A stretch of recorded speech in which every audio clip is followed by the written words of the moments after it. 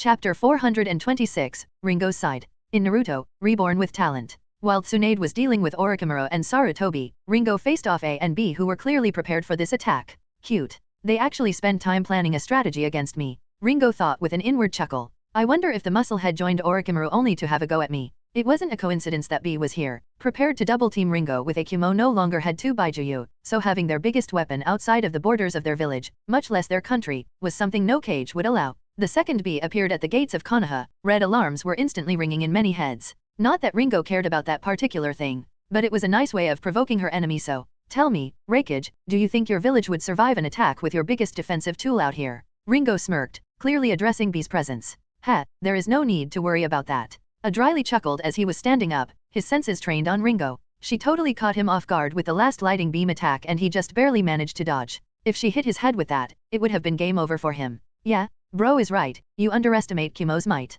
Kono Yaro, Baka Yaro. Killer B rapped before.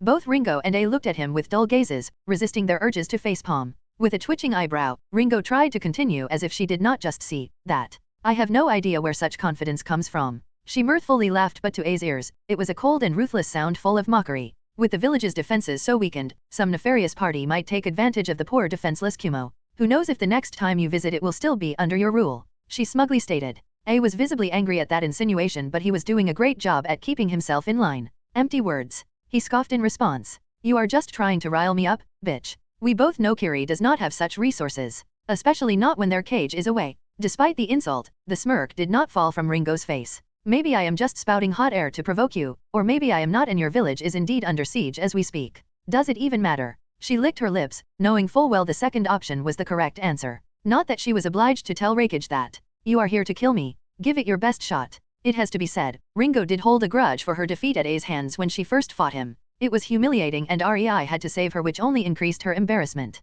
Not to mention her body was an utter wreck afterward. And as a responsible Mizukage, she naturally had to think of her reputation and return such humiliation in full. Sigh. Being Kage is troublesome, Ringo thought. But the occasional violence is sure making up for the dull parts. With that, a blade appeared in her right hand, coming out of a storage seal tattooed on her wrist. When A saw the blade, his eyes shook. Are you mocking me? He gritted his teeth. The sword was a totally normal katana, not even made of chakra metal. It might as well be a wooden stick in front of someone like Reikage. Ringo intending to use it against him was clearly a very deep insult to his pride. Ringo did not reply. She just smiled and charged at both B and A. After all, there was no need to give them more time to prepare by talking to them. As if Reikage really cared if she faced him with an iron katana or not. He was a ninja, and in collective ninja books, anything that made the opponent easier to kill was an advantage. There was no way A would complain about the katana Ringo was using if he didn't need to stall for time. Ringo's first slash was a wide arc aimed at both A and B since they stood quite close to each other. It was no wonder they both dodged it, but Ringo's aim was mostly to separate them, which she accomplished.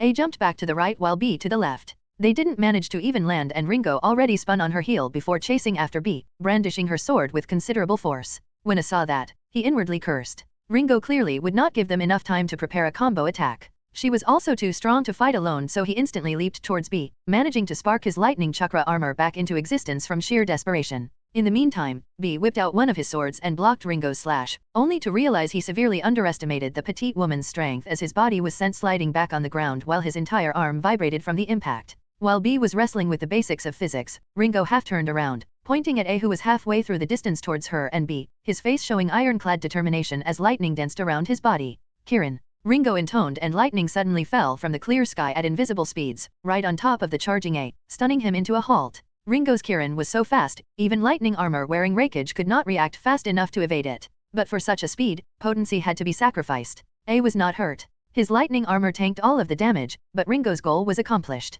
Because of the clash of lightning energies right on top of his body, A was left considerably disoriented, giving her a few seconds of alone time with B. Knowing she really had just a bit of time, Ringo didn't dally and turned back towards B, who was just getting his balance back, and started waving her sword at him in slashes from various sides, forcing him to defend without break. The difference between them was apparent from the first look. While Kumo taught swordsmanship a lot, they seldom produced known master swordsmen. B was good, but he was far from Ringo's level. Finally, his arm could not handle the sword waving at Ringo's speeds and Ringo managed to smack the sword out of his hand, making B momentarily defenseless. Ringo's hand snapped forward. B was about to enter the Baijuyu mode, Konoha be damned, since he didn't have enough time to take out another sword, but Ringo was much faster than he thought and her palm landed on his shoulder. Before he could even register what had happened, he poofed out of existence. It just so happened that A recovered his wits a few moments prior and witnessed the scene. B. He cried out. Ringo turned towards him and rolled her eyes. Don't worry, he was just sent to a place where a special opponent is waiting for him. Have no fear. Everything is according to the plan. With those words, A's eyes grew wide as he realized just how prepared his enemies were for this attack. It was them who were supposed to stage an ambush and deal with most threats before they could realize they were being attacked. But apparently, the entire plan was a failure from the very start. Now then, Ringo smirked, we can now fully enjoy some quality one-on-one time. No, she said and released her bottled-up killing intent that was accumulating for over a decade, her smirk becoming colder. I still owe you for messing up my face with that punch all those years ago. Chapter 427, Ringo vs A1. In Naruto, Reborn with Talent. Despite being a battle and sword maniac, Ringo was still a woman.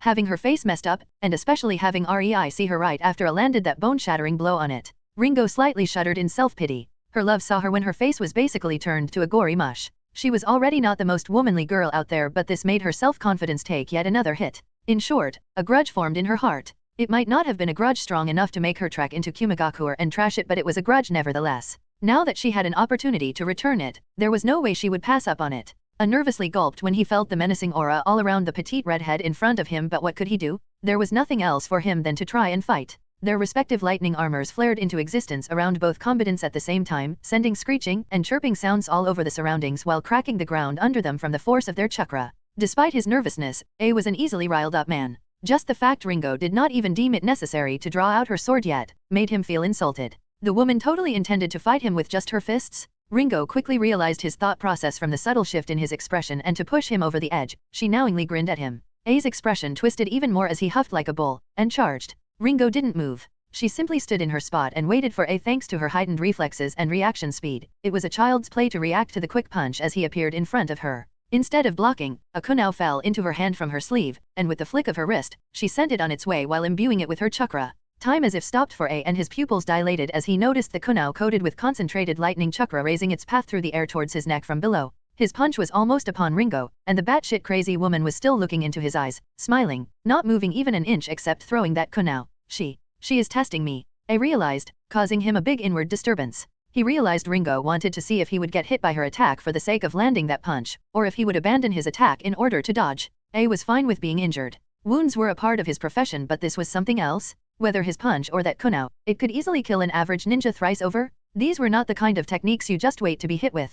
I knew it. She is a total wacko. A inwardly screamed while using chakra to allow his momentum to shift as he quickly jumped away from Ringo, barely evading the thrown kunai. Ringo's crimson hair wildly flailed in the burst of wind A's quick movements caused, but the curious smile on her face did not cease. You dodged, that was unexpected. She chuckled and tilted her head as her smile widened, her eyes slightly brightening while A felt uncomfortable with her looking at him as if she was studying him. You will have to be faster if you want to hit me like that. A prided himself in being one of the fastest ninjas, so being told he was too slow was a direct hit to his pride. Snarling, he disappeared in a burst of lightning chakra as he fed more and more of his reserves into his lightning chakra armor. Ringo's eyes slightly widened, and her hand shot up with lightning-fast reflexes, her fingers tightly curling around A's wrist and stopping his fist an inch from her face. That's more like it, she whispered. A tried to yank his hand away, but Ringo's grip on his wrist was inhumanly tight for a woman of her stature. His sense of danger suddenly wildly flared. From the perspective of the people outside the cage box, the entire cage box suddenly exploded with loud screeching and sparks of lightning wildly dancing all around it as a lightning strike fell from the sky once again straight in the middle of the cage box with a loud thunderclap, deafening those in the arena. For a brief moment, the surroundings were bathed in blinding blue. After the attack passed, what was previously the cage box was now mostly rubble, and the air was full of dust clouds. A coughed, breathing hard and feeling extremely sore all over his body. There would definitely be some bruises on his body comes tomorrow, but he was still whole. That was all that mattered. I guess we are more similar than I thought. Ringo giggled from behind the dust cloud. I turned in the direction of the sound and could only see a dark outline of a person. You seem like a total musclehead, but your head is not totally empty, is it? To think you would stop the brunt of my attack by applying a counter-explosion of lightning chakra in my direction. Marvelous usage of our chakra nature. Ringo praised in an amused tone. The dust in the air slowly cleared as the air breezed through the cage box, and it could now see Ringo's state. Are you mad? He quietly muttered, barely audibly enough for Ringo to hear. Ringo's clothing was reduced to scraps that barely covered her modesty. Only a bra and shorts remained that curiously did not sport any signs of being damaged by the wild lightning chakra. Other clothing of hers was utterly shredded. Her well-toned figure would otherwise be mouth-watering for most, but right now, her whole body was littered in nasty dark purple bruises. I wondered how the woman could still stand, much less be so carelessly smiling. Am I? Ringo burst out with laughter. You do not realize it? Just luck, then, I guess. Ringo was inwardly shocked, to say the least. She thought her opponent finally found the weakness of her counter-move against his lightning armor, but apparently not. The thing was, countering worked both ways. The frequencies of lightning simply countered and nullified each other. Ringo just came out on top because she was aware of that fact and could reapply her lightning in an instant. It was so fast that it seemed as if hers was not nullified. No matter. Ringo sighed and flooded her body with Crimson's chakra from within her, healing her body at a visible pace. I was careless. I did not use Senjutsu nor Crimson's chakra in my lightning armor, so I was able to counter it. She inwardly grimaced. Good that neither Konan nor Rei saw it, or I would have been grounded. It was invisible outwardly, but after her body was healed, Crimson's chakra seeped into Ringo's skin and muscles, toughening them considerably as a defensive measure. A's jaw dropped when he saw the bruises on Ringo disappearing one by one, leaving only unblemished skin. He thought he could eventually wear her down, and when he saw how damaged she already was, he was on cloud 9. But what a freak. He bitterly thought. The win condition has just gotten much harder for him.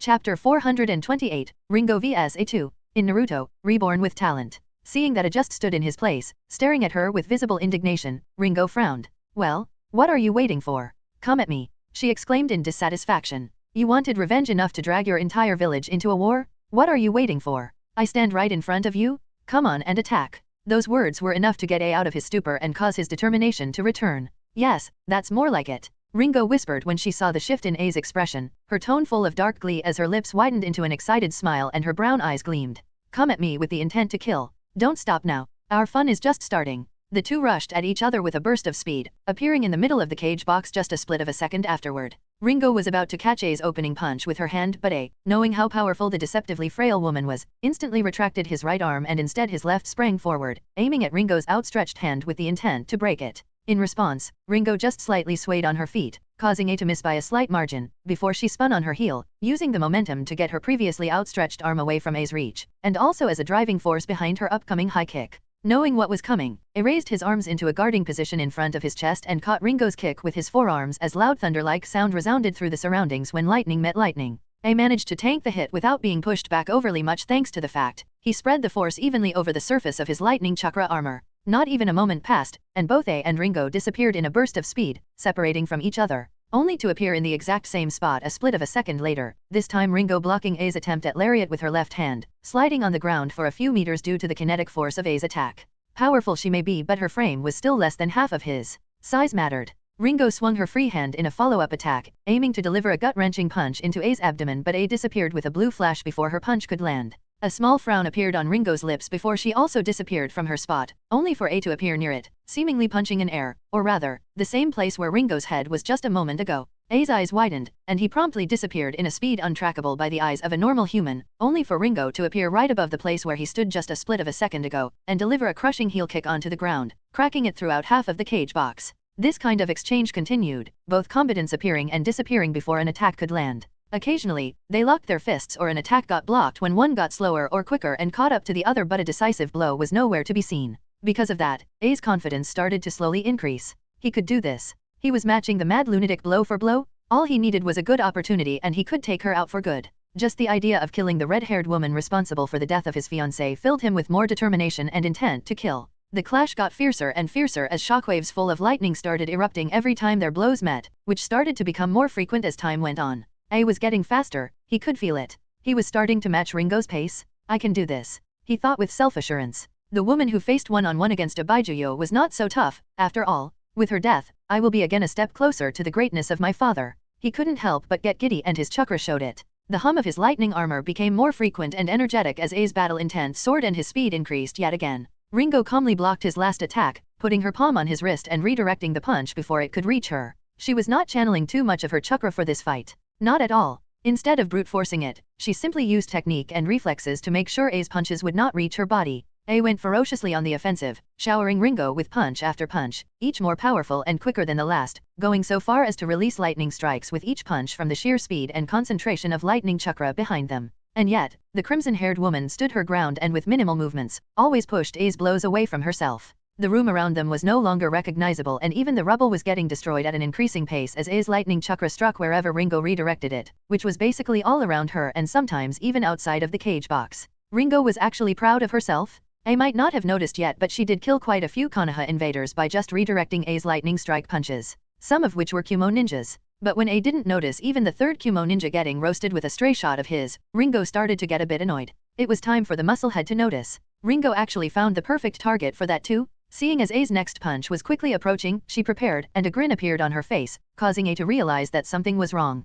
But he was unable to stop his momentum before Ringo already redirected his punch. This time, he was fully aware that Ringo had an ulterior motive, so he actually checked where his punch was going to land and Mabu dash. A cried out as he noticed the lightning strike from his punch heading towards the unguarded back of his secretary and lover who was fighting with one of Konoha's ninjas in the stands of the arena. Unfortunately for A, this distraction was enough for Ringo to capitalize, and before he finished Mabi's name, Ringo's fist embedded itself into A's face, breaking his nose and some teeth and snapping his head back before his body caught up with the momentum of the punch and was sent flying a bit back, rolling on the ground until it was stopped by a small part of a wall that was not yet demolished. Ringo looked at the downed A and, "That was so satisfying," she exclaimed before she sighed in utter content. "You have no idea how long I wanted to just sucker punch you like that, you bastard," she lightly added just as A started slowly standing up. The second Ringo's eyes met A's, she could see an unbridled fury in them at her little scheme. "Why dash, you? Killing my fiancé was not enough for you? Now you need to attack my current lover too." Ringo raised her eyebrow in amusement at that.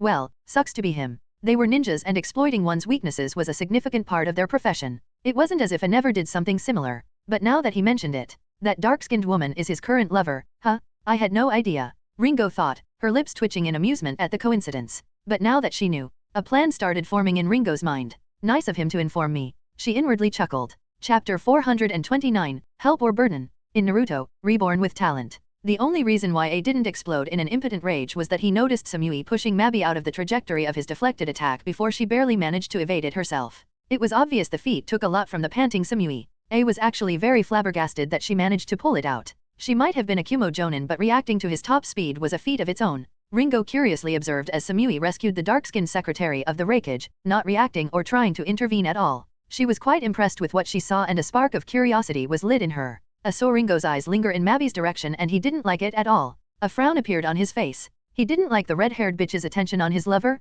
Nothing good could come from that? He pushed himself back onto his feet, ignoring the sting coming from his nose and mouth, and clenched his fists in anger. "I am here, you bitch. Where are you looking?" A screamed and charged at the distracted Ringo. Ringo used her small stature and ducked under A's swing, but she couldn't capitalize on his brief opening because A's left leg instantly sprang up, attempting to deliver a kick to her gut. Ringo disappeared before the kick could land and reappeared a few feet away from A, her eyebrows furrowed as she wondered what got his panties in a twist. A didn't even notice as he dashed at Ringo again, cracking the floor underneath him with every step. This time, Ringo blocked the punch with her palm and sidestepped the following kick before she sent her own counter kick, which was promptly evaded by A, and the two took a distance from each other again. Not a split of a second later, the lightning armors around them buzzed as they clashed once again, exchanging a blur of attacks before they separated. This kind of exchange continued for a few rounds and it would go on for much longer if a distraction didn't interrupt them. As A was about to rush at Ringo for the nth time, frustrated that he still could not deliver a proper blow at Ringo but still confident because she didn't hit him either if he didn't count the earlier punch, he was suddenly stopped in his tracks when his ears recognized a familiar voice.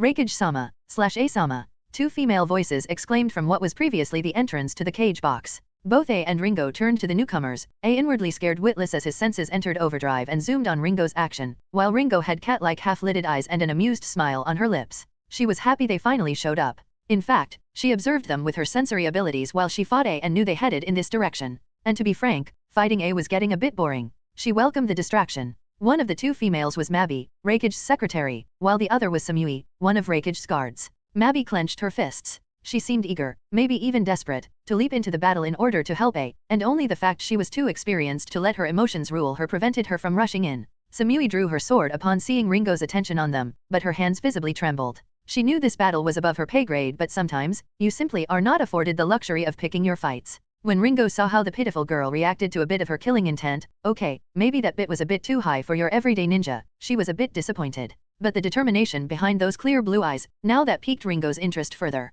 "You fools! What are you doing here? Go away!" A loudly shouted, trying to make them take a hint without being too obvious so Ringo would not notice his feelings about the situation. He really felt cornered right now. Defending himself from Ringo? That much he could do. Fighting her while defending his lover? He wasn't sure about that. Funnily enough, the thought of defending Samui never crossed his mind. Nobody could really blame him for it, though. As grateful as he was for Samui saving Mabi earlier, he didn't have the leisure to be sure of his ability to protect his loved person, so there was no need to contemplate his ability to choose the life and death of some unimportant guard in this battle. As much as A tried to hide it, Ringo easily picked up on his unease, but she did nothing. She simply enjoyed the emotional pressure her proximity to Mabi caused to A. "We have come to help you, A-sama," Mabi spoke with conviction. It had to be said, not just anyone could become the secretary of a cage. Mabi was not some random shinin. She was actually one of the best jonins Kumo had to offer, so even if she would not necessarily be able to win against Ringo in a fight, she was ready to lay down her life in order to help A. Samui just nodded in agreement, her eyes not leaving Ringo. She was still slightly trembling, but her body and mind were slowly getting used to the killing intent.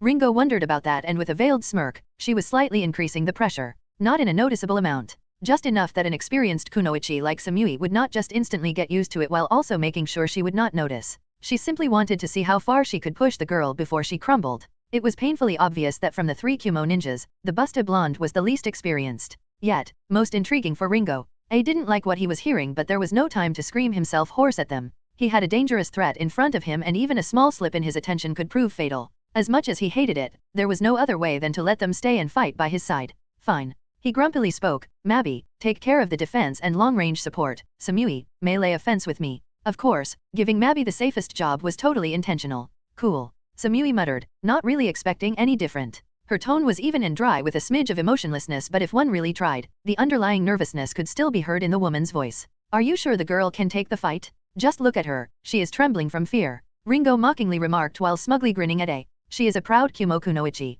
She will do her duty. A bellowed. Ringo opened her mouth in order to deliver another witty remark, but she was interrupted as both A and Samui rushed at her. They were clearly not interested in talking. The first to enter the fight was A, simply because the man was far faster than Samui. He tried to deliver a punch at Ringo's chest, trying to distract her from Samui's attack. Just because he put the woman in a very risky position didn't mean he would not try to help ease the danger to her. But A got a nasty surprise the second he engaged Ringo in combat. Ringo was no longer interested in playing with A. Instead of humoring him and blocking his hits with pure technique and a bit of lightning chakra, this time she exerted a bit more of her expertise, power, and skill. A barely saw as Ringo's body suddenly accelerated beyond his wildest imagination, and Ringo's hand clutched around the wrist of his incredibly fast punching hand. His pupils constricted, but Ringo was too fast, and before he could react, she already spun on her heels, using the momentum to force A's body off the ground and throwing him away. The next thing A knew was that his body was flying through the air, before it was stopped by slamming into the wall, crumbling it on impact with a loud crash. Unlike Ringo expected, Samui did not stop her attack just because her leader was defeated in one exchange of blows, which only made Ringo more curious about the expressionless blonde.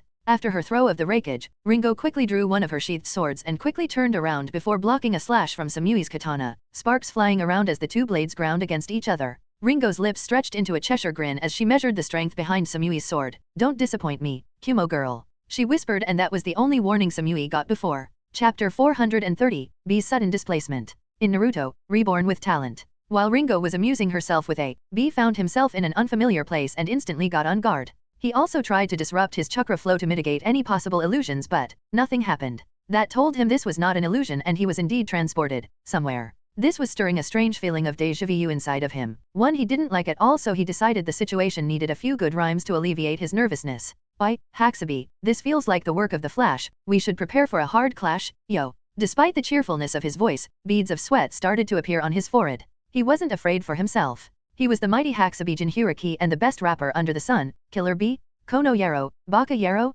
No, he was afraid for the safety of his good brother A. The thought of the fifth Mizukage being capable of transporting him away with just a touch, just like Yellow Flash. B didn't like the sound of that. He was not stupid, just sometimes brash. It was then he heard a soft giggle from behind him and abruptly turned around, only for his dark complexion to drastically pale as he spotted his opponent. Ha, this is unfair, B dryly said, his shoulders slumping as he even forgot to make a rhyme out of his sentence. May chuckled and, grow a pair. She amusedly finished the rhyme for him with her hand on her hip in a completely relaxed way. B's eyes sparkled at that and his uneasiness completely vanished. He whipped out his personal rhyme book and started writing the rhyme he just heard into it. Seeing him, May's eyebrows momentarily furrowed as she wondered what that was about, but then her eyes gleamed in the exact same way B's did when she suddenly had an idea. Oh, I see. He must really like rhymes as I like making harmless jutsu. That made sense to her. She heard his peculiar predisposition for rapping, but she didn't expect him to be so driven. If this was the case, he definitely must be as good in his hobby as she was in hers. May could admire that kind of dedication and patiently waited for B to finish. Needless to say, she was supremely glad neither Rei nor Conan observed her, because letting her opponent have the time to make a proper strategy was the very first thing they had beaten out of her. But apparently, she needed remedial classes for that lesson. The sweat on B's forehead increased. He expected an attack the second he started writing into his heavenly book of knowledge. Everybody got pissed at being ignored and instantly attacked him, giving him the upper hand of deciding how to counterattack. But his opponent didn't attack this time. As expected from the first SS rank kunoichi, She is not falling for my scheme, she knows her stuff to the extreme. B, I think you should focus. The irked voice of Haxaby resounded through B's mind. Righto, partner. B replied and started to devise a battle strategy while pretending to write into his book. As taken off guard by May's actions as he was also still a ninja and could make use of the opportunity presented to him. Of course, the previous rhyme was already written down. He would not let it be forgotten. That's why when half a minute later he finally put the notebook back in his pocket and looked at May, their eyes barely met and red chakra instantly engulfed B as he started turning into Haxaby, releasing an oppressive pressure all around. His transformation did not take even 3 seconds, which was impressive in itself, and at the end of it, there was only a crimson-haired girl facing a huge 8-tailed monster in a grassy clearing surrounded by trees. Any other ninja in May's situation would be shitting their pants after being stared at by Haxaby, but final form right from the start. May asked with a calm smile, cocking her head to the side in interest. I am sorry but I can't hold back. You are a tad bit too strong for that. Let's roll, Haxaby. B wasn't about to entertain May's childishness. He at the very least recognized this was a dangerous situation for him and acted as such. Before May could even retort to his statement, she received a point-blank Baijuidama straight in her face, or rather, at her position, causing the surrounding land to tremble from the powerful explosion that engulfed the entire clearing and created a massive crater while ripping multiple trees from the ground alongside their roots before the following shockwaves proceeded to throw them back and crush them into a powder midair. The resounding earthquake and big angry red ball of doom caused by the explosion of the Baijuidama were heard and seen even in Konoha despite the massive distance between the place and the village. And then the red ball cracked, causing the heat wave to hit, evaporating everything in a 3-kilometer radius, leaving the land barren of all life. B waited with a bated breath as the dust cloud started setting in the unnatural silence after the explosion. Half of him refused to believe an SS-ranked ninja would be felled so easily and another half wanted to desperately believe his attack worked. His hopes were, however, completely dashed as a cheerful voice resounded through the area and the wind slightly picked up, revealing May patting the soot away from her shoulders. Passable destructive capability. She nodded, still sporting her easygoing smile on her face. I knew it wouldn't be so simple. This is quite the pickle. B muttered in a disheartened tone under his nose, but because of his Haxaby form, his voice could be heard kilometers away. May giggled at that. Of course, it won't, silly. We are just warming up. I always wanted to fight a Baijuyo, but it just had to be that hag who got the first chance. She pouted. Her face was so expressive, B almost started pitying her, but he caught himself in time, suddenly having an internal turmoil. He wondered if this was some kind of genjutsu supposed to make him sympathize with his enemy, but once again, he didn't find any trace of foreign chakra in his system. This woman is weird, B thought. More like touched in the head. Haxaby snarkily replied before quietly murmuring, not that you of all people would recognize such a state. Huh? You said something, partner. B mentally tilted his head. No, B. Nothing important. Haxaby deeply sighed, knowing this was a lost cause. No matter what he said, B would not correct his behavior. He tried. For years. And here they were. You better prepare. She is going to attack soon. Realizing the truth behind Haxaby's statement, B once again focused on the battle where May was just finishing, complaining left and right about this or that small detail in her personal feud with Ringo. But have no fear. I finally got permission to fight you from hubby? He even told that hag to help you get to me? He. May cheerfully chirped, almost bouncing in her spot with shining eyes.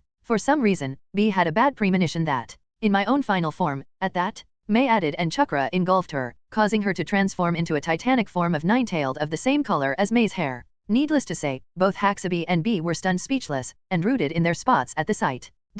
Author note. Sorry guys, I just needed a small break from Ringo's plotline since ideas were running a bit dry. Chapter 431, Testing. In Naruto, Reborn with Talent. Don't disappoint me, Kumo girl. She whispered, and that was the only warning Samui got before. Ringo intended to go into the offensive for the first time, but she was interrupted as a massive explosion rocked the entire village before an earthquake hit, causing most ninjas to lower their stability center in order to keep standing. Many looked towards the place where the explosion occurred, only to see a massive big orange ball. And while there were a lot of ninjas that had no idea what caused it, quite a lot of Kumo Jonin were aware of Killer B's ability to transform into Haxaby. There were also a lot of Konoha's survivors of the Kuwabai attack, and they witnessed a few similar balls in the past. Baijuidama. Mabi muttered, inwardly wondering what could force B to transform and use his most dangerous attack. That would explain why he is not here, guarding Asama as he should. So they are already fighting. Hope the pipsqueak is satisfied with this and won't bother me in the foreseeable future. Ringo inwardly mused, looking in the direction where the loud explosion came from. May could be extremely annoying when she wanted something, and that brought Ringo quite the headache before she relented and promised May to deliver Haxaby to her. Samui was just as surprised as Mabi, but she kept her cool, and instead of gawking like a civilian, she noticed their opponent's attention slip from them. A kunao coated in lightning chakra instantly headed in Ringo's direction. Alas, it was just wishful thinking, and Samui inwardly cursed when Ringo, not even deeming to look in the direction of the attack, raised her hand and caught the fast kunao by its handle, not bothered in the least by the intense lightning chakra still crackling around it. Ringo looked at the kunao with a raised eyebrow and a pleased smirk. That was really cold-hearted of you. To think you would be an honorless swine who attacked people's backs. As expected from a Kumo ninja, she quipped in a reproachful tone. Inwardly though, Ringo snickered. Pot calling kettle black. Almost always works. Samui didn't reply, but from the corner of her eye, Ringo could see the girl did not falter at her words at all. In fact, the girl actually got more on guard. Ringo's smirk slightly widened in satisfaction before she flicked her wrist and threw the kunao in Mabi's direction at speeds Samui could not intervene with. The blonde lass tried, but before she even registered what was happening, the kunao was already halfway through its path. Mabi's eyes widened and she tried to move out of the path, but her eyes were faster than her body and it was obvious she would not make it. When the two women thought there was no chance, blue lightning appeared in front of Mabi just in time to deflect the kunao, revealing the form of A who was angrily frowning and glaring at Ringo. Aren't you two an honorless swine? Attacking Mabi like this? He bellowed. Meh, Ringo casually shrugged. I saw you preparing to launch an attack at my back. What better way to stop that than to force you to save your lover's life? A didn't have a retort to that, so he just kept silently glaring at Ringo while Mabi was almost hyperventilating behind his back, coming to terms with her near brush with death. Now she understood why A didn't want her to interfere. This was not a fight where she had a chance to survive if Ringo wasn't playing with them. Fortunately, she had A to protect her and was delegated to a long-range support role. For a split of a second, a pity for Samui flashed through Mabi's head. The second their opponent decides to get rid of the blonde, there was no chance A could save her. Not when she was supposed to engage the 5th Mizukage in melee combat. But the pity was gone as fast as it came. This was Samui's role as Reikage scarred. Her duty was to lay down her life for the village and its leader and never surrender to their enemy. The fight resumed when A decided to go on the offensive again, this time followed by Samui. A tried to use Taijutsu to restrict Ringo's movements and create an opening, but Ringo kept deflecting his blows with casual disregard.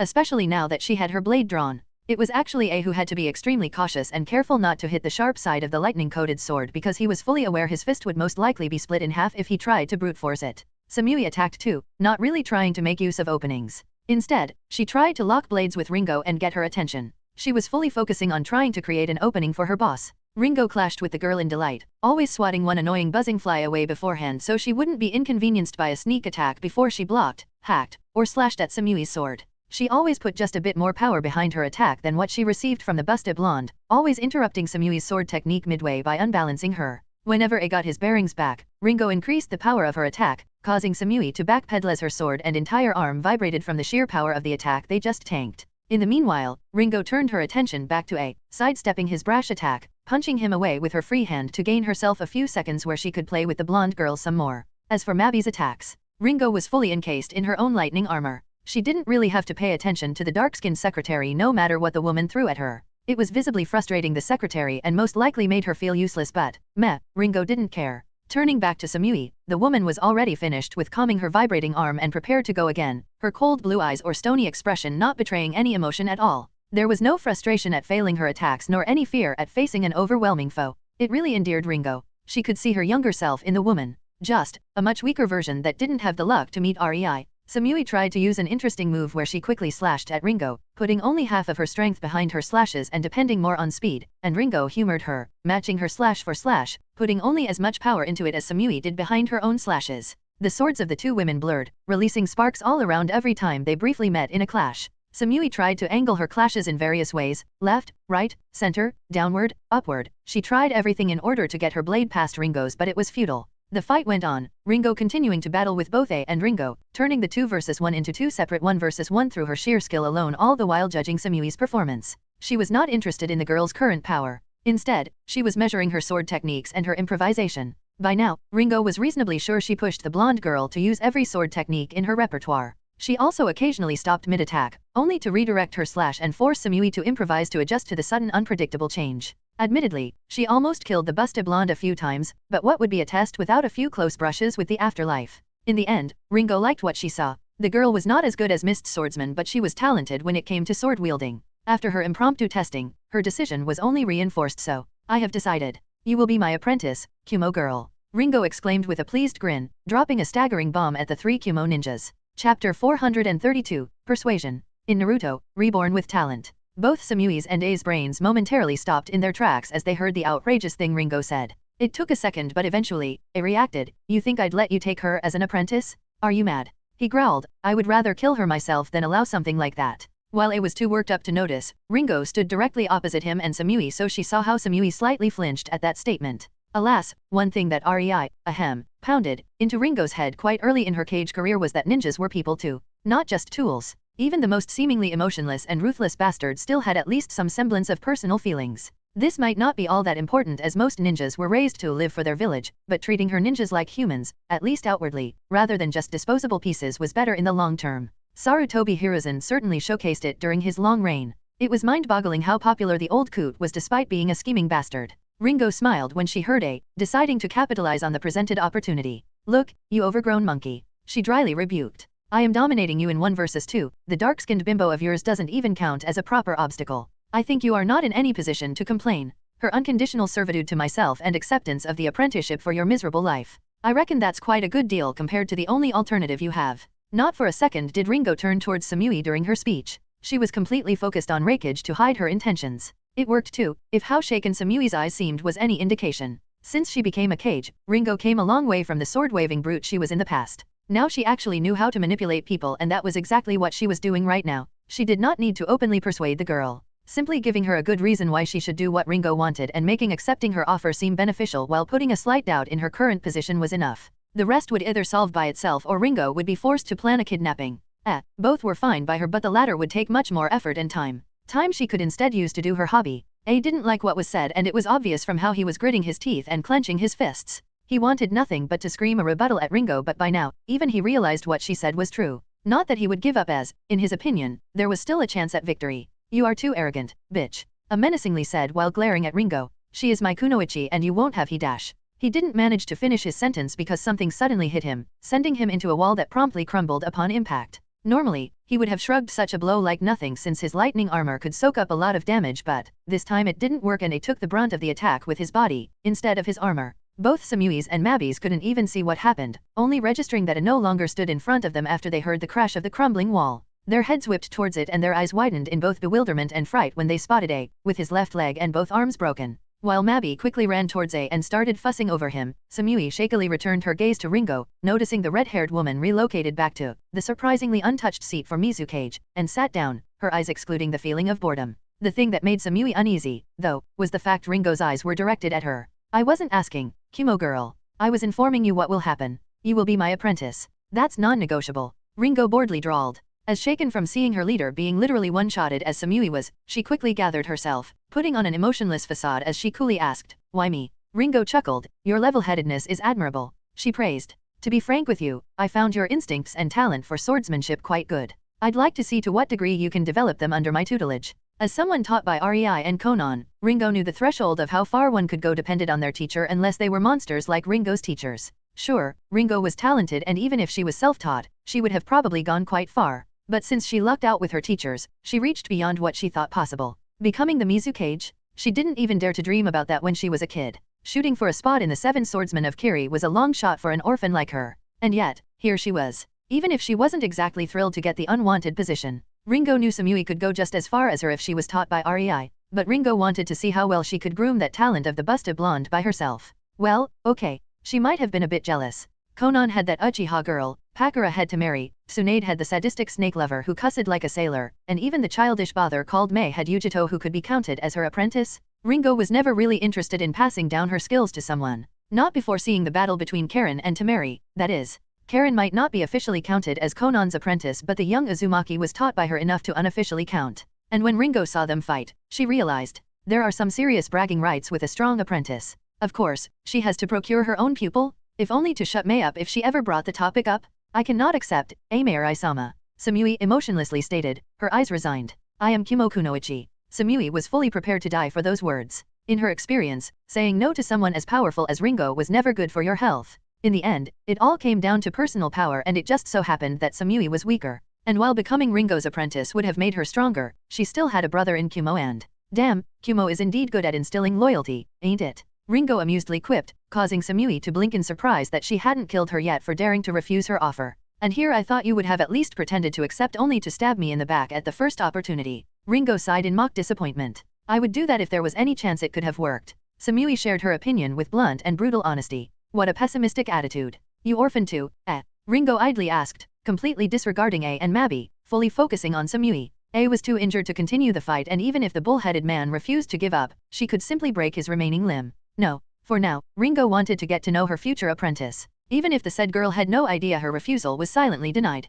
Samui did not answer, she just nodded before continuing to stare at Ringo while inwardly feeling weird. She didn't like the smug look of the crimson-haired woman. It gave her the impression Ringo already counted her as hers. I reckon your village also trained orphan girls for the unsavory kind of missions. Ringo gave Samui a knowing once-over, making the blonde woman's eyes slightly shake. Don't be so surprised. Ringo chuckled, your attitude and bearings are practically screaming it. Just look at yourself. Miniskirt, showing off your thighs, big cleavage. I could go on. She shrugged, I would have to be blind to not notice what your early training entailed. Samui still stayed silent, not commenting. Yes, she was trained to be a honey trap. Yes, she still used most of what she learned in that training. It wasn't easy to discard the habits she learned when she was a kid. Tell you what. I know how people with your training mentally operate. Ringo said, amusedly smiling at Samui. She knew it was all for the village with kids trained in that kind of environment. After all, the very first thing instilled into these orphans was the will to sacrifice themselves for the village. And that played well in Ringo's ploy. You can just take it as doing a service to your village by becoming mine.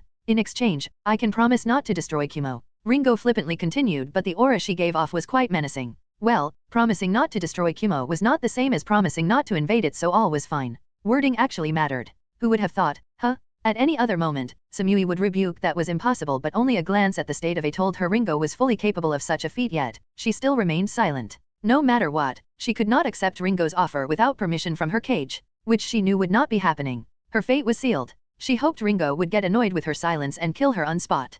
Quickly and painlessly. That seemed like the best outcome for Samui at the moment. Still no. Come on. Ringo's eyebrow twitched and her smile became a bit more forced. Don't make me kidnap you. You won't like it, girl. Chapter 433, Negotiation. In Naruto, Reborn with Talent. When Ringo saw that Samui was still not inclined to accept, she groaned in annoyance and stood up. Fine. Ringo gruffly complained. I'll get you your much-needed permission then. Ringo naturally knew what was the problem with the girl. She came from a similar environment, and for people like them, betraying their leaders was unthinkable. Simply put, the hidden villages were good at washing them brains. This wasn't all that bad, however. While Samui saw her stubborn and senseless loyalty as a reason why Ringo would most likely kill her, Ringo saw a massive value in it. All she had to do was to switch whom Samui considers her leader and she would have a loyal minion. Ringo moved towards A and Mabi, and Samui wanted to intervene, but when Ringo noticed, Samui suddenly froze and her eyes widened in fright as a wave of overpoweringly potent killing intent washed over her. You stay put. Ringo pointed at Samui and ordered, giving the blonde a meaningful look.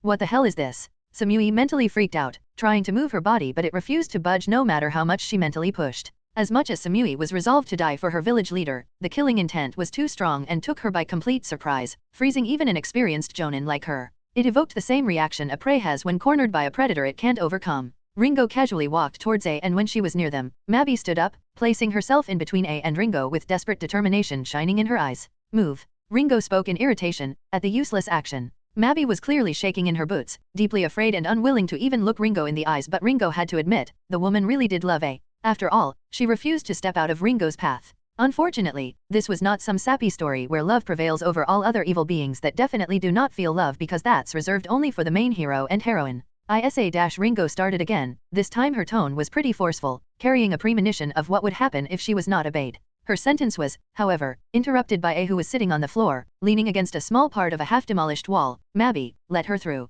From his tone, it was obvious the man knew the battle was over, but his reluctance to just give up was obvious. Stubborn beyond reason. Ringo mentally snorted. Let's see how far your stubbornness reaches. When Mabi stepped aside, Ringo smirked at the man with 3 of his limbs broken. Those were visible injuries, but Ringo knew how and where she hit him. At the moment, he should have half of his ribs broken in several places and his pelvis cracked alongside with a quite nasty concussion. It was not enough to kill him, but definitely enough to get him out of a fighting condition for a long time. You know what I want. We were speaking loudly enough for you to hear, and despite my belief in the stupid cliches and my utmost certainty that yes, you are a muscle-headed idiot, you are also the leader of an entire ninja village. I reckon you came to your own conclusions upon listening to my talk with Samui. Ringo boredly said. Do you really think I would let you have one of my ninjas? A spoke in a low voice, his anger and battle intent surging up, yet his body was in no state to fight. In the end, he could only glare at Ringo and act tough. I might have been defeated, but I still have my pride as Reikage. The second he finished that sentence, he started coughing blood due to how his body shook from anger. Mabi quickly jumped close to him, concern written all over her face as she gently put her hand glowing with green medical jutsu on his chest.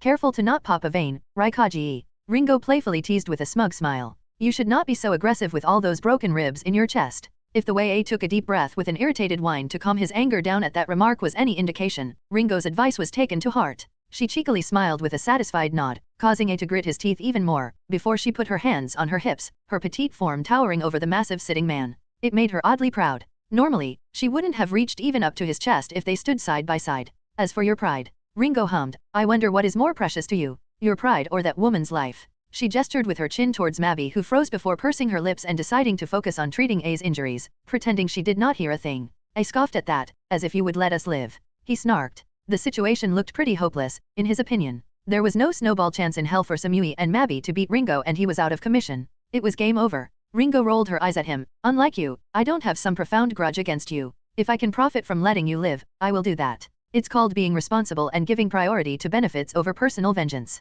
You know, the stuff someone in your position should be aware of. She couldn't help but take a jab at him. After all, the whole reason why Kumo joined in this invasion was that I held a grudge. So, which is it? Samui's ownership, I mean your permission for her to become my apprentice. Ringo chuckled, or Mabby's life. Which girl is more dear to your heart, I wonder? She teasingly added. A gritted his teeth and lowered his head before he quietly spoke.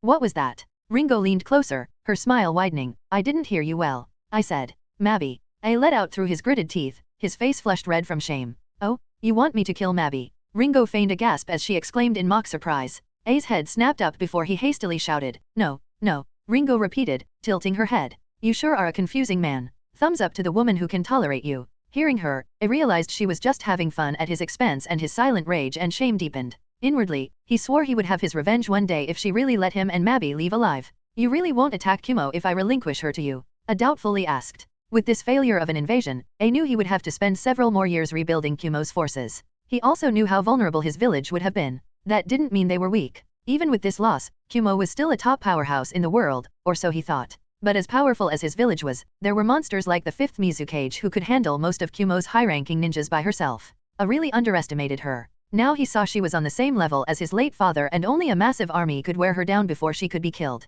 Alas, Kumo simply could not afford the kind of losses such a thing would require. Not now. Having the Mizukage promise not to attack personally was a big boon. A was not afraid of Kirigakuer. He believed Kumo could fend off any attack that wasn't led by the monster in front of him. And what use would Kumo be to me? I only care about my swords. Ringo deadpanned before shrugging. I personally won't move a finger for Kumo, so do go on. Say the words. We both know what has to be spoken. A sighed, turning towards Samui, who was looking at him in shock. It made him a bit sorry since the girl was one of his brother's students, and with a great distaste, he spoke, go with her and serve her well. For Kumo's sake. He couldn't force himself to put it into a longer sentence. It still felt like a shit to throw the woman in the path of a kunao to save his own hide. For Kumo, my ass. Samui coldly thought, but outwardly, she just bowed, as you wish, A-sama. She was still somewhat shaken. She would have never imagined being handed to Ringo like this. The A she knew was a prideful man who would rather let her die than hand her over. Samui's mind suddenly halted as she came upon a realization that soured her mood. So I now have to watch out for Kumo assassins, don't I? As a ninja, she was prepared for the unexpected, but this turned her whole life upside down. With just that one sentence, whether she accepted or not, changed her allegiance without needing her input on the matter. See, that didn't even hurt. Ringo happily exclaimed while turning towards Samui. I told you that you will be my apprentice.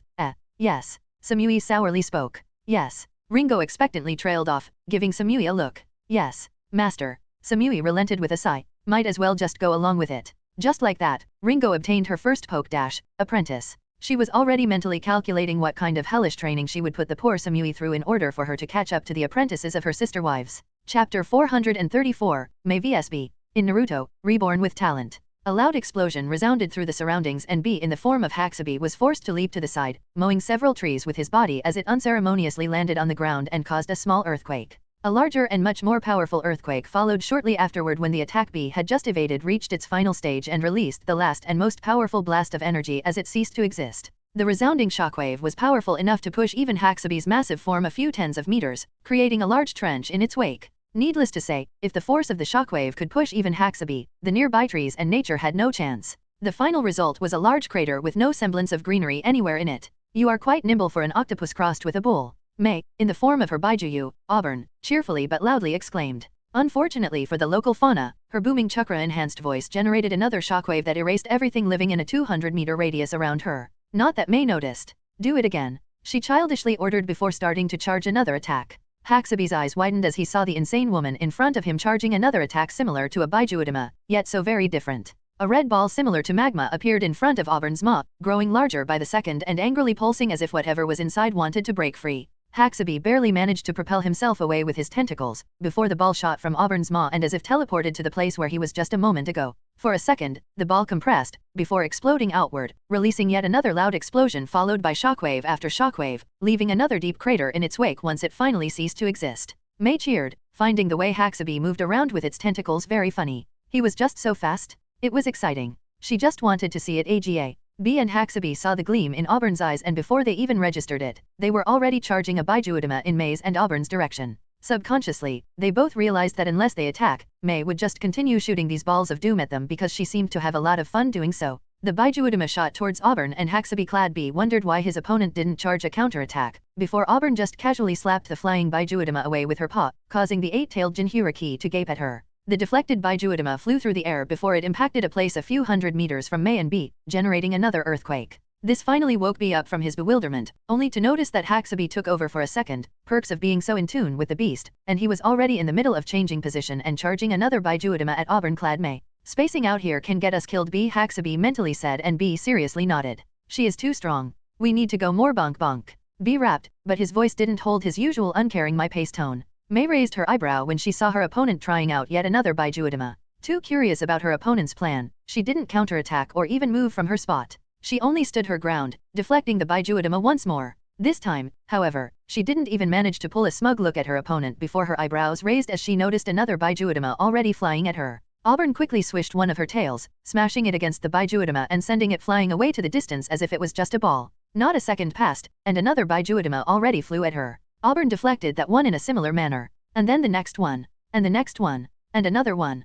Haxaby was charging and shooting Baijuodamas and shooting them at Auburn like a machine gun, flabbergasting even B. Despite their good relationship, B never gave Haxaby the freedom of just taking over, and Haxaby never did it on his own. This was a special situation where B knew he stood no chance, so he let Haxaby be in charge. He could have never imagined Haxaby was capable of that. Just one Baijuodama could level most of a hidden village with the ground, and he could shoot them as often and as quickly as a Jonin could throw a kunao. B couldn't help but gain newfounded respect for the third Raikage who faced the Baijuyo without getting even a scratch in return. While B was having his enlightenment, Auburn was flicking her tails left and right, decimating the surrounding country with deflected Baijuodamas, not letting even one hit her. But it was getting a bit annoying, and both Auburn and May decided to cut this short. Pulling one of her tails away from the defensive, they both focused and started mixing their chakra, creating a seemingly solidified ball of misty substance that visibly boiled. This was one of May's specials. Time to have a steamed takoyaki. May inwardly grinned as she threw the ball forward with Auburn's tail. Haxaby was too preoccupied with trying to overpower his enemy with a sheer amount of Baijuodamas to notice, and that made him react too late to the misty boiling ball that flew at him. The ball impacted the latest Baijuodama Haxaby was charging, setting both itself and the Baijuodama off right in front of Haxaby's mouth. The 8 tails didn't even manage to widen its eyes before it was engulfed by a short-lived explosion that was smothered by the boiling mist that wrapped around it and started compressing itself. The world finally grew quiet. No more booming explosions from deflected Baijuodamas, nor one earthquake after another plaguing the lands. The only indication it even occurred was the totally destroyed country all around. The only semblance of what was previously forest were a few remains of broken trees among the literal sea of deep craters. When the mist finally dispersed, it revealed exactly what May expected. A steamed form of Haxaby. His skin was brown, his body was somewhat gaunt, and smoke was rising from it as even the last bits of water molecules were being evaporated directly from its body due to the extreme heat. This boiling misty ball was May's first successful attempt at creating a non-world destroying jutsu with her own brand of jutsu creation. Yes, it left her opponent a smoked husk even if it was a Baijuyu, but May thought it was a resounding success. She finally managed to tone down the damage of her self-made jutsus to a manageable level. They no longer erased continents, now they only erased Baijuyu.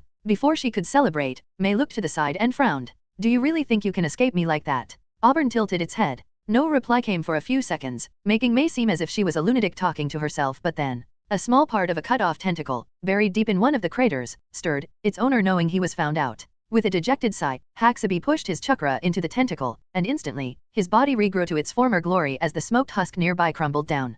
Concentrating all of your chakra into a small part of yourself and then regrow your physical manifestation out of it. I guess you really are just a massive hulk of sentient chakra, aren't you? May spoke as she observed what just happened in front of her. The way Haxaby just regrew itself was mightily impressive in her opinion, and most importantly, gave her new exciting ideas. Haxaby scowled at her. It knew getting alive out of here was basically impossible, but its pride would not let him just give up. Moreover, he did have a few words for her. Are you mad? Do you want to destroy Konoha? We are not that far away from there. Haxaby bellowed. It was a long shot, but just maybe this would stop her? Ah, don't worry. My hubby gave me a barrier and I activated it when I turned into Auburn. Only our first attack could have been felt over there. Apparently not.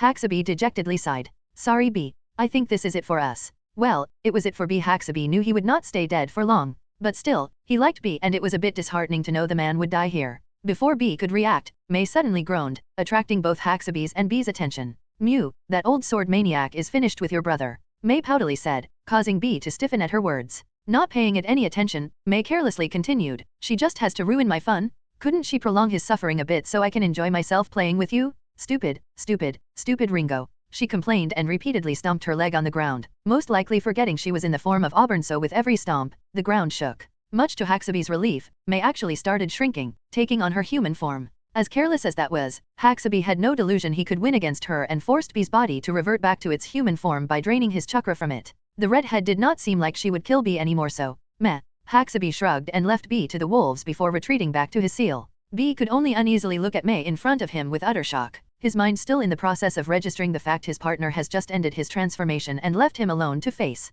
What are you doing? Your brother made a deal with Ringo. Don't stand and gape at me like an idiot. Come on, we are returning to Konoha. May huffed before she turned around and casually strolled through the destroyed landscape in the direction of Konoha. B was left speechless. What the heck just happened? Chapter 435, Pakura and Oniki, Banter. In Naruto, Reborn with Talent. While May was dealing with B and Ringo was in the process of plummeting while getting a new apprentice, Pakura faced off against the third Tsuchikage, Oniki. Though, to be honest, they were not really fighting, but chatting instead. After all, Oniki's back did get a little cracked up when Pakura counterattacked his sneak attack. The old midget had problems standing straight, much less fighting, and Pakura was juicing the situation for every possible nugget of humiliation she could get out of it. She even sat at a nearby chair, giving Oniki a provoking look to which he scowled, but whenever he wanted to attack, his back would once again remind him why abruptly moving was a bad thing. Sure, he was a ninja and he could bear the pain, but it was in no way pleasant. So, since his opponent was giving him the opportunity to recover, Oniki took it and didn't progress the fight, even if it meant soaking up some humiliation in the process. Look at that. The proud and mighty shitflinger of IWA kneeling in front of me, the Kaze cage. Pakura teasingly quipped, leaning her cheek onto her palm as she started to support her head with her arm in a show of boredom. What would your subordinates think if they saw you now, I wonder? Oniki's eyes narrowed in contempt. They would be proud I stand tall in front of you despite my injury. Pakura's eyebrows rose at that before she snorted as she inclined her head down to properly see him. Stand tall? Shut up. Oniki's cheeks reddened a bit when he realized he might not have used the best comparison. This bitch is totally looking down on me. He gritted his teeth. Would you mind telling me why exactly you went along with the invasion of that brainless retard and pale pedophile freak? Pakura drawled. I know you are smarter than that, Oniki. Why join those social rejects? Or is it just you wanting to play with the cool kids? Oniki decided to ignore the jab at his appearance, but the glare he directed at her only intensified. As a fellow leader, you should know well I can't just ignore Konoha growing stronger. He grumbled. What I don't understand is why you allow it to happen? Aren't you afraid of them breaking the shaky alliance between you and invading Suna? You know well that the best alliance between our kind doesn't mean shit in front of power. Pakura revealed a small nostalgic smile at his heated reasoning. He wasn't wrong. He was definitely not wrong. Hidden villages did not have lasting alliances. Whenever one signed an alliance with another, the countdown to one of them being eventually betrayed started. That was common sense. Alas, it was also a thing of the past. Now that Rei's wives were holding their respective villages in a firm and unshakable grip, the betrayal would not occur simply because, unlike the previous leaders, the villages were not the priority for them. Yes, Pakura loved Suna and was doing her best to make it a better, stronger place. But in the end, the thing dearest to her heart was Rei, and if he wanted her to abandon Suna, she would have done so. Reluctantly and with profound sadness, but she would comply and return back to his side, sulking for a few weeks before she would get over it and be happy with her life. Betrayal, huh? Pakura thoughtfully spoke. You do know my past, don't you? She didn't let him answer and continued. You must know. I am a fellow Kage, so investigating my origins and story is something no competent Kage would omit. Nukkinen becoming a Kage. Yes, it is quite disgusting. Oniki sneered, inwardly happy that his back was starting to hurt less. Just a bit more and I will be able to fight without being handicapped. Naturally, he was a ninja, and since he knew he had back problems, he did learn a bit of medical ninjutsu to help himself with it. I was never a Nukkinen. Pakura grumbled, really annoyed. I was declared dead. There is a difference, you twat. Was it so hard to get their facts straight? She was never designated as such. Whoever started that ridiculous rumor, once she got her hands on them, they could look forward to hellish torture. Oniki smirked. Of course, he knew that. But he also knew the woman in front of him hated being called Nukkinen. Still, being away from the village for years and serving some unknown nobody as his slut instead of your village. Oniki alluded to the man who appeared in Suna alongside Pakura when she fought the previous Kaze Kage. Oniki indeed ordered an extensive information gathering on Pakura when she became the Kaze Kage out of nowhere, and boy did he learn things.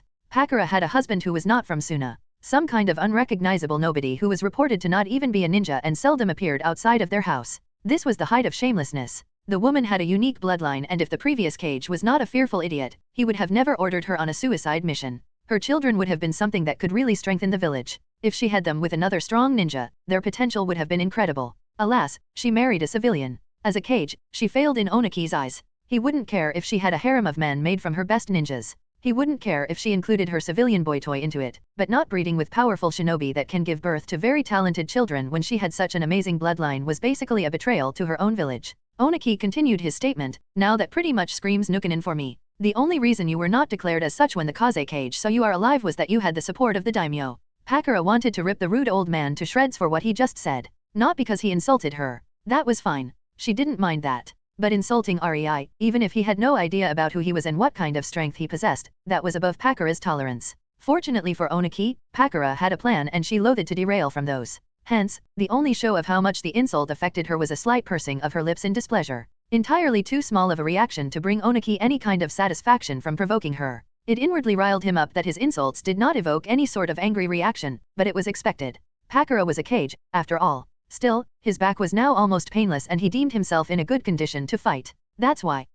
Are you gonna just sit there while I insult the male sex toy you brought from your gallivanting across the elemental nations while your village thought you dead and had economically a hard time? Well, despite Pakura's small reaction, there was no reason to not reuse the insult, in Oniki's opinion. In the end, it did produce some kind of reaction from her. Pakura raised an eyebrow at his blatant provocation and smirked. Me? Fight you? She chuckled with a lot of condescension in her tone. I see you must have some kind of misunderstanding. That would have been overkill. Instead of that, your opponent will be dash. Pakura's speech was interrupted as Tamari landed nearby and knelt down. Lady Pakura, you called. Ah, yes, Tamari. Pakura smiled while Oniki couldn't help but gape at the audacity of the woman who intended to pit her student, a genin, against him, a Cage. Not affected by the bewilderment of such a Cage, Pakura continued. I found a new dummy for you. Tamari turned towards Oniki and her teal-colored eyes gleamed. No idea if he will be any good for testing, but he does seem kind of dumb. Chapter 436, Protective Badges. In Naruto, Reborn with Talent. When the attack started, Rei and Konan were in the VIP area with several foreign daimyos,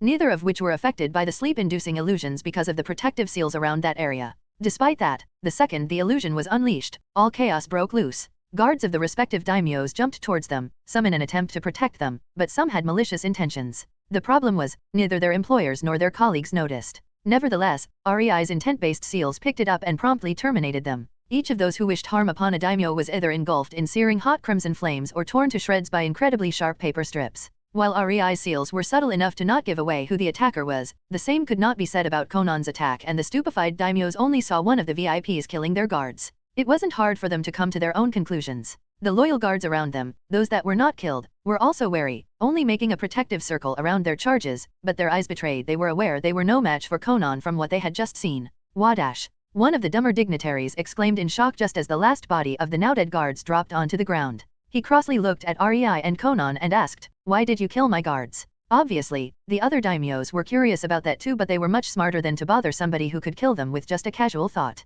Most of them actually realized their ninja guards were no match for these two representatives of the Uzumaki clan. Earth Daimyo's representative, prideful and dumb as a rock. That fits. Rei idly thought. While the Earth Daimyo and the Lightning Daimyo did not show up, they still had their representatives here. That was a must to uphold a certain image of dignity. Rei lazily pointed at the badge every guest was distributed upon entering Konoha. I am a seal master and this has intent-based seals on it. He drawled, letting out just enough information to be taken seriously without giving away that it was him who created these seals. Those dead guards wanted to attack you and most likely take you as hostages, that's why we prevented that. You are welcome, and Uzushio would accept the monetary remuneration for saving your lives at a later time. We thank you very much. While Rei's voice was bored, his eyes were sparkling with mirth. It wasn't every day one could be rude to so many daimyos and actually have them be thankful for it. Intent-based seals. The Lightning Daimyo's representative asked, probably thinking he was quiet enough, but the whole room heard him, causing them to look at him. When he noticed, his cheeks slightly reddened as he turned his head to the side. Rei smirked.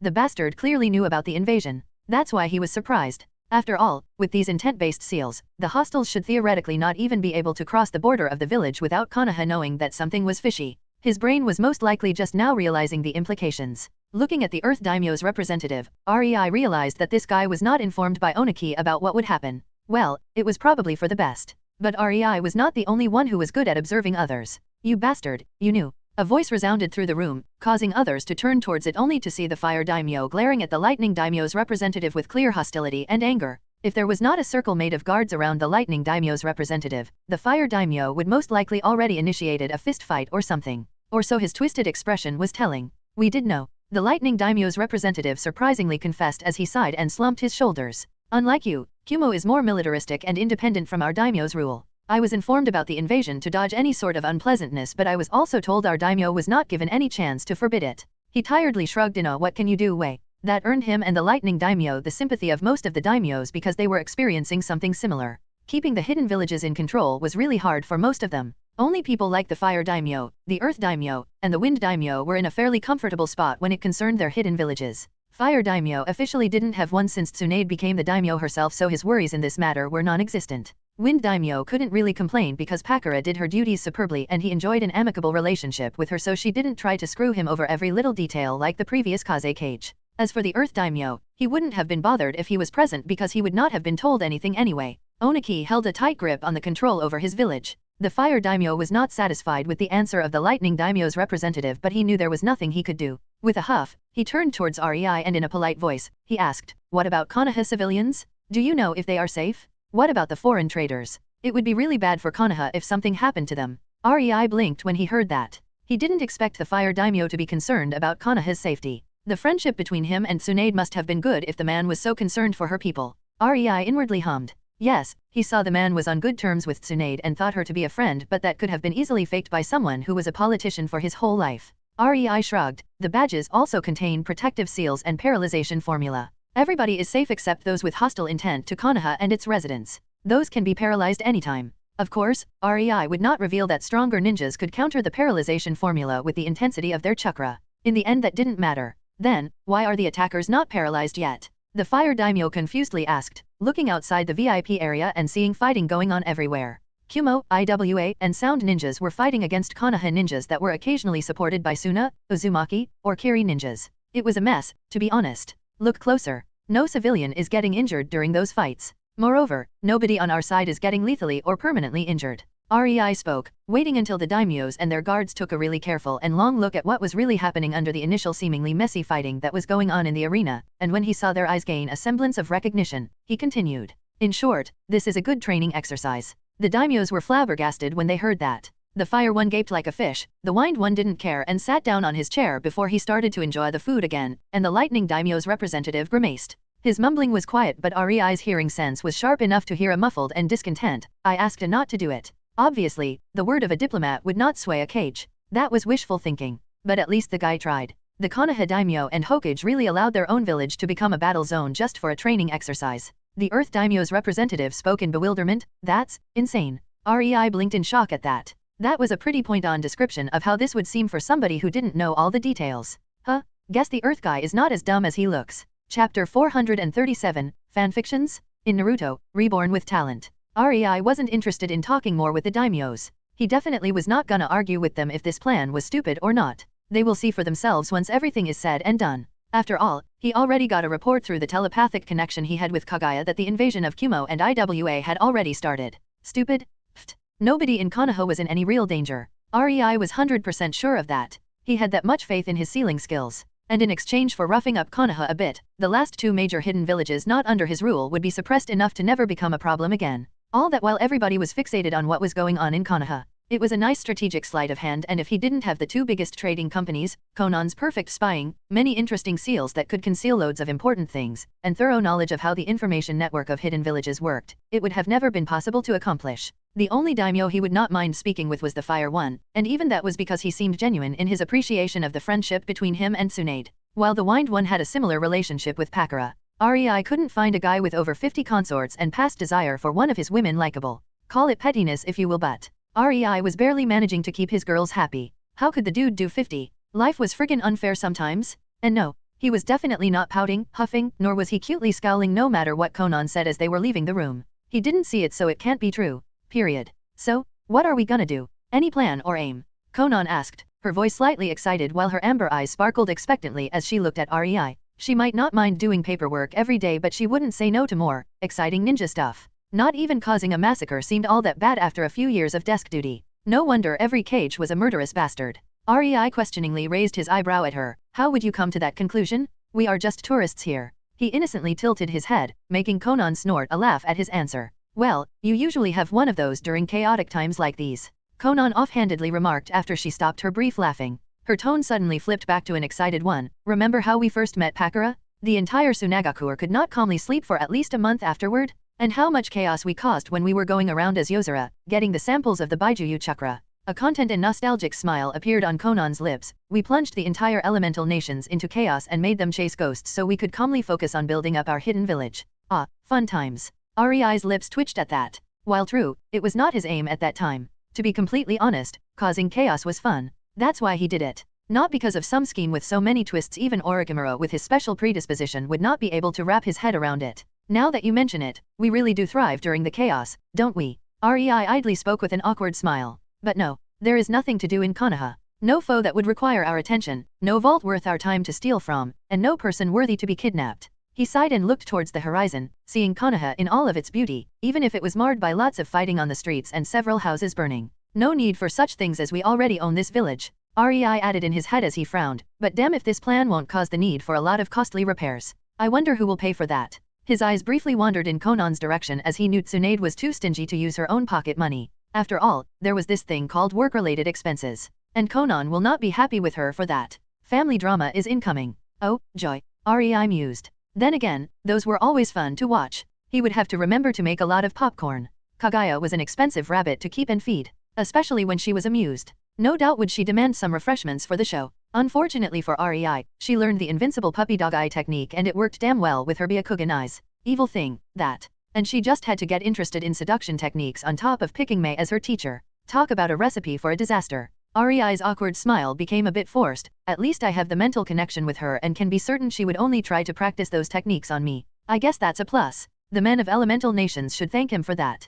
Kaguya would sooner crush them to death in irritation than woo them. Now that's a funny mental picture. If she was not mine I would definitely want to see that. Rei amusedly thought. I guess, we suffer from the exact same thing in these fancy fantasy scrolls, don't we? Conan giggled. But when she saw Rei had no idea what she was talking about, she decided to explain a bit. It wasn't weird he didn't read it. He was a guy. Expecting a sense of art from him would be too much. The main characters in these stories usually make themselves so powerful and have so many capable subordinates that in the end, they have nothing to do. Conan explained. Rei continued looking at her weirdly. Since when does elemental nations have fanfiction? He inwardly thought in shock. More importantly, how come I don't know about it? So much value for entertainment wasted. Rei got excited and was about to ask where she read those stories when, unfortunately, the fantasy scrolls are just fanciful kiddie scrabble compared to real life. Conan cluelessly continued with a sigh. It was less interesting than the accounting books of the Beriberi company. You meant to use them as an excuse to slack off while still appearing like you're working. Rei deadpanned, knowing that technique from his past life.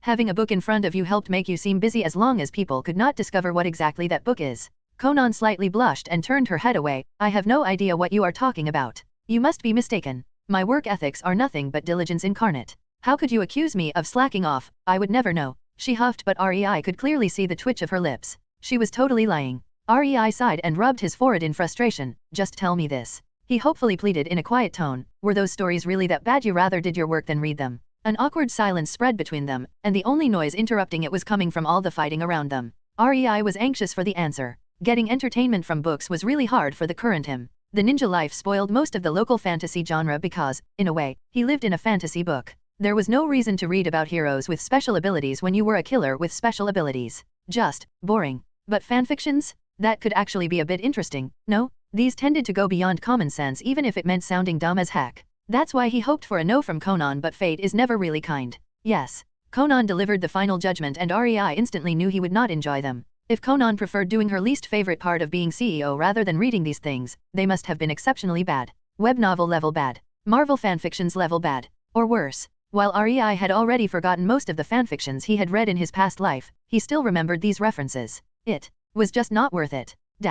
Author note. Yeah, I am taking a jab at the web novel fanfictions as of late. Do you have the same problem as me? At the time I wrote this chapter, there seemed to be no good new fanfic. Nothing I could be excited to read about. I have a few personal likes but I simply feel that in the past, there was a bigger variety of interesting stories coming out. Sad, really. Chapter 438, Tamari and Conan. In Naruto, Reborn with Talent. As REI and Konan walked around without a care, being ignored by every enemy or allied ninja thanks to REI's seals, Temeri suddenly landed in front of them. REI. She lunged forward, engulfing REI in a hug and making him raise an eyebrow at her. REI briefly glanced towards Konan, but the woman just covered her mouth and went, "Yufufu," while giving REI a knowing yet provocative look. "You are starting to go down a dangerous path, husband." Konan teased him through their mental connection, shrewdly looking at Temeri. "They are getting younger and younger by the year." REI's eyebrow twitched. "Don't be jealous." He sent her the mental picture of him showing her his tongue. Konan's smile widened at that. "Jealous? Not at all, dear. Some things can be offered only by an experienced woman," she lightly said, subtly licking her lips and winking at REI. "We both know you would never swap me for a younger model, simply because there is no younger model better than me. Arrogant much." REI quipped with an inward chuckle as he finally returned to Mary's hug, rubbing her back a bit. Konan just smugly but in jest replied, "Not enough?" REI chuckled and inclined his head downward, looking at Temeri. "Shouldn't you be helping Pakara?" He instantly felt the girl in his arms stiffen briefly before she once again relaxed. "I guess that answers my question," he mused. "Lady Pakara's fine." Temeri reluctantly mumbled and looked up, her eyes full of innocence staring straight into REI's amused gaze with conviction. There is nobody who could pose a threat to her. REI's lips twitched upwards at that. "And you think I am in danger?" He raised an eyebrow at her in a questioning way. He was really interested in what answer would come out of her. Temeri pursed her lips at that, and her eyes wandered around as if trying to find a good answer to REI's question. A moment of silence followed, since finding an answer to that was clearly harder than Temeri thought. When REI was about to think he would not get an answer, Temeri suddenly turned back towards him and said, "I am not here to protect you. I am here to be protected by you." She said it with such a straight face that REI got momentarily speechless while Konan burst out laughing at his slightly gaping expression. But Temeri was not done yet. "See all those dangerous ninjas around? What could a genin like me do against them? I need my big tough protector." Konan was finding it hard to stop laughing at REI's misfortune, but she decided to add her own salt into the wound. "She got you there, mighty hero." REI closed his eyes and sighed as he rubbed his forehead. "You couldn't have thought up something less cringe? Or at least not say it in front of Konan. I will be teased for months for this." "I know, but..." Temeri shuffled a bit in REI's arms, a guilty glint flashing through her eyes. "It was for the greater good." "What?" REI furrowed his eyebrows as Temeri pulled apart from him and took a few steps back. "There. It's my win." He was totally surprised. "I hope you will fulfill your part of the deal." Temeri cutely narrowed her eyes at Konan. "Sure," Konan offhandedly said, and just completely ignored Temeri as she amusedly watched the realization start to register in REI's brain.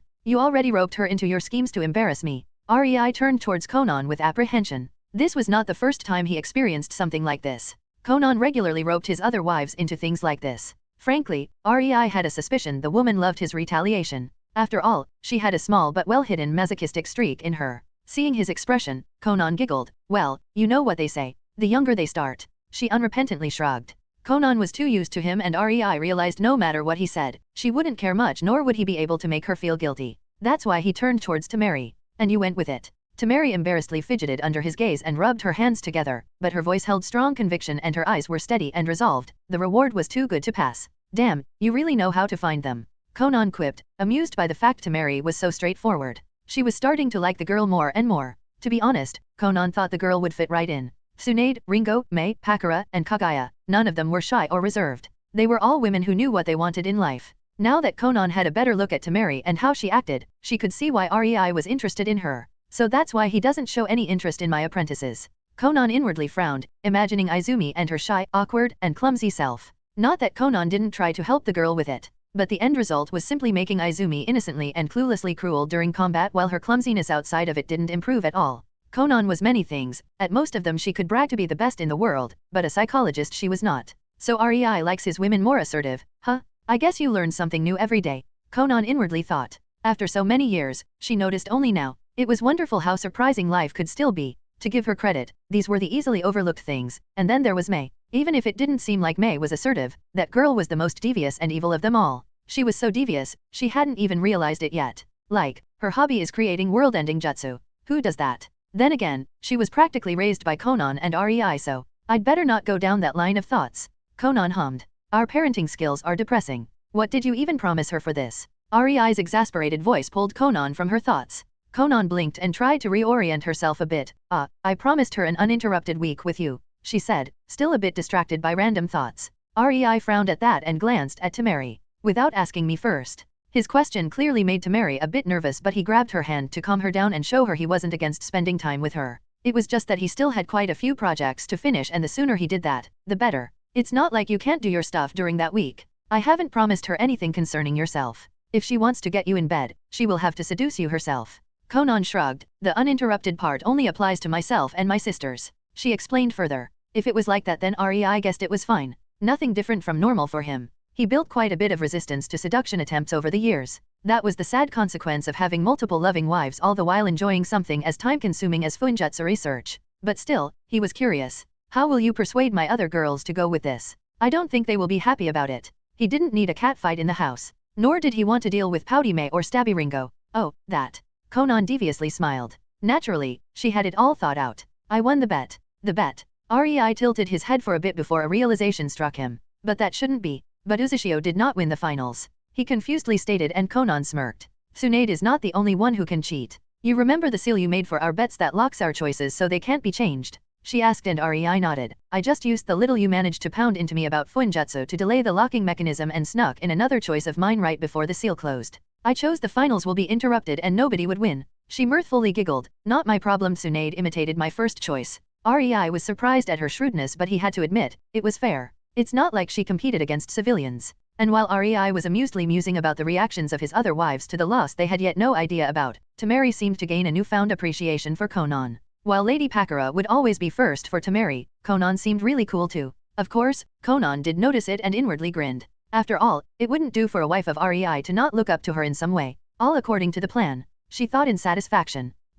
Author note. For those who didn't understand, as it can be a bit confusing, I guess, this happened before Temari was called by Pakura and I will make it clear in the next chapter. Another thing, sorry guys, this is more of a slice of life without much action. When I started writing this chapter, I planned to write something filled with action, progress the plot, and all, but in the end, I wrote it like this because I felt like it. Chapter 439, Temari vs Oniki 1. In Naruto, Reborn with Talent. As the trio of Rei, Konan, and Temari, who once again, much to Konan's amusement, tried to meld with Rei's side in an affectionate hug, enjoyed their casual peaceful moment while chatting about unimportant things while ignoring what was going on around them, Temari suddenly stiffened, and pouted. Rei chuckled, causing the blonde girl to raise her face towards him, and when their eyes met, Temari instantly donned a pleading expression. But Rei, don't look at me like that. He calmly smiled at her. I felt the subtle flaring of Pakura's chakra as well. Go. She is calling for you? He patted the girl's head while she reluctantly separated from him. Fine. Temari grumbled. Before she rushed towards Pakura's position, however, she decided to be a bit mischievous and walked towards Rei before pecking him on the cheek.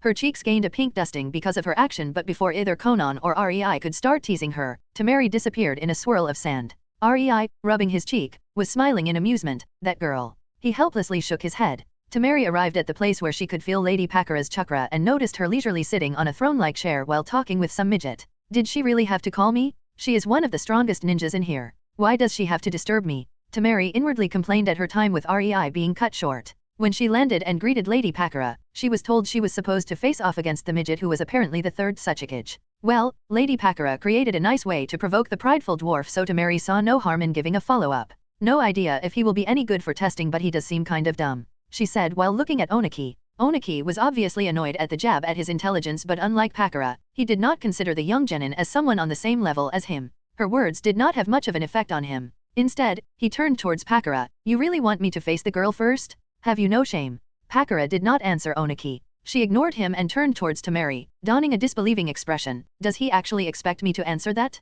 Did he not witness you fight in the arena? Seems like it, Lady Pakura. Temari quipped with an easygoing smile. One would expect that Tsuchikage to know what being a ninja means, but who knows what else than his height is stunted. From their interaction, Oniki understood verbal attacks had no effect and they would only keep mocking him. Very well. As you wish. Oniki's face darkened as he put his hands together. I will quickly deal with the girl first before I deal with you, then. His knees bent in preparation for recoil and a small white light started to gather in the middle of his joined thumbs and pointing fingers. The light was slowly growing bigger and bigger, being charged by Oniki's potent chakra. It didn't even take 2 seconds for Oniki's attack to be ready, and a white beam shot straight at Temari at breakneck speed. The beam traveled through the air and the second Oniki finished firing it, he started turning toward Pakura, considering the blonde girl done for. Yes, the show she gave in the arena against the Uzumaki girl was impressive and very fancy, but Oniki would not dub her a cage-level powerhouse. Not yet. He fully believed firing his bloodline jutsu at the girl was enough to get rid of her, or at the very least lethally injure her. That's why he was left surprised when Temari just whipped out her fan and did the impossible.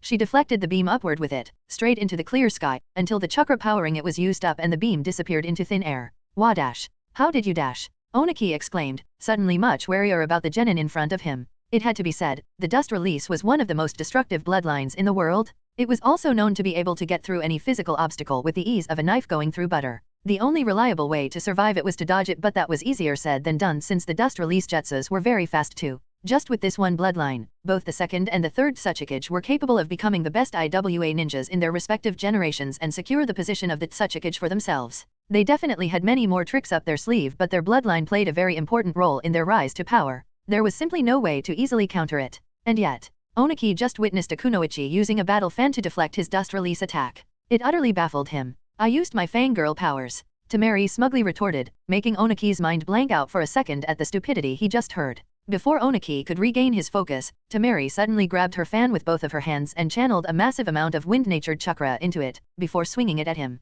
A tornado full of Kama-Idaki whirlwinds burst forth, appearing out of nowhere and engulfing Oniki. It was so massive that everyone in Konoha could see it as the sky was seemingly connected with the ground through it. Inside the tornado, the wind chakra ground against each other, creating a very efficient meat grinder capable of turning anything entering it into dust. It was no wonder that part of the arena was instantly disintegrated by it. There, that should do it. Temari nodded in satisfaction as she leaned on her now folded battle fan. She put quite a bit of her reserves into this attack as she wanted to quickly return to REI. Turning back towards Pakura, Temari impatiently asked, "Can I go now?" In response, Pakura just chuckled. "Firstly, you overdid it." Temari unrepentantly grinned. "It worked. No, that's all that matters." She shrugged her shoulders.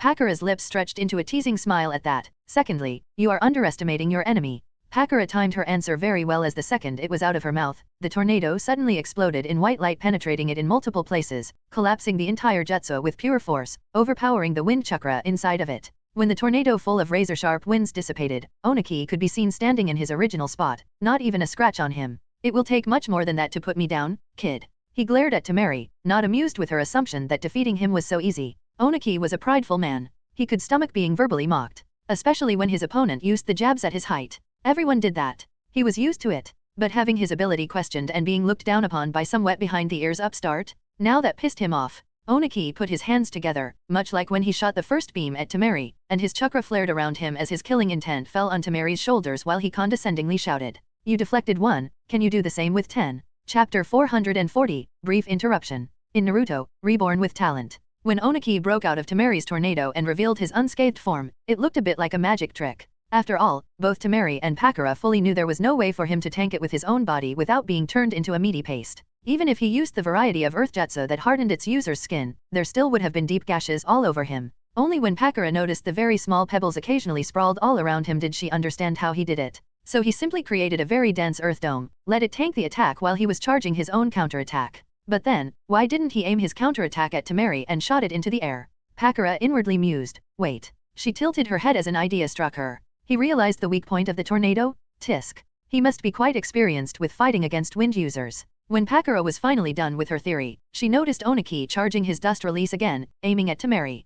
Pakura could feel the amount of chakra and 10 white rays split from Oniki's hands, raising their way through the air straight at Temari, who was prepared to deflect them with her battle fan. Ha, youth.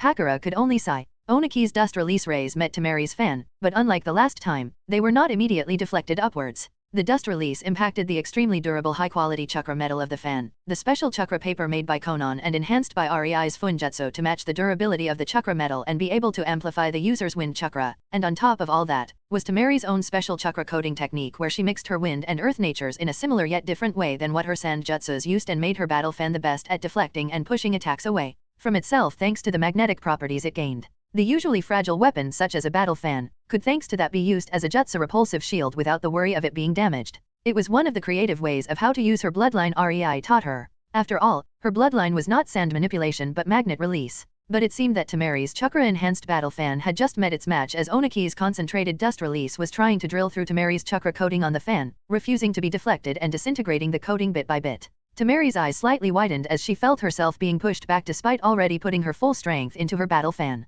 She pushed more of her chakra into the coating, desperately trying to resist Oniki's technique while trying to push her fan upwards to make deflection easier, but the pressure and momentum of Oniki's dust release were not letting her, instead, transforming the exchange into a straightforward clash between Temari's and Oniki's chakras. When Temari was about to lose, her coating almost penetrated, and Oniki's technique was about to impact her now unprotected battle fan. Emerald-colored chakra suddenly bubbled from Temari's wrist, the same spot where Pakura marked her when she took her as her kunoichi. The emerald-colored chakra quickly spread all over the fan, easily pushing the dust release back, eroding it as if it was an effortless task. Temeri was about to sigh in relief that her precious battle fan was saved from destruction, but her eyes widened once again when she noticed another white ray heading toward her. Oniki definitely did not just wait until Temeri's struggle with his attack ended. He was preparing for his next attack. The white ray was too fast and already too close. Panic filled Temeri as she knew she didn't have time to defend. Not only was this ray much more powerful than the previous ones, but there was no time to concentrate the chakra coating of her weapon enough to at least buy her time. It was too late.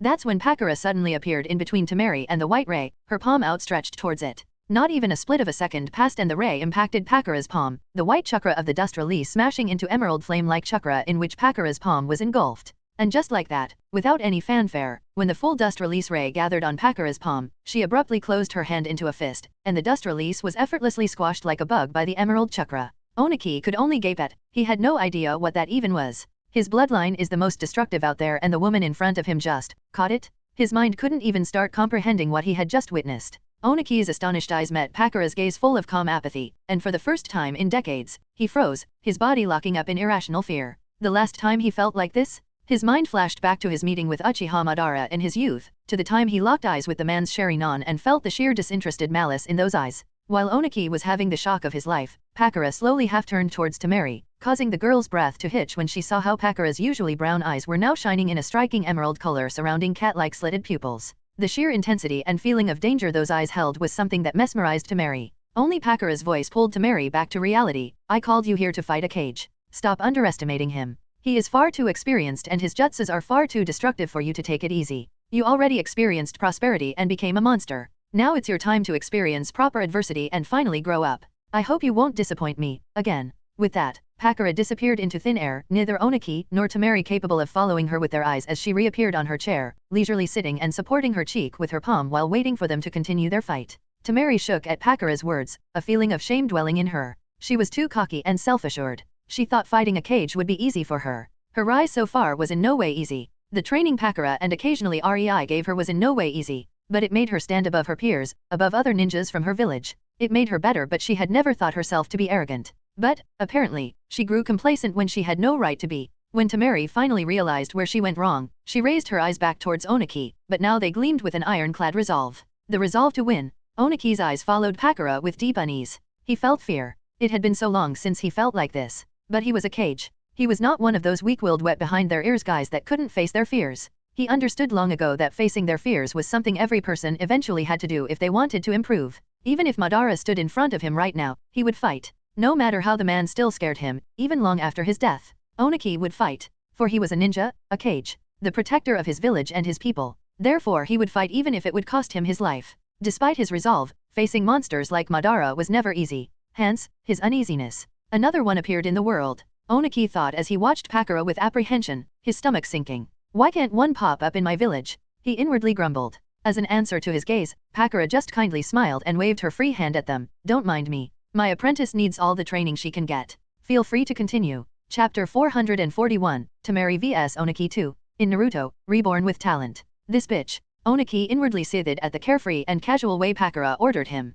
Alas, he could do nothing about it, and it wasn't as if his opponent decided to not fight him if he declared his disinterest in fighting. Even if he didn't want to obey Pakura, he would be forced to act in accordance with her order simply because he couldn't do anything else in his situation. Somehow, that made him even more incensed. His eyes trailed over to Temeri, and when he saw the determination in the girl's eyes, he snorted in contempt. Girl, the last time I underestimated a youngster was with the Namikaze brat and I regret it to this day. Don't think I will go easy on you just because you are at the age where you barely don't need to use diapers anymore. Oniki gruffly spoke and prepared for a fight. But unlike what he just said, he didn't intend to fight Temeri with the aim to kill her. Not even with the aim to defeat her. No, Oniki simply wanted to wait for an opportunity to flee. And for that, he had to go hard enough on the girl to push her back while not defeating or killing her. All in order to prolong their fight so the chances for such an opportunity to come would be increased. I might have underestimated you, old midget. Temeri's face scrunched as if she ate something disgusting. But that won't happen again, she said in a barely audible voice. Both Oniki and Temeri were about to leap at each other when Pakura's voice suddenly interrupted them.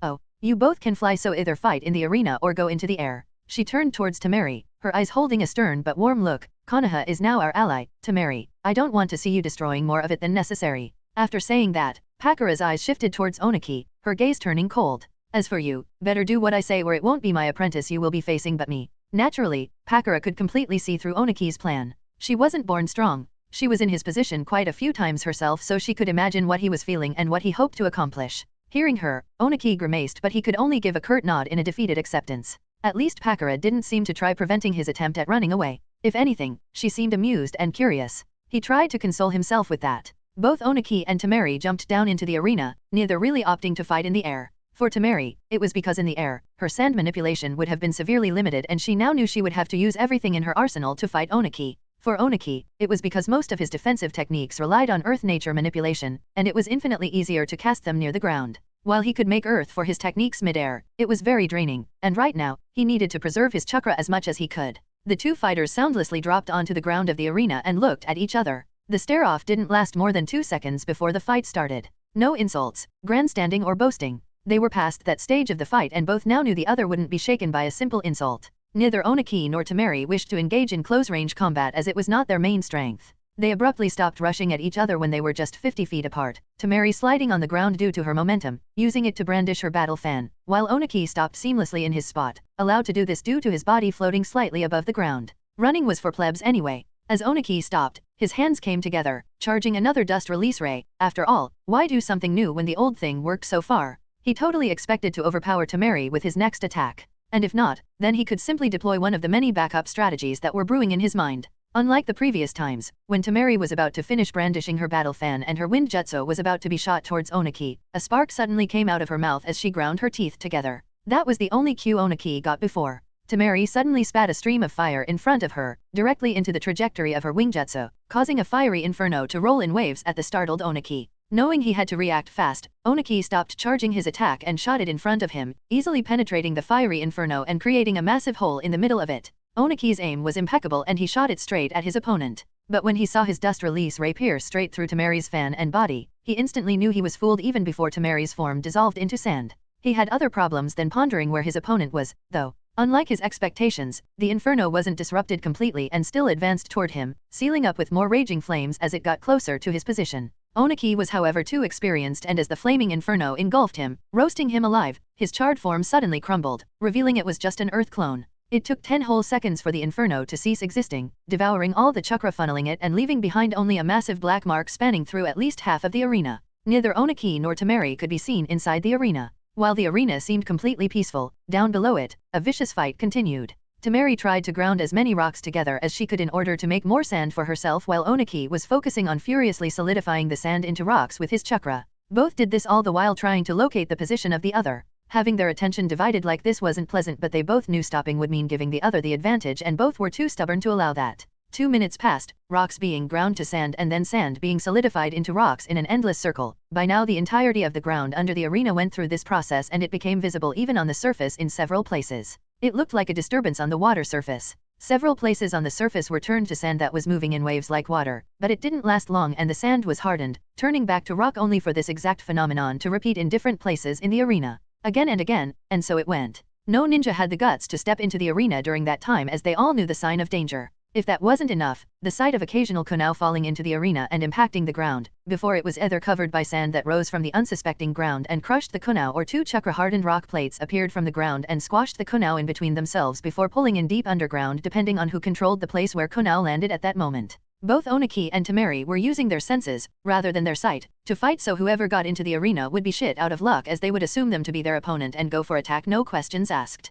As this kind of fight continued, it was surprisingly Oniki who got lucky and got the first hint of Temeri's location. Chapter 442, Temeri vs Oniki 3. In Naruto, Reborn with Talent. Temeri was growing more and more disgruntled the more she searched the underground of the arena. She was extremely good at locating enemies thanks to her innate talent and loads of hard work in both earth and wind manipulations. After all, she wasn't like Gaara or her father who had their bloodlines right off the bat. Temeri had to work hard to awaken hers. And since it did not awaken on its own, forcefully awakening it would have been impossible without mastering the natures needed for her bloodline. At this point, Temeri was the best at earth manipulation and only second to Lady Pakura in wind. And she was damn proud of it too. So, why couldn't she get even a hint of her opponent? As expected, he knows his stuff as a cage should. Temeri thought, feeling disheartened. Temeri's thoughts were interrupted as she felt her chakra sense catch something extremely unexpected. As usual, the sandy ground was turning into rock, but this time, it wasn't erratic and random. No, this time it headed straight towards her. He found me? How? Temeri inwardly freaked out.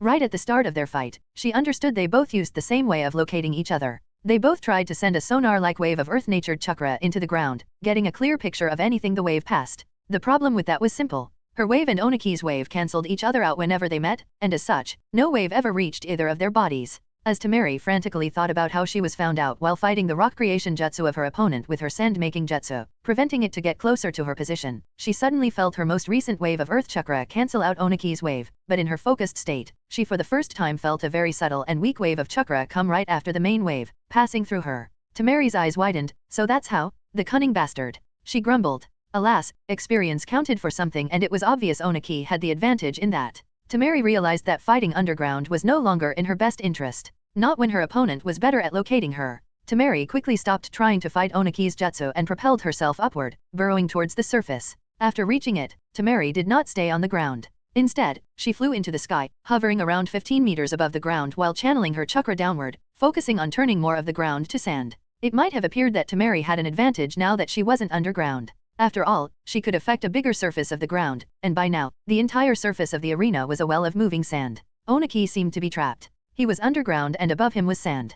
Temari's domain. Alas, there was a reason why neither Temari nor Oniki tried to get out of the underground at the start, trying to utilize this kind of tactic. Temari abruptly jerked her body to the right, only barely evading a thick dust release beam that suddenly came out of the ground. Before she could relax, she had to move back, evading another beam, and another, and another. Temari was flying from left to right, back and forth, evading Oniki's attacks by a slight margin. This was why neither of them wanted to get out of the ground. Earth had more density, hence the sonar-like chakra location technique took time to return results. Air wasn't as dense, however, and as such, even when Oniki was underground and practically blind, he was still able to locate Temari with pinpoint precision and aim his jutsu at her. While she was frantically evading the vicious attacks, Temari was also slightly focused on preparing a counterattack. She knew the only way to break out of being on the defensive was to go on the offensive, even if it was a bit risky and tricky to focus on two things at the same time. Oniki was too focused on trying to hit Temari, and that made sneaking an attack past his guard easier than it should have been. Then again, nobody could blame him for that. His attacks were literally one-hit kill.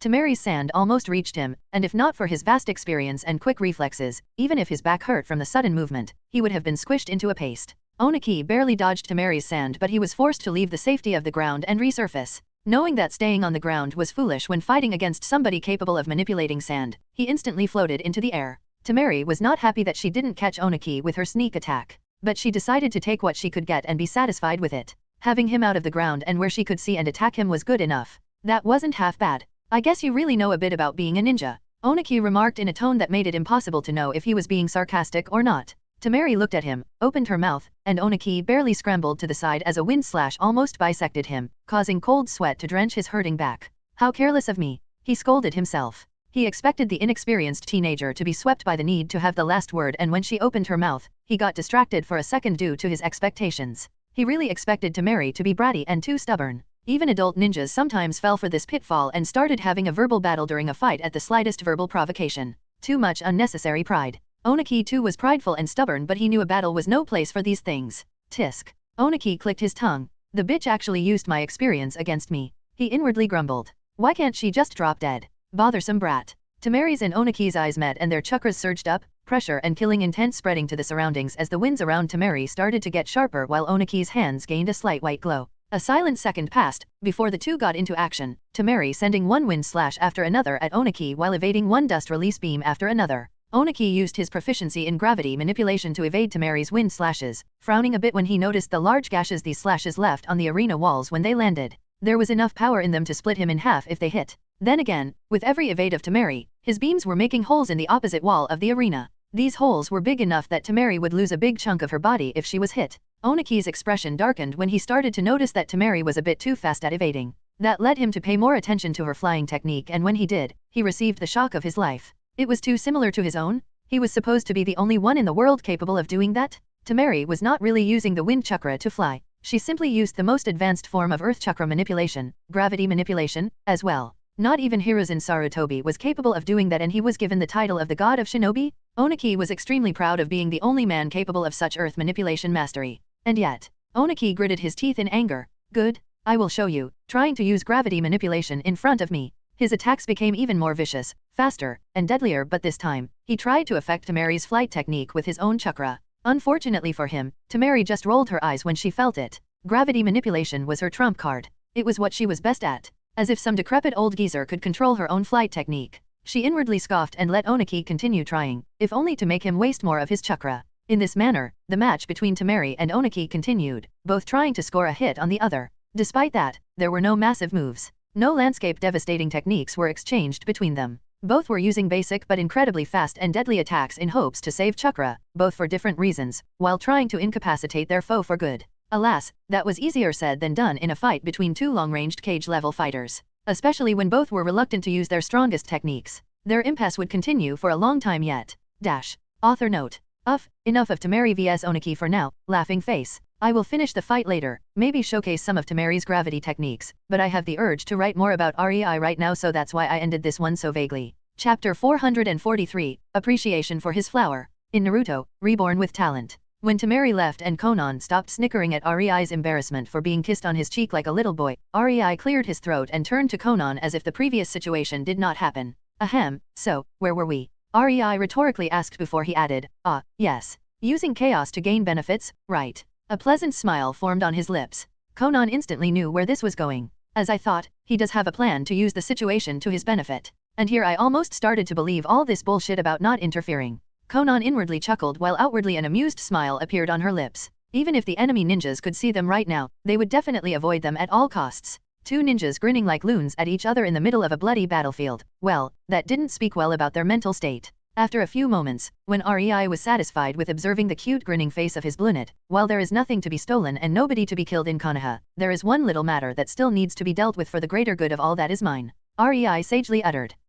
How nice of you to think about our safety. Konan purred as she approached Rei and seductively melted into his side, not in a dissimilar fashion from what Temari did previously. Rei instantly embraced her, pulling her even closer to him as their eyes fondly met. Of course, I care. Rei put his forehead against Konan's. You are my precious. He whispered, making Konan almost swoon with giddiness. Konan happily giggled. So, who are we getting rid of for this fabled greater good of yours? She knew she could have redirected the topic or even tried to further Rei's advances, and no doubt, they would have ended up doing a very heated bedroom training. She really wanted that too. She was burning with the need for Rei, but that could wait. Rei was showing a great deal of trust in her by showing this kind of vulnerability at this time. Out of all of his girls, only Konan and Pakura were given this kind of trust. Both because they were not either childish dum-dums or selfish bitches. Or so Konan liked to believe. The failure in her parenting was not lost on her, but she would have never confessed this, but she fulfilled what she wanted to teach both Mei and Ringo. In the end, they did end up with Rei and infinitely more powerful and happier than what they could have been otherwise. No,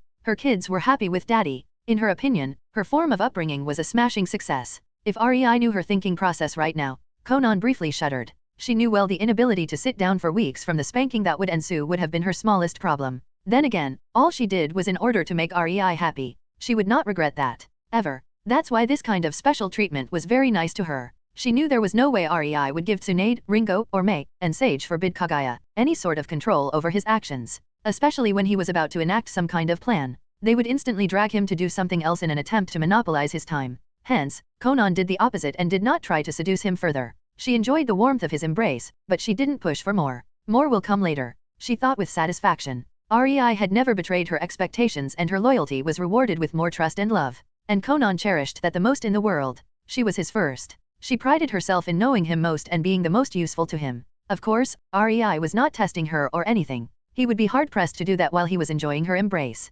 Especially when her, albeit modest, but extremely comfortable chest was pressing into his. He did not immediately answer her question because of that, instead of waiting to see if she would press forward with her seduction. He didn't really care if she did, to be honest. The problem he was about to deal with could be finished off at any time now. It was a bit funny for him. The woman who was supposed to be the biggest support pillar of Nagato was now clinging on to him with adoration in her eyes. Rei knew he should probably feel guilty about depriving Nagato, but all he felt was smug satisfaction. And serves him right feeling. The red-headed bastard would just waste such a perfect and devoted flower like Konan in his inane quest for peace through such misguided means that it made Rei almost groan whenever he thought about it. With all the advantages Nagato had, with all the godlike powers he was freely given, and the boy still couldn't use his own head to find his own path or even to get his head out of his ass. So yes, Rei couldn't muster any pity for the boy who was used from an early age in Madara's schemes. The only one in Akatsuki who could stop Nagato if he went out of control was Obito, and while he would have been a dangerous opponent, Nagato possessed Rinnegan. He could have managed to defeat Obito if he was really driven to do so.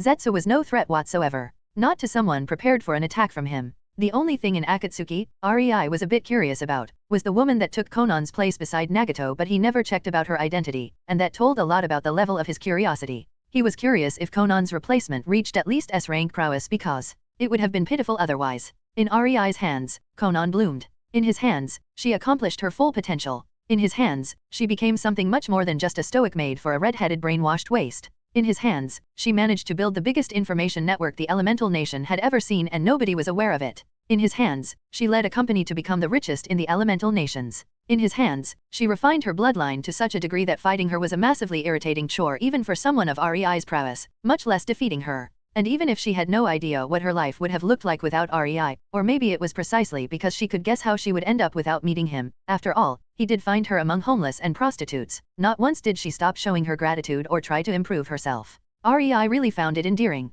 Conan was precious. His ever-loyal beautiful flower. It wasn't a coincidence that she was accompanying him to the Chunin exams, for it was time to visit their past home. Not as Yozora, not as a village hidden on the other side, but as Conan and REI, as Downpour, Akatsuki. I am going to deal with their god, REI finally stated as he looked towards the clear sky while possessively snuggling with the surprised Conan. It's time for Downpour to visit the nation where we came from. Chapter 444, Lights Out. In Naruto, Reborn with Talent. So we are finally going to a Megakure?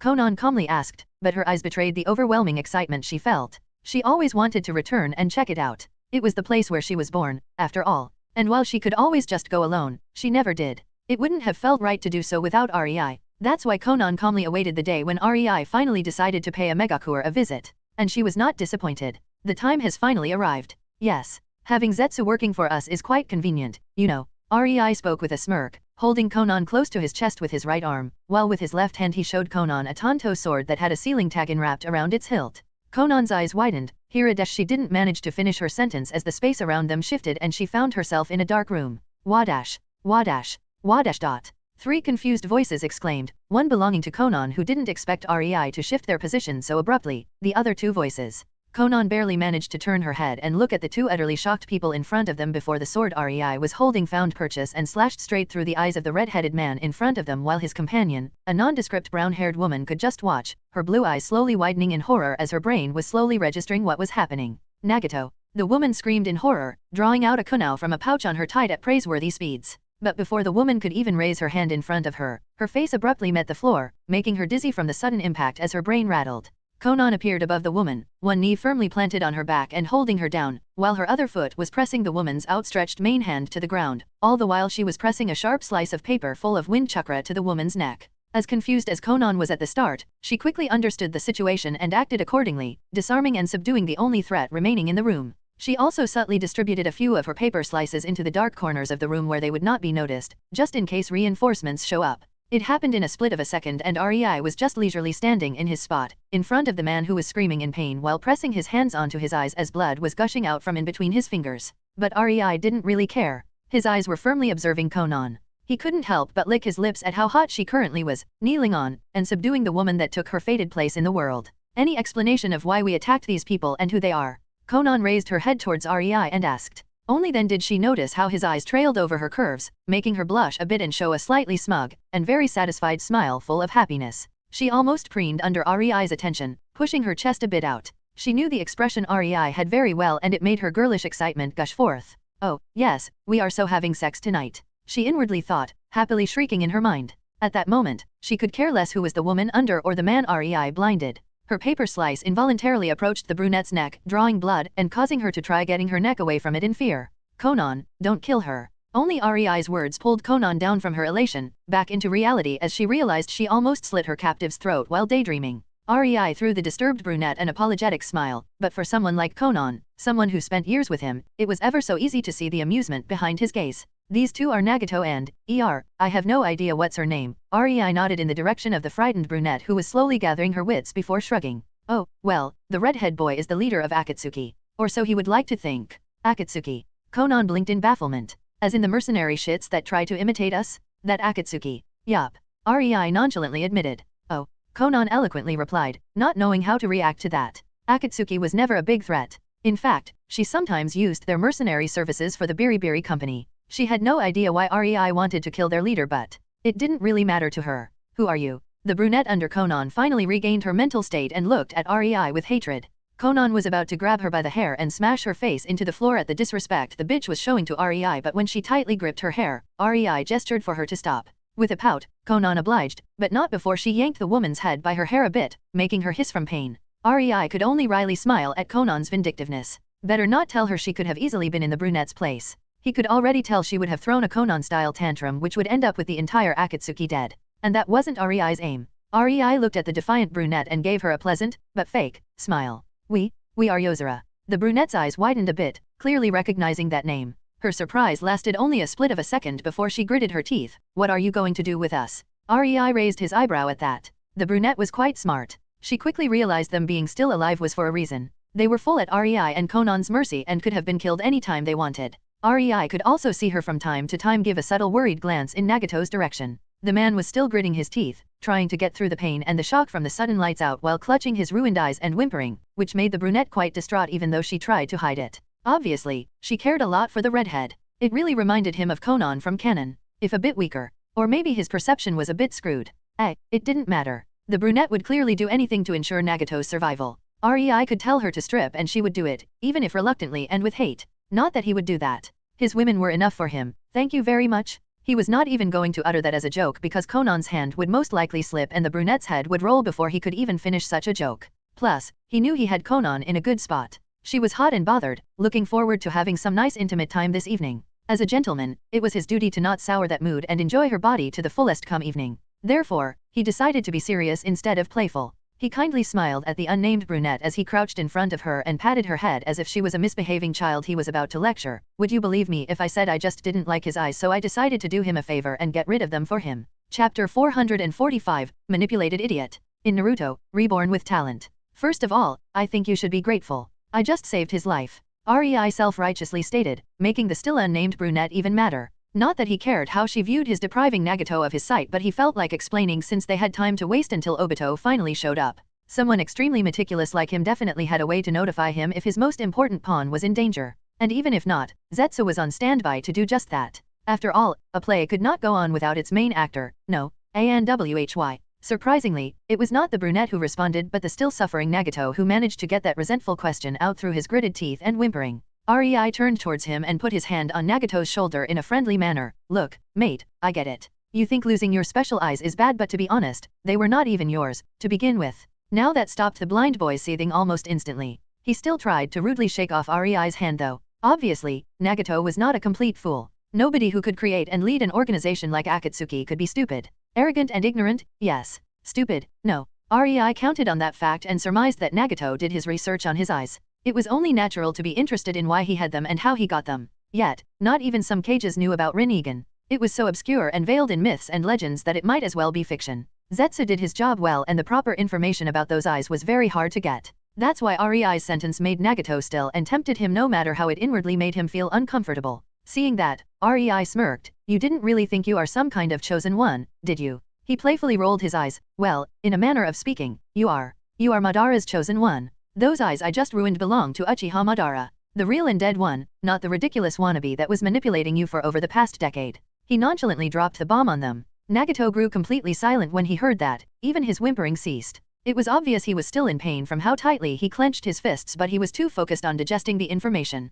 Ninjas' minds worked a bit differently than civilian ones. They had to consider a lot of information on a daily basis, connecting patterns, and deciding the truth from lies. It was a matter of life and death for them, so Nagato would not just rashly believe whatever REI told him without any basis behind it. But that's where the trap laid. REI didn't need to present proof. He knew Nagato spent over a decade in Tobi's presence and he definitely had his own misgivings. He just silently let Nagato mull over it for a bit and come to his own conclusions. No matter if they were right or wrong. How? Nagato eventually asked in a quiet voice and REI gestured for Konan to let the brunette go. Konan pursed her lips but reluctantly obeyed, appearing next to REI in a burst of speed, her eyes watching the brunette's every move. The unimportant girl instantly stood up and worriedly limped towards Nagato, giving REI a distrustful yet questioning glance. Tend to his wound. REI dismissively said as he reassuringly rubbed Konan's lower back to make her relax a bit. Back to your question, he spoke towards Nagato. I am sure you started learning the outer path, samsara of heavenly life technique. No. Nagato slowly nodded, hissing a bit as the brunette slowly pulled away his hands from his face, revealing his face with a horizontal gash going through his eyes and nose.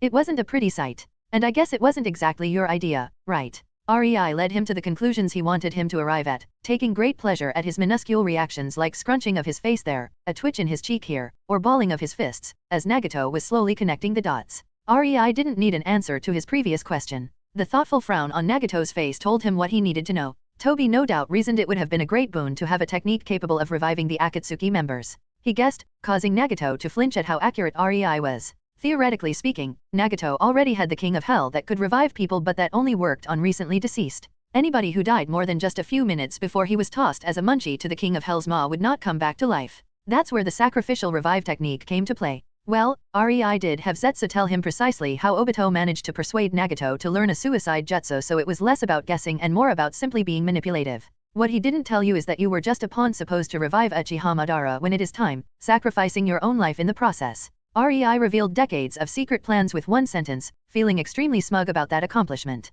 While Nagato fell into silent contemplation, it was actually the brunette who gasped at the implications. The technique was supposed to work without Nagato having to die, she exclaimed, reluctant to believe it. Sure, it does. REI shrugged. He knew about that from Kagaya. She could do that easily depending on the strength of the revived person. Not that she would waste her chakra for others like that, but only if he had a more advanced form of Rinnegan. Unfortunately for him, he is an Uzumaki. He can wield the eyes to a very limited degree because of his ancestry, but he would never be able to evolve it. Not naturally, at least. REI suddenly blinked as he finished explaining, and his eyes gave the woman an inquisitive look. By the way, what's your name? I think I forgot to ask. That earned him a small nudge to the side from Konan and a prompt eye roll. I am Amagi Mika, the brunette said with a frown, her hands not stopping to tend to Nagato's wound. When REI heard her name, he shrugged her existence off. At first, he thought she was a canon character he was forgetting about, but he had no recollection of a character with that name. As he thought, she simply was not important. You are quite skilled at medical ninjutsu, Konan quipped. She was glad about that.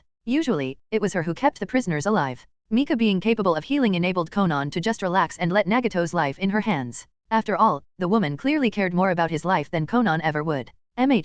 Mika neutrally hummed, not willing to start a conversation with the woman who almost killed her. She could still feel the painful tingle from the small cut on her neck. Rude.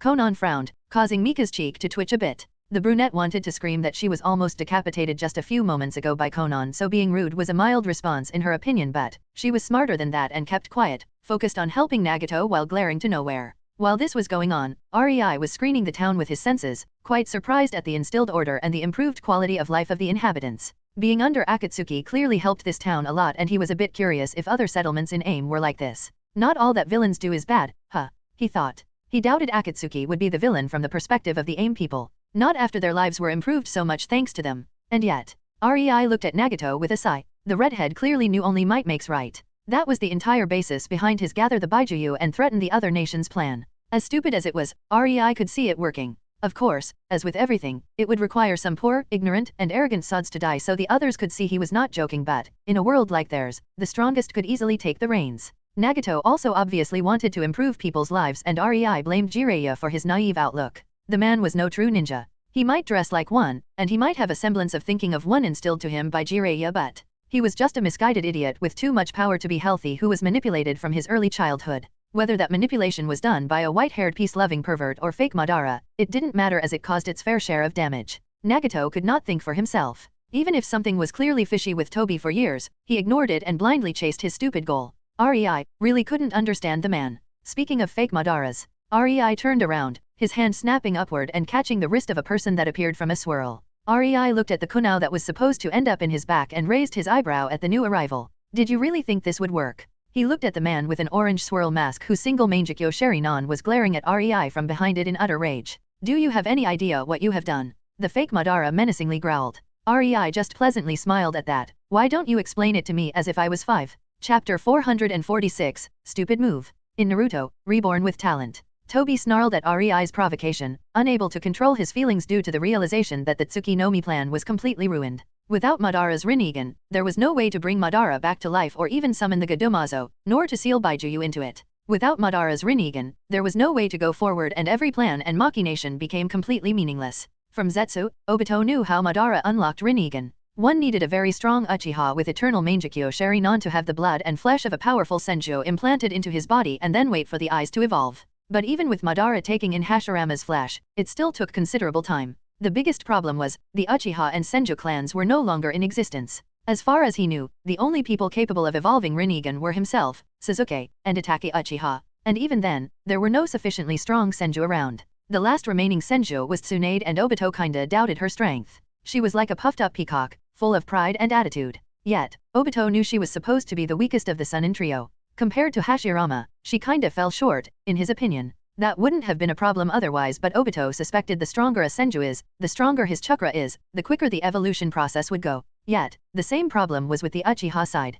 Between Itachi, Sasuke, and himself, the closest to Madara strength-wise was him, and he knew well that he fell short of the man's prime by a large margin. How long would it take for a new set of eyes to be evolved from the available components? 50 years? 100 years? More? Obito didn't have an answer for that, but he knew it wouldn't be anytime soon, if ever. Somehow, he doubted quantity would make up for quality, and compared to the legendary ninjas, Madara, and Hashirama, the quality of this time fell short by a lot. That's why Rei ruining Nagato's eyes put an instant stop to his and Madara's plans. It was over. Obito's body fully materialized and the swirling around him stopped. He had no idea who the bastard in front of him was, but he knew he was strong. If the interception of his sneak attack was not proof enough, and Obito prided himself in being able to sneak up on people with his Mangekyo, then the state Nagato was in was enough to convince Obito to take Rei seriously right off the bat. The second his last use of his Mangekyo ceased, he instantly reactivated it, this time aiming directly at Rei's chest and causing the air there to swirl, sucking the middle of Rei's chest inside. Obito wanted to prematurely close the portal, ripping Rei's chest into shreds and quickly ending him, but to his surprise, he found himself unable to do it.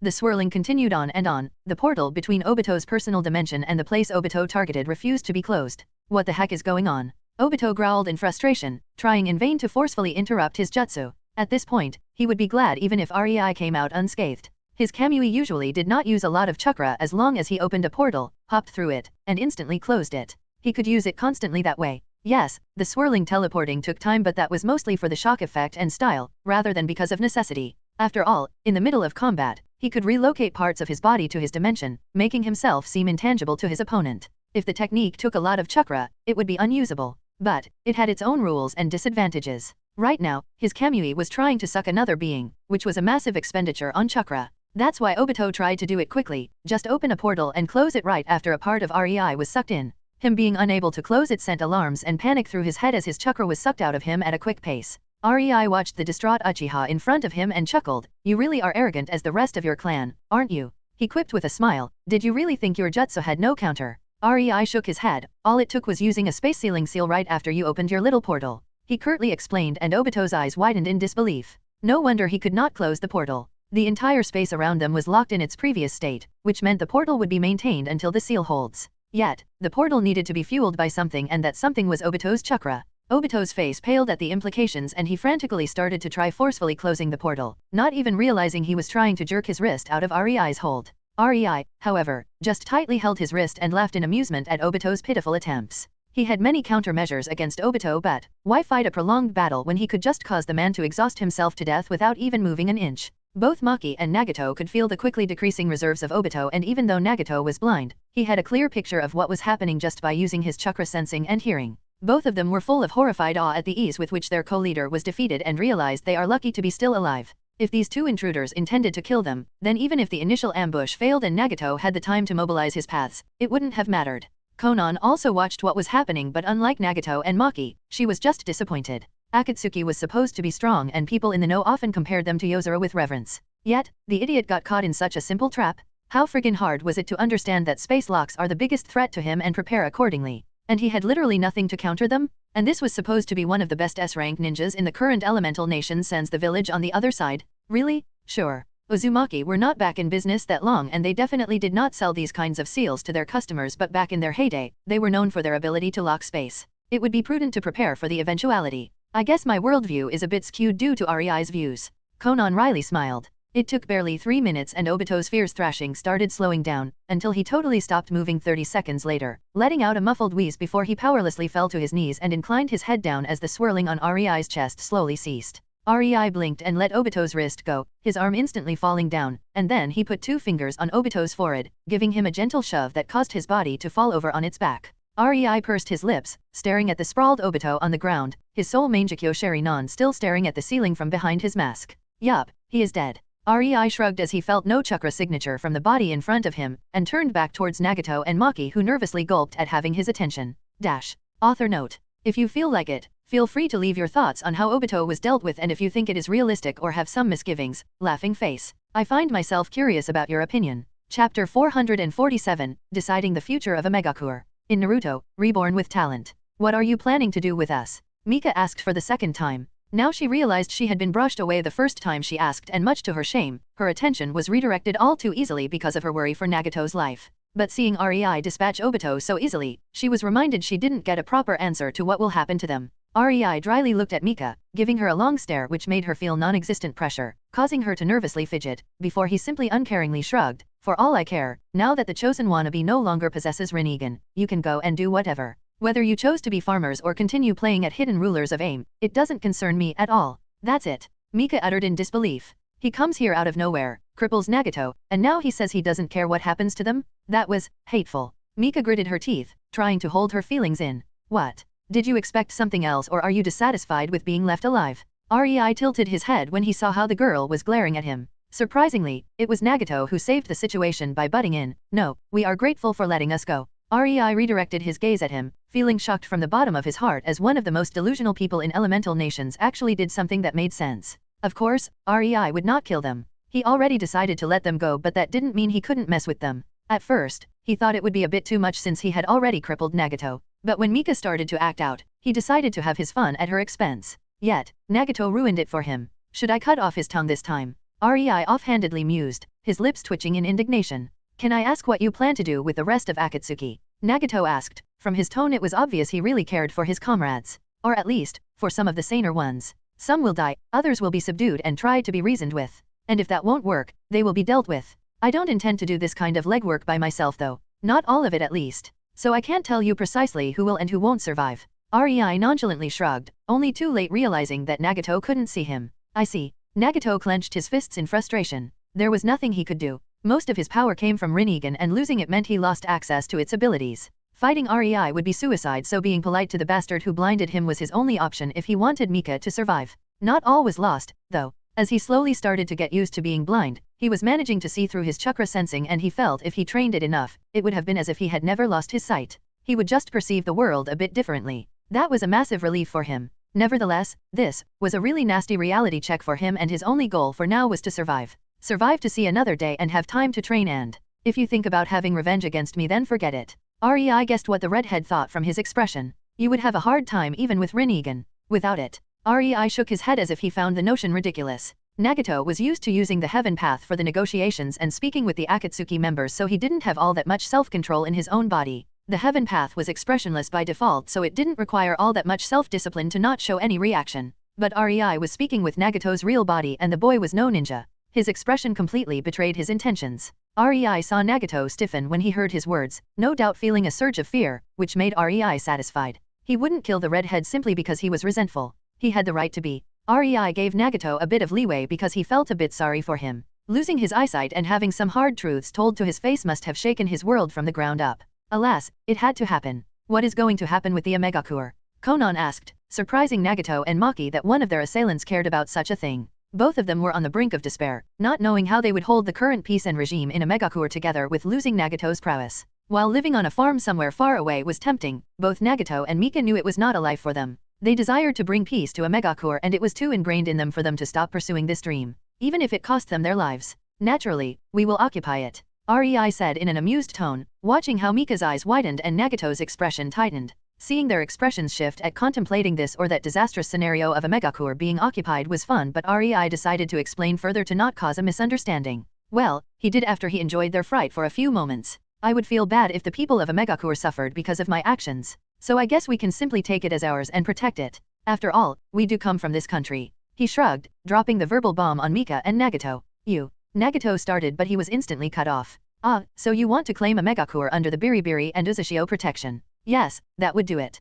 Konan nodded in understanding, causing Nagato's head to whip towards where her voice was coming from, his expression hopeful. Yes, having a country in the center of the elemental nations as the Biribiri base would help business immensely. Rei hummed. It was a great idea. Not only would his company profit from it, but Omegakure would grow wealthier and nobody would try any tricks on it for fear of losing Biribiri's services. Nagato couldn't help but be happy about this and tears started to roll down his cheeks. When he was powerful, he naturally had grand dreams, but becoming powerless was a shock enough to make him realize what was truly important to him. It wasn't the world. No, what Nagato really longed for was that his country would be safe. Just like that, any thought of revenge was forgotten by him. Instead, he felt grateful. When Kaguya later informed REI about Nagato's feelings regarding his person, even he would scratch the back of his head and wonder how he managed to make a man whom he crippled be so grateful to him. Uzumaki's were just too weird for his common sense. Chapter 448, Arrival at IWA. In Naruto, Reborn with Talent. Author's note. If someone is too impatient to wait for web novel updates, the story is already finished and depending on the Patreon tier, will be fully accessible there by the 10th or the end of June.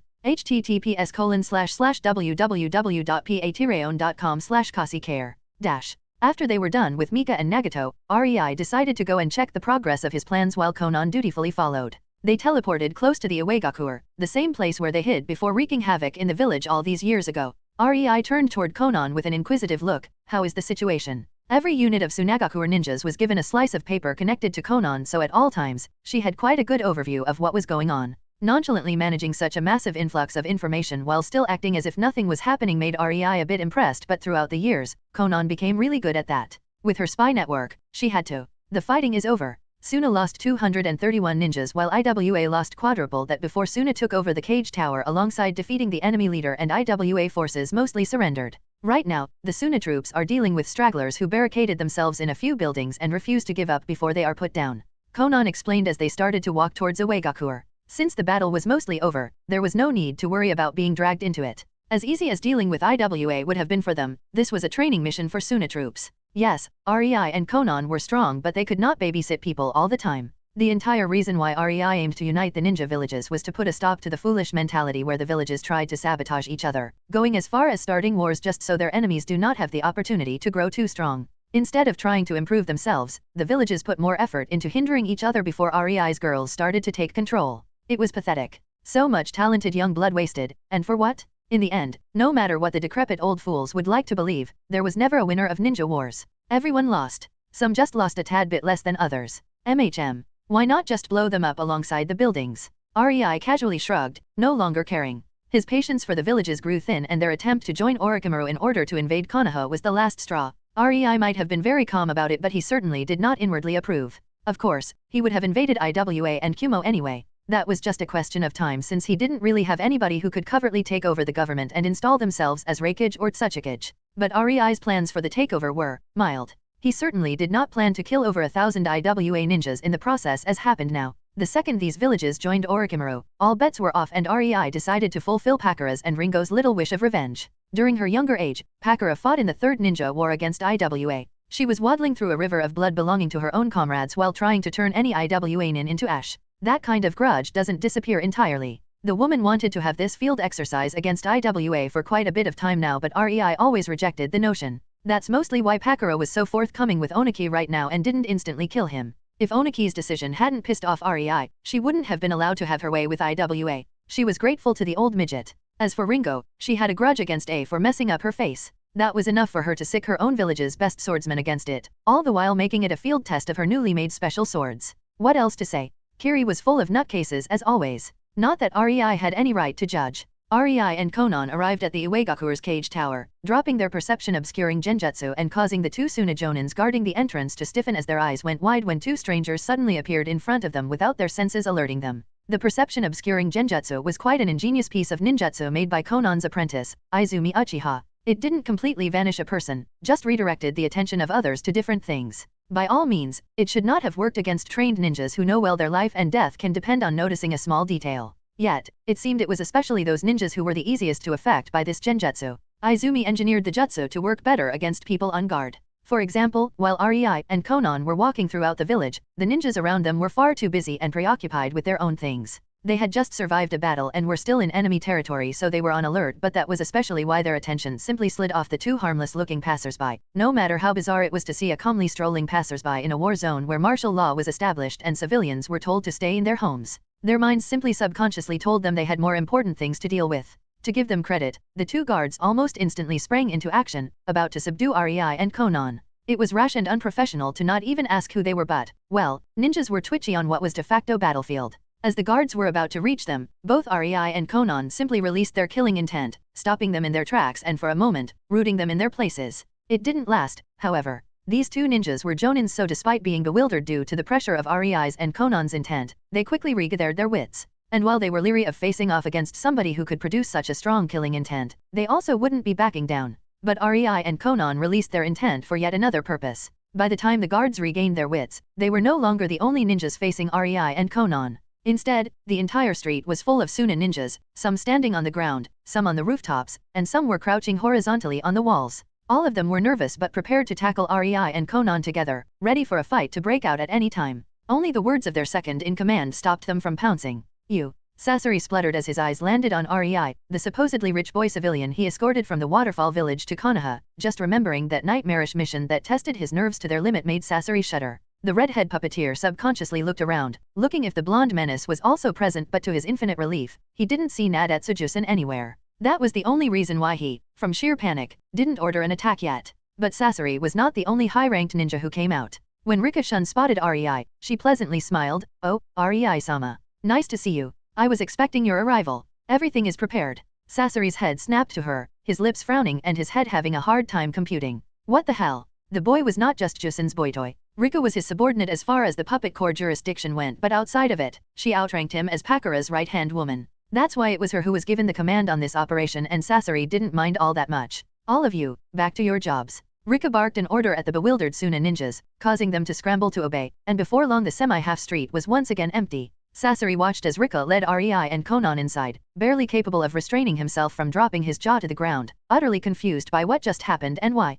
"I feel myself insufficiently informed and my common sense offended. Were two intruders just treated as if Lady Pakura herself descended on us?" he thought as he hurriedly followed, definitely intent on asking some pointed questions to Rika. Poor Sasori, everybody forgot to inform him about vital stuff. Chapter 449, A Helping Hand. In Naruto, Reborn with Talent. The invasion went smoothly. Our puppeteers set up a poison cloud around the perimeter of IWA before our battle fan specialists used their jutsus to quickly spread it all over Iwagakure just as planned. With the chakra-weakening poison in the air, our troops managed to overwhelm IWA forces in under 2 hours. Rika reported without being prompted as she led Rei and Conan inside. No doubt, it was an overwhelming victory for Suna, one that brought a lot of satisfaction to Pakura's subordinates. Many of them fought in the Third Ninja War and their primary enemy was IWA. This was a way to get back at them. But Rei didn't care about that? "That's fine, but I think you should report that to Pakura once she returns from Konoha." He wryly smiled. "I am more interested if you manage to capture Onaki's granddaughter." To give Rika credit, she faltered only for a brief split of a second before she regained her bearings and nodded.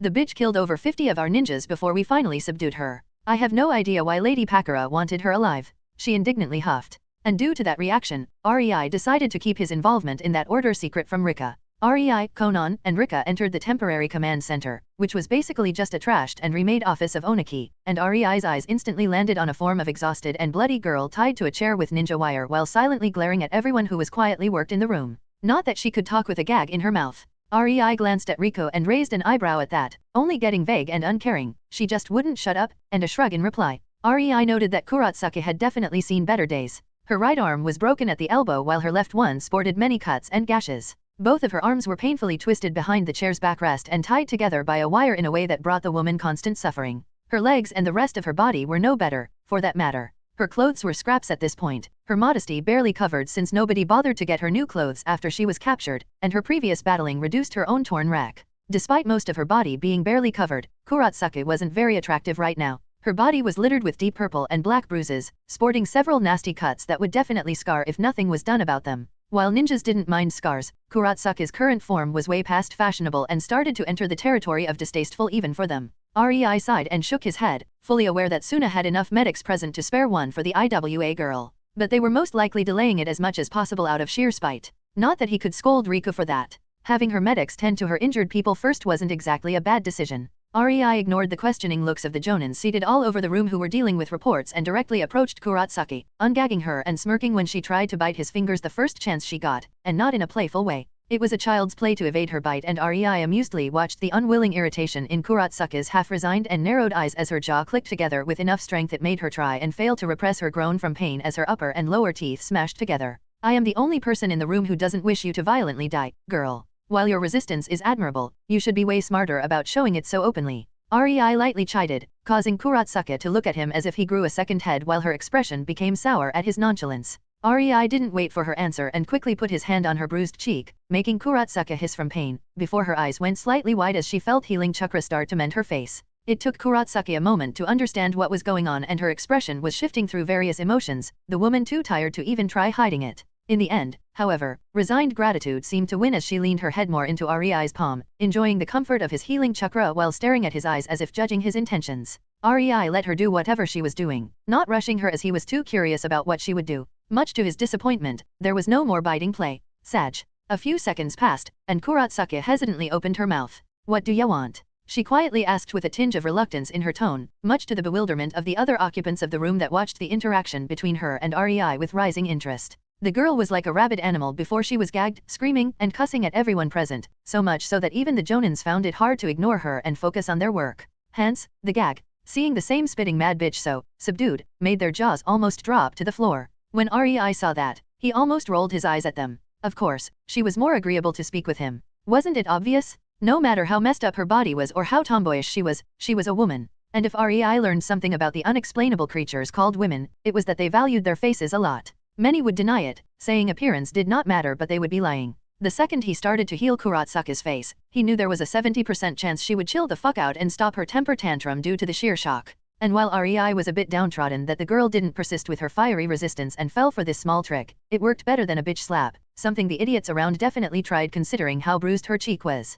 Sure, yatwats. Try shutting a kunoichi down by further messing up her face. REI barely pushed down the desire to facepalm. While that would have worked against Genins or Jonins, Jonins were made up of different stuff. And IWA Jonins were known to be stubborn to the point of stupid. They were known to rather die than be captured, so Kurotsuka acting out was quite normal. I have an offer for you. REI disarmingly smiled, a gesture that was very hard to dismiss, considering he was currently healing her. But Kurotsuka didn't fall for it and a spark of anger once again slightly reignited in her coal-like eyes. Do you really think I would help you? After Tia? Yavu doving. When her voice rose, REI promptly grabbed her cheek and started to play with it, stretching and squeezing it, which might have made Kurotsuka indignant, but the spiteful kind of anger gave way to a more childish one without her even noticing how much that gesture calmed her down. And who knows? REI nonchalantly continued as if her earlier outburst didn't happen. If you are a good girl, maybe, just maybe I will make sure your grandfather's life is spared. He is currently battling Pakara's apprentice, and just between us. REI leaned closer and said as if he was sharing a secret with her, I don't think he is enjoying it. My grandpa will win. Kurotsuka rebuked with confidence and was about to continue her tirade, but REI cut her off. Even if he wins, REI strongly interrupted, he would still need to face the completely fresh Kaze cage. I think his back will give out sooner though. He shrugged. The room descended into silence for a moment, everybody too interested in how the situation would unfold to interrupt as Kurotsuka was considering her options. What kind of help? In the end, Kurotsuka reluctantly asked, subconsciously looking down as she gritted her teeth. REI inwardly smirked. He knew the girl had a lot of trust in her grandfather, but she was aware he was just a human too, and therefore, she was unable to persist in her blind trust once the threat to his life was directly pointed out to her. It's quite simple. REI kindly smiled, much like a devil would when offering someone on their last leg a helping hand. I want you to officially swear yourself as my personal kunoichi. Chapter 450, Resignation. In Naruto, Reborn with Talent. Kurotsuka reeled back when she heard what REI wanted from her, and even the Suna ninjas in the room couldn't help but stare in shock at his audacity. You want me to be your slave? Kurotsuka exclaimed in horror, her expression full of unwillingness and disgust. Unlike Temari, who was 10 when Pakara took her as her own, Kurotsuka was in the middle of her teenage years and her understanding of the world was much, much deeper. Temari might have known of the old concept under which ninjas served their lords, but she did not fully understand what it all entailed when she swore herself to Pakara. Kurotsuka, however, was different and had a clear picture of what was asked of her. Now, don't let your imagination run wild, girl. REI chided her as if she was a kid. You are what? 14? And a total tomboy on top of that. He gestured towards Konan with his head. I have much better options if I want to bed somebody, so that's not it. I am 16, you bastard. Kurotsuka exclaimed, glaring at REI for his unspoken insinuation that she is not attractive enough for him. REI inwardly grinned. There went her fright. The best way to misdirect the attention of people with a fiery temper was simply to trigger said temper. Outwardly, however, REI only sagely nodded. It's hard to know with such a modest chest. Puberty doesn't treat you well, does it? He offhandedly remarked, causing Kurotsuka to try to stomp on his foot. When REI casually relocated his foot, making her miss, she scowled at him. REI just raised his eyebrow at her. I wonder which perverted idiot did tie your thighs to the chair instead of your ankles. He smirked. The one with the stupid yellow bandana. Kurotsuka defiantly smirked back. Konan, who was looking at their interaction from a bit further away, couldn't help but shake her head. The IWA girl was lapping REI's manipulation up, not even noticing what was happening. Even Rika was impressed at seeing Lady Pakura's husband in action. His body language and actions, they were all appealing to Kurotsuka's temper and defiant personality. His last question, coupled with his body language, for example, made it easy to foster a small spark of camaraderie between them. Kurotsuka might not have noticed, but she was far too relaxed for somebody who was being interrogated and negotiated with. Not that the girl realizes what is happening. Riku inwardly sighed, that man, he is good at dealing with children, isn't he? She chuckled in disbelief. Is that so? REI lazily turned towards the man who suddenly found the entire room staring at him, making him quite uncomfortable. A few seconds of silence passed and the man started to slightly fidget under REI's stare. He, like everybody in the room, had no idea who REI was, but the way Lady Riku deferred to him made it plainly obvious that he should not be offended. When REI thought the man was sufficiently nervous, he deadpanned at him. Admit it, you just wanted to touch her thighs. Isn't that right, you pedophile? The uncomfortable silence became instantly awkward. The ninjas around were completely flabbergasted at the nonchalant accusation. The silence was suddenly broken by Kurotsuka, who erupted with laughter. Deep down, everybody, even her, knew it was ridiculous since she was a bruised mess, but the nonchalant attitude of REI made her feel oddly lighthearted. REI chuckled and gave the bandana-wearing spluttering man a reassuring smile to show him he was not really serious before he turned back towards Kurotsuka. So, is the prospect of being my slave still so frightening? REI leaned closer to her and cheekily asked. No. Yes. Kurotsuka grimaced, inwardly wearing with her own feelings. The man was kinda cool and didn't seem the bad sort, but she still had her pride. I mean the same pride that was being offended the second she realized she actually considered agreeing. Kurotsuka scowled and gave REI a glare. Fuck you? Cheeky. REI mused. So that's how you feel about me? I am flattered. Hearing him, Kurotsuka's eyes widened, realizing how her words could have been taken, causing her to show a mortified expression. Fuck me? Kurotsuka uttered at REI's misunderstanding, once again not thinking about her word choice. REI's lips quirked upward at how easy she was making it for him. Maybe once you get a little bit older, little girl. He wiggled his eyebrows at her. That's not dash. Kurotsuka exclaimed in aggravation before she decided she had enough and scowled. You know what? Fuck you, bastard. I am not playing word games with you. No, I guess you are too smart to not notice what is going on. REI remarked before he paused, inwardly rolling his eyes in amusement. Kurotsuka's expression almost became pleased at the praise, but that's when REI once again started speaking, his still completely nonchalant but his words. You are currently tied to a chair while the good people around us are deciding your worth. You can be anything from executed in a show of power and what happens to those too defiant for their own good, to becoming a breeding sow, chained like an animal in a cell, and taken out once a year to be impregnated to provide Suna with a new generation of ninjas capable of using the lava release. REI's words were chilling to Kurotsuka, making her feel as if a bucket of cold water was poured over her head when she was so bluntly told the facts. Of course, REI knew Pakura couldn't care less about the girl's genes. The practice of kidnapping women and breeding them for bloodlines was discontinued in Suna the second she became the Kaze Cage. But Kurotsuka didn't know that. The girl was raised in IWA, and while Kumo was known for these practices, the militaristic IWA was not that far behind. It was just less known since IWA actually cared for their image. This made REI's words believable to the girl, who for the first time started thinking beyond the current moment. Frankly, REI just spoke bullshit and made the cute impressionable tomboy come to her own dark and gloomy conclusions. Worked like a charm 95% of the time. REI recommended. Oh, and we should not forget about your grandfather, who is currently fighting for his life against Kaze Cage, and her apprentice, who is also an S-ranked ninja. I wonder how long he will last. Who knows? Maybe he is already dead. REI casually added, ignoring the slowly rising despair in Kurotsuka's distressed eyes that begged him to stop speaking. REI then turned towards Riku. What about her father? Dead. The amused puppet mistress shook her head, in a cell, still barely alive but, literally disarmed. She answered, adding a bit of dark humor to the ending. REI turned back and looked straight at Kurotsuka, and his tone for the first time became serious. You lost. You should realize that. You have a choice now. You can choose your pride and perish with it, dragging your family to the grave with you. Or, you can become mine, and while your family would lose a Weigakur, they will survive this clusterfuck. So, let me ask you for the last time, girl. Will you become my slave or not? Kurotsuka was so wide-eyed her thoughts became a jumbled mess as the reality hit her like a truck and she was unable to form a coherent reply. Her desire to send REI to hell battled with what she knew she had to do to survive, making her stressed and angry and frustrated, and eventually, her head dropped, as a choked sob resounded throughout the deadly silent room. Tears started falling into Kurotsuka's lap, and it was obvious she was trying very hard to stifle her sobs, only managing to reduce them to sniffles. For a moment, her sniffles were the only noise that filled the room, REI all too happy to let her stew in her emotions for a bit and think her situation through. It made it that much sweeter to know her final decision would be fully her own, and the girl would be less likely to betray him because of that fact. It didn't take long for him to finally hear the expected reply. Yes, master.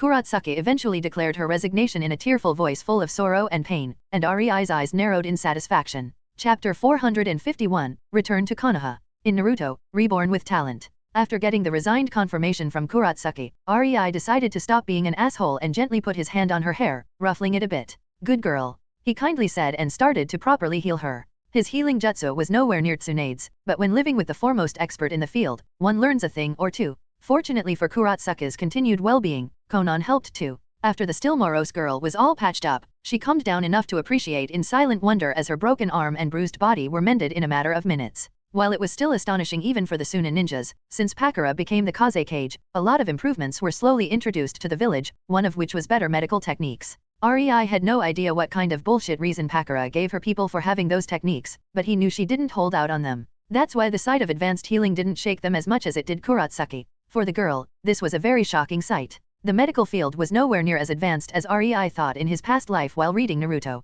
In fact, it was Tsunade and Orochimaru that were the freaks of their generation when it came to medical techniques. Most of their techniques were self-made. Hell, most of the modern healing procedures were either invented or improved by Tsunade herself. Her title of the best mednin in the world was not just lip service. The woman was a legend in the ninja world for a reason. For other medics, broken bones were still very bothersome, and while their mending could have been accelerated, the hospitals existed for a reason. If every injury could be shrugged off with just a few minutes of a healing technique, they would have been redundant. And while Tsunade started researching methods how to accelerate the process tremendously, and was successful for the most part as a bit of it was already applied in the hospitals all over Rei's villages, not many average medics had the necessary chakra potency and quality to pull it off the same way Tsunade could, so she had to dumb it down for them. It was still a work in progress. Now that Kurotsuki was in a good condition, Rei freed her from the wire that bound her to the chair, all the while not letting down his guard. As much as he would love to believe the girl knew what was best for her, she was still a teenager. Kunoichi or not, hormones affected everyone the same. Rei could not be sure something flipped in her head, causing her to try a foolish thing like escaping a room full of experienced jonins or starting a fight.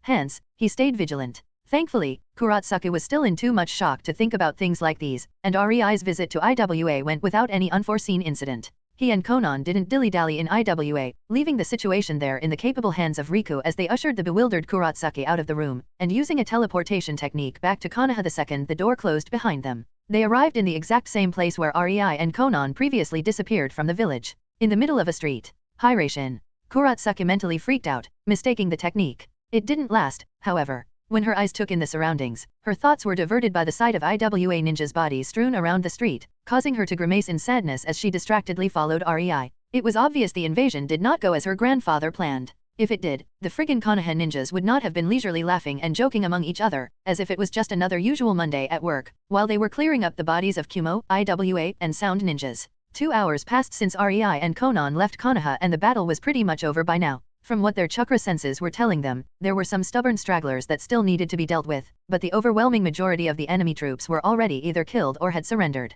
Eventually, Rei, Konan, and the disheartened Kurotsuki reached the arena, and Rei led them to where he could feel Pakura still leisurely sitting. She was still in the same spot as when they left, much to Rei's amused surprise. Well, he could feel the showdown between Temari and Oniki was still not concluded, so it was only natural that Pakura would pay attention to it so no mishap happened to Temari. After all, Oniki was a highly dangerous ninja despite his old age. One good hit and Temari could be in danger. This fight was supposed to be a training exercise for the girl, and while a bit of danger was healthy for her awareness, by now every woman of Rei adopted his distaste for putting their protégés at unnecessary life-threatening risks. It sure worked for those who survived them. Pakura was taught that way and she became a legend in Suna during the Third Ninja War. But there were a lot of those that failed at the surviving part. In Rei's opinion, doing that was just a waste of talent. Nobody was the same, but everybody could be taught and trained to become strong. While some didn't have the predisposition to be great fighters, that didn't mean they could not become competent in the field if a good teaching method was implemented. The necessary approach differed from person to person. Trying to force one kind of approach on everybody just caused a lot of unnecessary casualties. They are still at it? Rei asked as he entered the room where Pakura sat, announcing his presence with the question. Yeah, the old geezer is tenacious as hell. Pakura quipped, not even turning to look at Rei. She could sense him the second he teleported back to Konoha, so she was aware of him when he entered the room too. But I gotta say, I am proud of my girl. I was a bit worried when she underestimated him at the start, but thankfully, she learned her lesson and took the fight seriously since then. When Kurotsuki realized who the person sitting in front of her was, her eyes went wide. Rei told her that her grandfather fought against the Kazekige's apprentice, but Kurotsuki inwardly doubted that. An apprentice would not be strong enough to fight her grandpa? She naturally thought it was actually the Kaze Cage herself who battled Oniki, but here she saw the woman leisurely lounging in a comfortable chair, while Kurotsuka's eyes slowly moved towards the arena, discovering a sight she would have never thought possible. In the arena, a girl not much older than her was facing her ancient grandpa on even footing, pushing him back even. Kurotsuka's jaw dropped to the floor at that. She found it hard to believe this was possible. She fought against her grandfather a lot in her training, but not once did she manage to erase his leisure smile. Yet, Oniki right now was completely focused, his expression grave and full of tiredness. That shook Kurotsuka's confidence like nothing else. It was with great apprehension that Kurotsuka realized the Kaze Cage really had not made a move yet. At that moment, Kurotsuka felt relief fled her as she realized that her decision was correct. For, there was no way her grandfather would have survived this situation without the deal she made with her new master. Now, she had a different problem. How the hell was she supposed to explain it to her grandpa in a way that won't send him into a fit of rage? Logic didn't work on her family. Chapter 452, Temari vs Oniki, Finn. In Naruto, Reborn with Talent. Rei didn't instantly intervene and interrupt the match between Temari and Oniki. He wanted to see Temari's full prowess, and what better time to witness it than a fight against a cage-level opponent where she is forced to give her all? Instead, he gestured to Konan to get comfortable and sat on a chair next to Pakura, causing Kurotsuka to awkwardly stand in her spot and uncomprehendingly stare between them and the fight where her grandfather was having a hard time. She opened her mouth, about to remind her new master he was supposed to stop the fight, but one look from Konan shut her up really fast, making her huff and flop into a chair a bit away from the trio as she crossed her arms under her chest and scowled. "Ma, don't be so childish, Kuro-chan." Rei quipped, "Don't worry, I will make sure your granddaddy will survive the fight, but I want to see the fight, so bear with me for a little bit, okay?" Kurotsuka did not reply nor even turn towards him, but he saw her shoulders sag a bit and that was an answer enough for him. Smiling to himself, Rei turned back towards the ongoing battle. He could plainly see the fight evolved to a whole new level since he left 2 hours ago. Temari was no longer using her battle fan nor any wind jutsus, deeming them useless against Oniki, who could easily dodge any of them except ones with the widest area of effect. Instead of these, Temari was fully focused on her magnet release and gravity manipulation. Oniki, on the other hand, started to use more of his earth manipulation, not using his bloodline willy-nilly as he did at the start. Now when he used it, it had some serious juice and aimed to destroy a lot more than just make a small hole in whatever it hit. Down in the arena, an intense exchange of numerous small flying objects made of iron sand, something Rei knew Temari was working on, but her control over it wasn't quite there yet the last time he saw her practice with it, rushing at Oniki. From what Rei could tell, these objects would have never reached that kind of speed with just magnet release. The biggest problem with sand manipulation techniques was their speed. In the higher leagues, the user had to rely on trapping their opponent because chakra could enhance the speed of whatever was manipulated only so far. Temari, however, was also using gravity manipulation in tandem with it, lowering the weight of these objects to featherlight, causing their speed to become 3 to 4 times higher. Oniki was having a hard time dodging the unceasing hail of projectiles and acted accordingly. His skin was almost black, hardened to the highest degree with earth chakra, and he also started hovering closer to the ground in order to have quick access to earth walls. But despite spamming numerous earth walls to stop the projectiles, their sheer number usually punched through the walls. It did slow them down, however, and gave Oniki the necessary time to dodge the hell out of their way. Yet, Rei could see a few gashes on Oniki already, telling him that not everything was cleanly dodged. Temari wasn't stupid. The second she saw her approach was not working, she slightly adjusted her strategy, trying to get past Oniki's defenses, but Oniki was experienced enough to understand this and counter it. That's why the fight turned into a tactical tug of war, both combatants waiting until the other made a mistake. It came sooner than Rei would have thought. Just 5 minutes into his watching, Oniki managed to sneak in a small localized earthquake under Temari's feet. It wasn't anything grand, just a small shake, but it was enough to briefly disrupt her focus, slowing down her projectiles and giving Oniki the much-needed few seconds for a counterattack. Temari barely managed to regain her balance, only for her eyes to widen as she noticed a massive white beam heading directly towards her. She didn't have enough time to dodge it and felt déjà vu about what happened earlier. This was why she didn't let up on her offensive. Oniki's bloodline was far too destructive and far too fast. She didn't allow him to use it without being prepared to evade it. Yet, this momentary lapse in focus cost her dearly. Temari knew there was only one thing she could do to save herself from being disintegrated. Only one jutsu of hers had the necessary properties to block such a powerful dust release point blank. But she was reluctant. The attack was not yet controllable enough. To hell with it. Temari inwardly snarled, knowing she didn't have a choice anyway. Between possibly being ripped to shreds by her own attack and being definitely disintegrated, the choice with even a slight chance of survival seemed better to her. Focusing in front of herself, Temari molded her earth chakra in a very complicated manner. It took barely a split of a second for a small, barely visible dot to appear, seemingly sucking in the air around itself as it started to quickly grow, reaching the size of a ping-pong ball. It didn't manage to grow more as Oniki's dust release beam smashed directly into it. Temeri nor Oniki didn't manage to even register what happened before a shockwave hit them, sending them flying back like a ragdoll in the opposite directions before they both hit the wall of the arena behind them, punching right through it with their bodies. Rei, Konan, and Pakura only watched with astonishment. The shockwave impacted the ground and the walls all around, horribly cracking them. The only reason the spectator spots were not affected was that the barrier that safeguarded them during the matches still worked.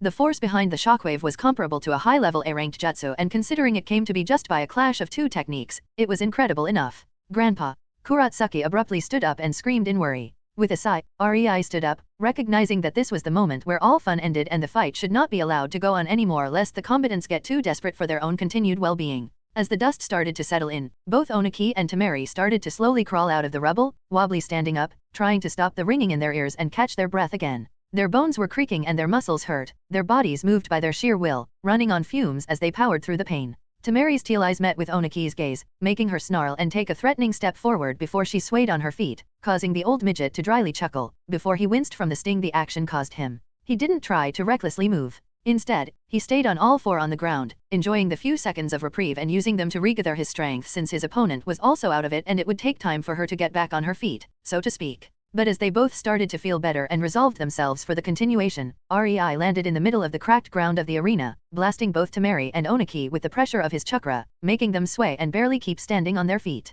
I think that's enough for the both of you, Rei casually stated. He didn't put all that much effort into that pressure since he didn't want to hurt them, but it was so sudden that the still mostly disoriented fighters were greatly affected. Their bodies locked up, tensing from the threat, and that was the mistake. At that moment, the two lost control of their bodies, even if only for a brief split of a second. Since they were already using mostly willpower to force themselves to move, losing their focus was enough for the exhaustion of their bodies to hit them like a proverbial truck, causing them to collapse. As both Oniki and Temeri flopped down onto the ground, unable to move, they knew there was no getting up from this one. Damn it, my back hurts. Oniki grumbled with a grimace, and here I thought I would outlive the old monkey bastard. Chapter 453, Shocking Reveal. In Naruto, Reborn with Talent. Damn it, my back hurt. Oniki grumbled with a grimace, and here I thought I would outlive the old monkey bastard.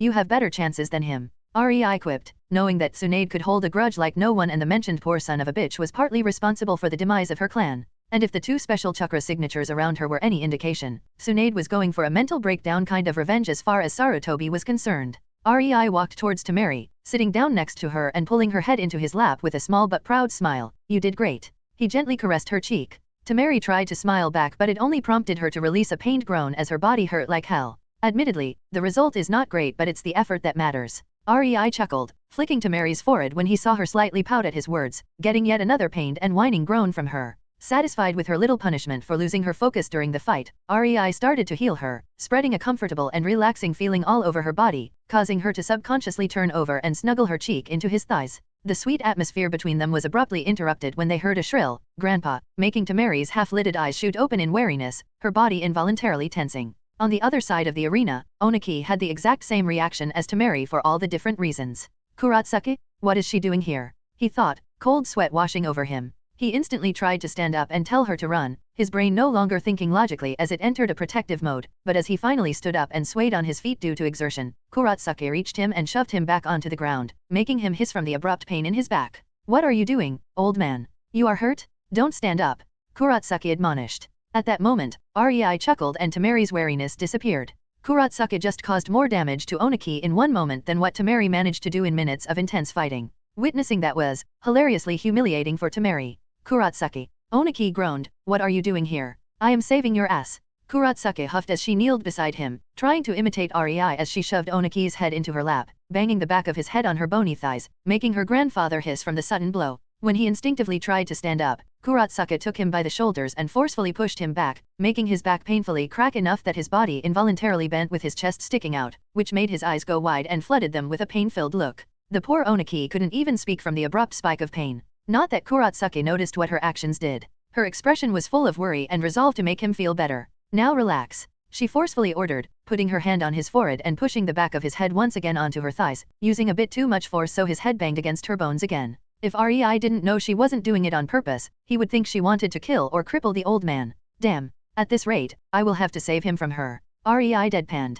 Pakura and Konan, who had just arrived at the scene and now stood behind Rei's back, put their hands on his shoulders in a show of support. They could feel his exasperation, but the spectacle in front of them was far too amusing for them to intervene. Realizing there was nobody other than him who would step in before more harm could come to the old midget, Rei sighed and spoke to Oniki and Kurotsuki. Oniki, just listen to your granddaughter and relax. We have no intentions to attack you right now. Oniki's gaze was redirected towards Rei, causing his pupils to constrict a bit when he saw and realized the dynamics between him and the three women around him. They all felt pretty powerful to Oniki and that just made him that much more uneasy. And who are you? Oniki rasped in a tired yet cautious voice. He had never seen the man who was so tenderly tending to Temari and that made him wary. With his information network, he should have been aware of all the major players in the world. The man clearly had a close bond with all three women, of which one was Kaze Kage, so that made him Iwagakure's enemy by default. Me. Rei raised an eyebrow at him, feeling a bit mischievous. I am Rei from Yozora. He quipped and shrugged, enjoying how Oniki became speechless at that admission.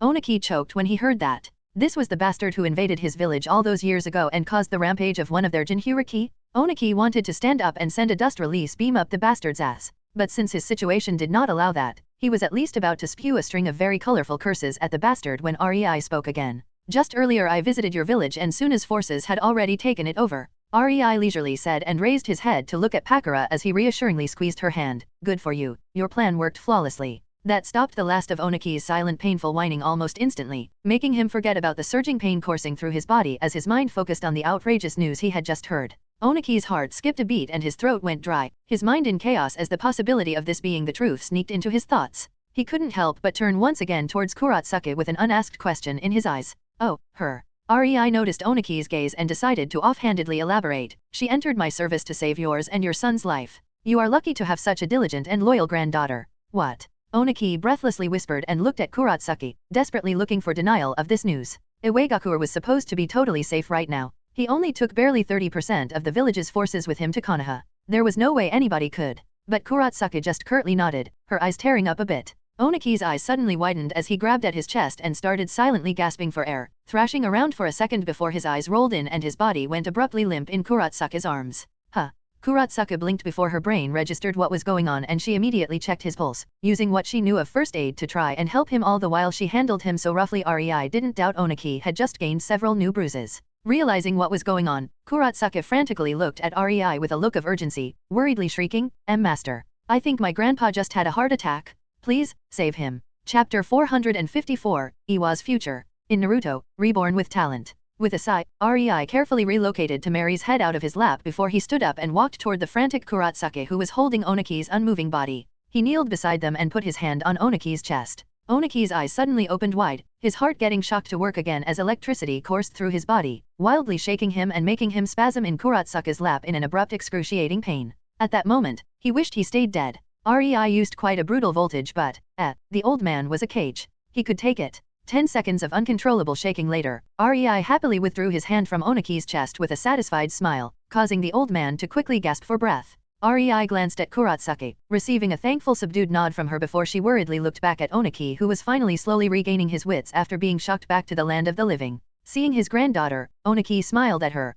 Kurotsuki. I just had the most ridiculous dream where Iwa was taken over and you. He suddenly stopped, owlishly blinking at the grimacing girl as a realization hit him. It wasn't a dream, was it? Kurotsuki apologetically smiled and mutely nodded. Oniki's eyes once again rolled back and his body went limp in her lap. Rei's smile froze and the corners of his lips started to twitch as he heard the soft giggling of Temari, Pakura, and Konan behind his back. They were apparently having great fun at his expense. All right. We can do this all day, old man. I have time. Rei muttered under his nose as his eyebrows twitched and his lips morphed into a vindictive smile. Raising his hand, lightning chakra crackled in between his fingers. Needless to say, Oniki got another 10-second body shake free of cost and once again woke up with a painful gasp and wide eyes. Will I have to wake you up again? Rei asked with a twitching left eye, staring Oniki directly into his eyes. Oniki understood the underlying threat in his words and with a tearful expression he slightly shook his head. No, no more. Good.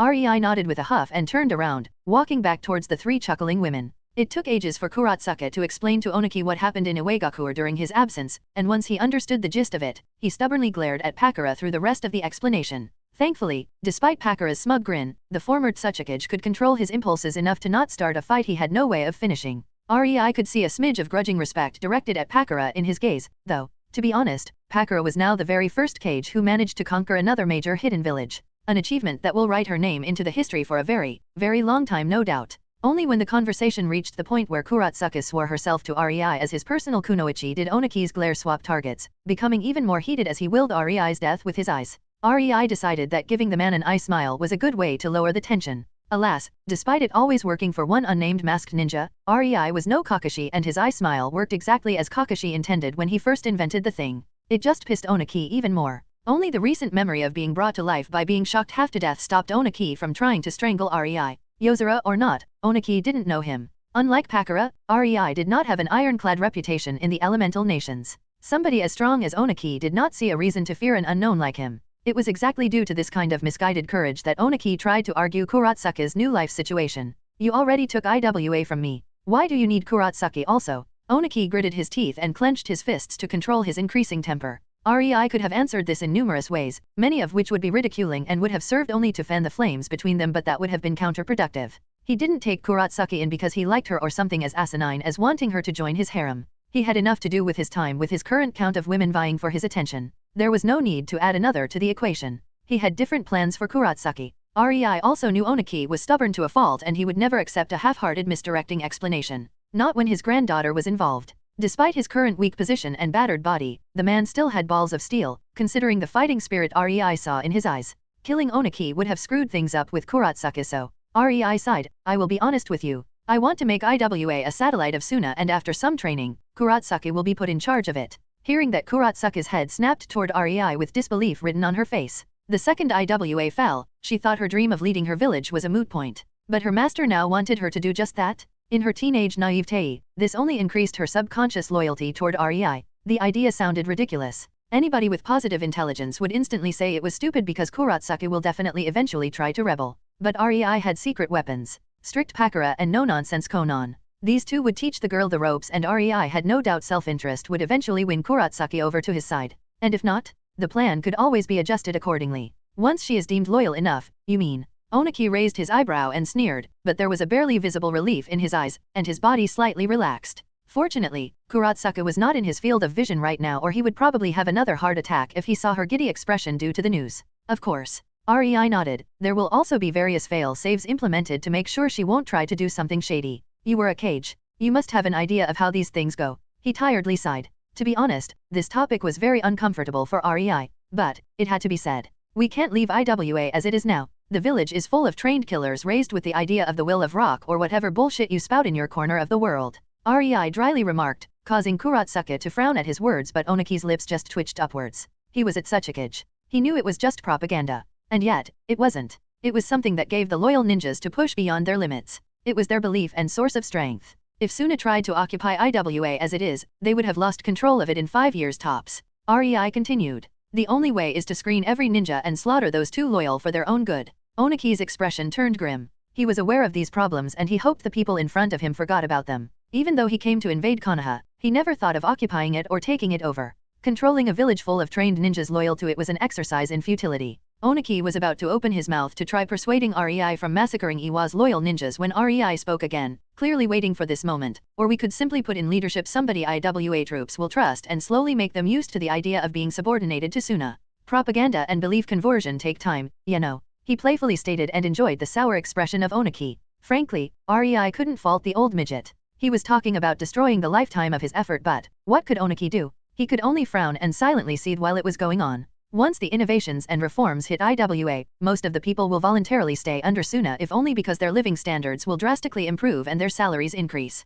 You want to destroy my legacy by using my family member? Oniki mumbled. REI didn't reply to Oniki's sentence. He could keep trying to persuade him that it was better for the world if the ninja villages united like this, but for someone like Oniki, someone who spent his lifetime trying to make IWA great and other villages weak, it wouldn't have mattered. Just the idea was a direct offense against everything Oniki had ever fought for. Kurotsuka could only helplessly stare between the nonchalant REI and the sullen Oniki, not knowing what to do to improve the mood, completely lost. Oniki might have seemed resigned, but he was a ninja. REI knew the midget was already plotting how to use his plan to his advantage to take his village back from its oppressors. Unfortunately for him, REI wouldn't let that happen. He finally got IWA into his grasp. No way was he letting it go. The first chance he got, he intended to put a lot of surveillance seals around it, and give access to them to the loyal Suna ninjas overseeing the village. No coup was gonna happen. Not on his watch. After all, nobody said Oniki would be just let free to attempt one after this. Chapter 455, Reunion. In Naruto, Reborn with talent. Talking to Oniki was like arguing with a stubborn rock. Oniki wanted to find a way to get some kind of leeway for IWA, not taking no for an answer and being a persistent annoying little dipshit who just wouldn't shut up. As time passed, even the extremely patient REI was slowly getting fed up, whereas Pakura and Konan held themselves back from introducing him to a world of pain only by ignoring him. Fortunately for Oniki's continued existence, REI felt Tsunade and the 3 other chakra signatures with her to finally move towards them. When they arrived, REI could see a satisfied Tsunade, who was almost glowing from smugness, 2 disgruntled and huffy reanimated Senju brothers, and a pig. REI winced when he realized the identity of the pig just as Oniki burst into rambunctious laughter and exclaimed, "Old monkey, I like the remake of your facade." That earned him a mild glare from the man with a heavily swollen and bruised purple head that could barely walk and resembled one big angry pimple. Sarutobi did not have any bone in his body broken, but every muscle was damaged or bruised in some manner. Let's just say the Senju brothers were not amused about his part in their clan's demise. REI watched as Sarutobi angrily wobbled towards the only person in the room he could probably defeat in his current situation, and even that was because Oniki was too exhausted and injured himself, and he couldn't help but feel a twinge of pity for the former third Hokage.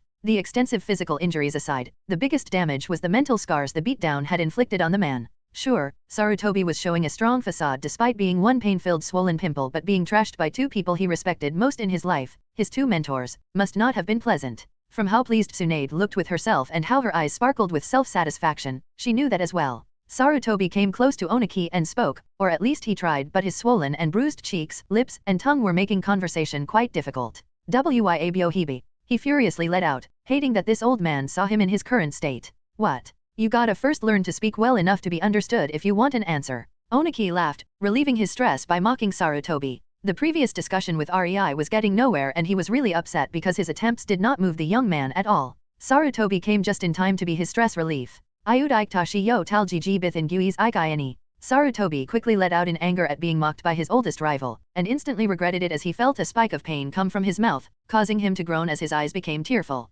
"Ah, is the poor monkey baby in Guwed?" Oniki said in a baby voice and pettily grinned, making Sarutobi incensed. "Shut up, shitflinger, yo." Deciding he had heard enough of juvenile arguing, REI twitched his fingers and a barrier formed around the 2 ancient ninjas, saving the others from having to hear their petty squabbles. The 2 men were too hurt to start physically fighting, and they at least seemed to understand that, so there was no need to watch over them as if they were little kids. REI barely managed to cast the barrier and he already had to brace himself as Tsunade impacted him, embracing him in a warm and tight hug as she cutely rubbed her face on his chest. "Home, sweet home," she giddily whispered as REI relaxed and wryly smiled, circling his arms around her small frame, also embracing her. "Huh, so you are the husband of our little princess." A male voice interrupted their reunion. But the room was instantly washed in potent killing intent coming from Tsunade as she disgruntledly half-turned around, her arms not letting go of REI as she made Hashirama backtrack with her glare before she with huff turned her head back and snuggled into REI's chest again. The Senju brothers got the hint. They just awkwardly but quietly stood around, not knowing what to do, for the next 10 minutes while Tsunade was recharging her REI energy.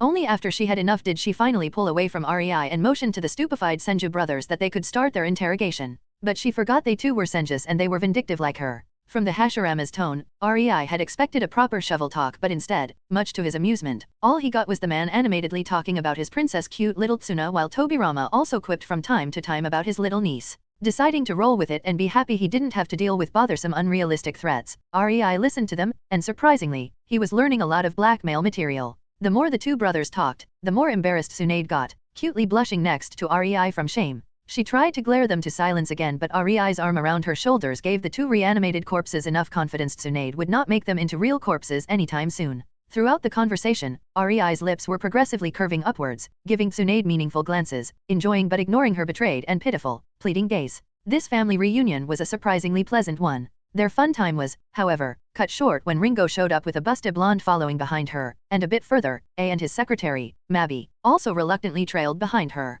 "Done too?" REI amusedly asked, happy that Ringo seemed satisfied with her revenge and that A actually survived it. "Yes, and I even gained a new apprentice." Ringo widely smiled as she pushed Samui a bit forward, giving Konan, Pakura, and Tsunade a smug look. The 3 women looked at each other and shook their heads in exasperation, opting to not comment and let Ringo have this moment. Unfortunately for Ringo, Mei didn't get the memo. She burst through the door, ruining the mood for Ringo and making her eyebrow twitch. "I have arrived." Mei gushed out before taking the hand of her captive and dragging the awkward-looking bee into the room. "Oi, your timing sucks, mist brain." Ringo snarked, crossing her arms under her chest and instantly getting Mei's attention with her remark. "Oh, what's going on?" Mei tilted her head, a mocking smile appearing on her lips as her eyes caught Samui in Ringo's hands. Don't have any curves to show off, so you are showing off somebody else's body. She puffed out her chest at that. The air between them instantly grew tense as Ringo frowned. Don't push your luck, child, Ringo said, walking towards Mei. Mei also walked forward, and when they reached each other and Ringo had to slightly look up to meet her eyes, she smirked. You should grow up first if you want to keep calling me that. Mei smirked. No, Ringo chuckled, I will only stop when you mentally grow up. So that ain't happening. Kid. Are you implying I am stupid, bitch? Mei's eyes narrowed. On the other side of the room, A, B, Mabi, and Samui walked closer to Rei and his group, not even being surprised at the appearance of the two deceased Hokages. After all, they had seen quite a few ridiculous things in the recent hours, so what's one more? Shouldn't you stop them? A gave Rei a glance, not wanting the two monsters to start really fighting. These two didn't exactly seem the type to mind collateral damage. Rei chuckled and shook his head, inwardly knowing Rei and Ringo were more responsible than a thought. He patted the man's shoulder in reassurance.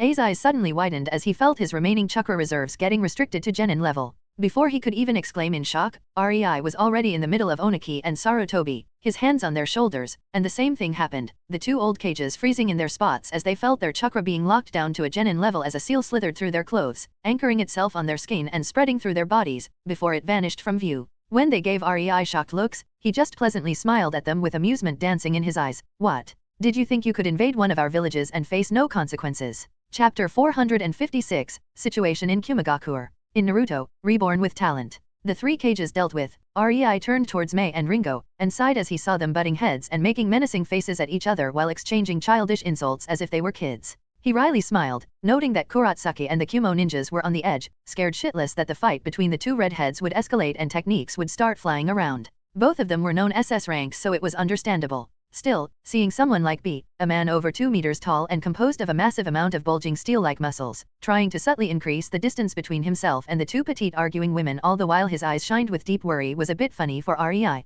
Rei knew there was no danger in letting Mei and Ringo have a go at each other. This was their usual behavior, and despite everything, they never came to blows. He had no idea if they liked insulting each other, but at least they had the common decency to keep their fights strictly verbal when not on the training grounds. Surprisingly enough, the hot-headed woman and the childish woman were both quite responsible with their powers. Shaking his head in fond exasperation, Rei turned toward Konan and asked, "What does the operation in Kumo look like?" "Wait, what operation in Kumo?" A instantly exclaimed in bewilderment, starting to get angry as his imagination started to run free. The other three Kumo ninjas in the room also seemed uncomfortable at the sudden shift in the topic, but they recognized their position and stayed silent. Only Samui seemed more or less cool with whatever. Poor girl. Rei noticed she was in a deep inner conflict right now. He had no idea what it was about, but he could come to a few conclusions considering Ringo introduced her as her new apprentice while walking inside the room alongside A and Mabi. Oh, well, not my problem. Rei shrugged these thoughts off. Well, of course, we hit Uegakure and Kumogakure both. Isn't that obvious?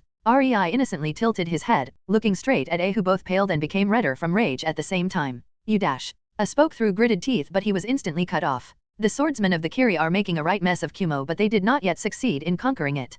Konan interrupted, reporting what was going on. That was expected. Rei liked to think he was a realist, even though he occasionally had his own bouts of unrealistic insanity. The situations in Iwa and Kumo were different. Iwa was besieged by the force of an entire hidden village, and it was a proper invasion.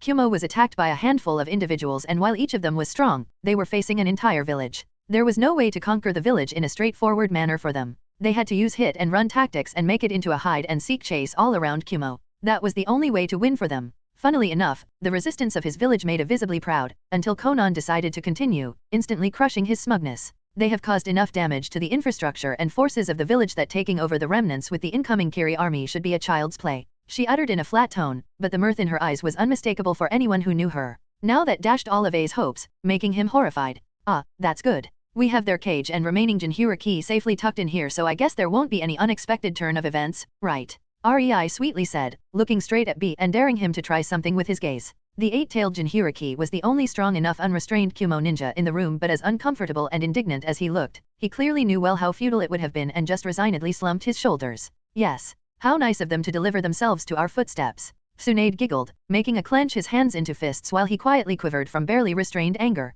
It wasn't only his village that was at risk. He already exchanged Samui for Mabi's and his life, so it wouldn't do to ruin her albeit unwilling but nevertheless noble sacrifice with his temper tantrum. If Samui heard his thoughts, she would have outwardly frowned, and inwardly sneered at the audacity of the man. What about the casualties? Rei continued asking about the attack on Kumo. Since Ringo was preoccupied with Mei, at least someone had to care about Kiri ninjas. Though, REI could see Ringo was listening to Conan's reports with one ear as she continued arguing with Mei, so she probably cared more than she let on. Being the Mizukage definitely changed her a bit, and REI was happy for her. The Kiri swordsman had suffered 2 casualties so far and 3 of them are too injured to continue fighting. Conan briefly glanced at Ringo. One of these is Sabuza. She informed the redhead, who briefly stiffened and gave a barely audible nod, not even bothering to turn toward Conan as she continued glaring at Mei. Seeing that Ringo received the information, Conan turned towards A. The casualties on the Kumo side are around 400 bodies currently. She flatly said, not caring one way or the other. A was clearly conflicted about the information, but in the end, he just gave Conan a small but heavy nod of appreciation.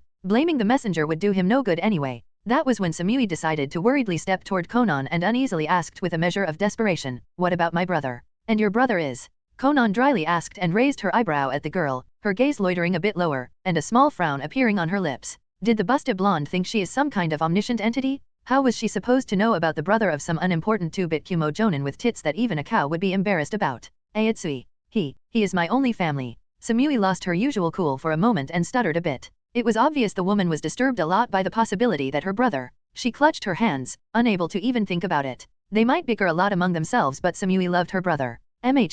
Conan non-committally hummed, not looking in Samui's direction and staying silent for a few seconds, making Samui more and more nervous. Samui had no idea if Conan was ignoring her or searching for the information because the woman was just standing in her place, her mind seemingly elsewhere. Fortunately, Conan blinked before Samui's fragile patience could run out. Your brother is fine. His left arm, right collar bone, and both legs are broken and he is bedridden in a medical tent, but he is alive. Conan informed, making Samui sag in relief. Conan, send the swordsman an order from their Mizukage to not attack the medical tents. REI piped in, knowing well such tactics were entirely possible to happen. Both Oniki and A watched in disbelief that Ringo didn't even twitch when REI ordered her ninjas for her. Their eyes drifted from the man to the woman, who was too busy butting heads with Mei, and back, unable to comprehend the dynamics in this group.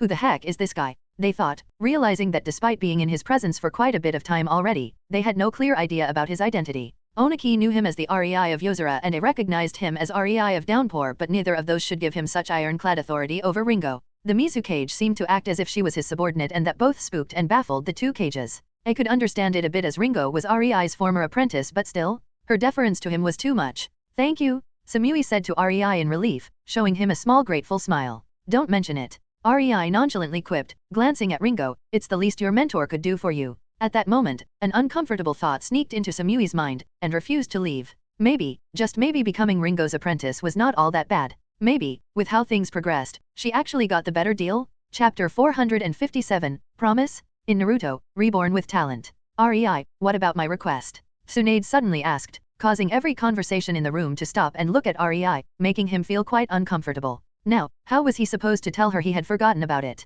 An awkward silence spread throughout the room and several people raised their eyebrows after a moment, but REI was too preoccupied trying to figure out a way out. Suddenly, REI visibly brightened up, opening his mouth, and many people in the room, even the losers who lost their villages, were extremely curious about what he would say, only to deadpan when he self-righteously and cheerfully exclaimed, I had forgotten. Tobirama instantly looked at Hashirama, who sheepishly chuckled, knowing that when dealing with an Uzumaki woman you should never be so cheerful about these things. They both were expecting the poor guy to get the beatdown of the century, but REI approached Tsunade, who had a sullen look, and gently caressed her cheek while gently asking as he put his forehead on hers, will you forgive me? Tsunade meekly nodded, smiling shyly at REI. That's a dirty trick and you know it, she whispered, embarrassedly pouting a bit as she felt the pulse of soothing chakra enter her system through REI's hand on her cheek. REI cheekily grinned, but you love every second of it. He pecked her lips, making her quietly hum in appreciation as their hands joined and they stared into each other's eyes with a lovey-dovey atmosphere spreading around them. Needless to say, both Tobirama and Hashirama's jaws dropped to the floor in disbelief. Tobirama, are you seeing the same thing as me? Hashirama asked, rubbing his eyes. Maybe something in the Edo Tensei technique made him hallucinate? Possibly. Tobirama shortly nodded but didn't confirm anything. Who knew if Orochimaru didn't mess something up and made them hallucinate? Should we ask for tutelage? Hashirama unsurely glanced at Tobirama. Definitely. Tobirama once again nodded. In hindsight, who cared if this was a hallucination? He wanted to learn that? But we are already dead. Hashirama sheepishly reminded Tobirama. Would they even need such a skill in the afterlife? He wouldn't know. He couldn't remember anything after his death, after all. Tobirama turned towards Hashirama with a serious expression adorning his face. If there is even a minuscule chance of meeting Mito in the afterlife, I'd rather know this technique when explaining how our clan perished. He glanced at Sarutobi. Hiruzen noticed it, and worse yet, He heard the last bits of their talk and he drastically paled, going from angry purple-black to Orochimaru-approved skin complexion in seconds. Suddenly, even he started to rapidly gain interest in this technique. It took a few moments of poking and weakly shoving each other as they exchanged meaningful looks, but Hashirama eventually lost in their brotherly exchange and stepped forward, sheepishly walking towards the lovey-dovey couple. He weakly tried but instantly stopped as he saw Tsunade glaring at him from the corner of her eyes. One more word, grandfather, and I will make sure you will need a second funeral. She slightly turned her head towards him and half growled. But I didn't say anything yet. Hashirama's sweat dropped but, yes, dear. He answered on instinct, trained from decades of marriage with Mito. Turning back, Hashirama walked back to Tobirama and mournfully said, apparently, there is no trick. Just pure love. He apologetically smiled. Tobirama silently deadpanned at him before flatly saying, I heard her. Hashirama firmly nodded, no shame visible on his face as if he wasn't just caught in a white lie. Your turn, then. She is your granddaughter. Tobirama urged, trying to wordlessly persuade Hashirama that she will listen to him the most. She is your grandniece. Hashirama disagreed and stubbornly stared back at his brother. And she can hear you, Tsunade exclaimed, making them stiffly straighten their backs at her tone while inwardly cursing that she inherited Mito's trademark annoyed voice. Rei was extremely amused by the shenanigans of his in-laws and Tsunade, but as a man, he decided to earn himself a few brownie points from his already deceased extended family and cupped Tsunade's cheek, gently turning her face back towards him. Her seething look slowly and reluctantly turned into a slightly embarrassed pout as Rei in silence admired her beautiful eyes for a moment. Only when he saw she was in a good enough mood to listen, he spoke again. Since I forgot about the promise, how about I make it right? He coaxingly asked. To be honest, the promise was nothing hard. He could have fulfilled it on the spot right now. Hell, he could have volunteered himself and it would have been just a slight inconvenience. But it was a matter of principle. He forgot a promise and that would usually make every woman angry. What do you have in mind? Tsunade mumbled.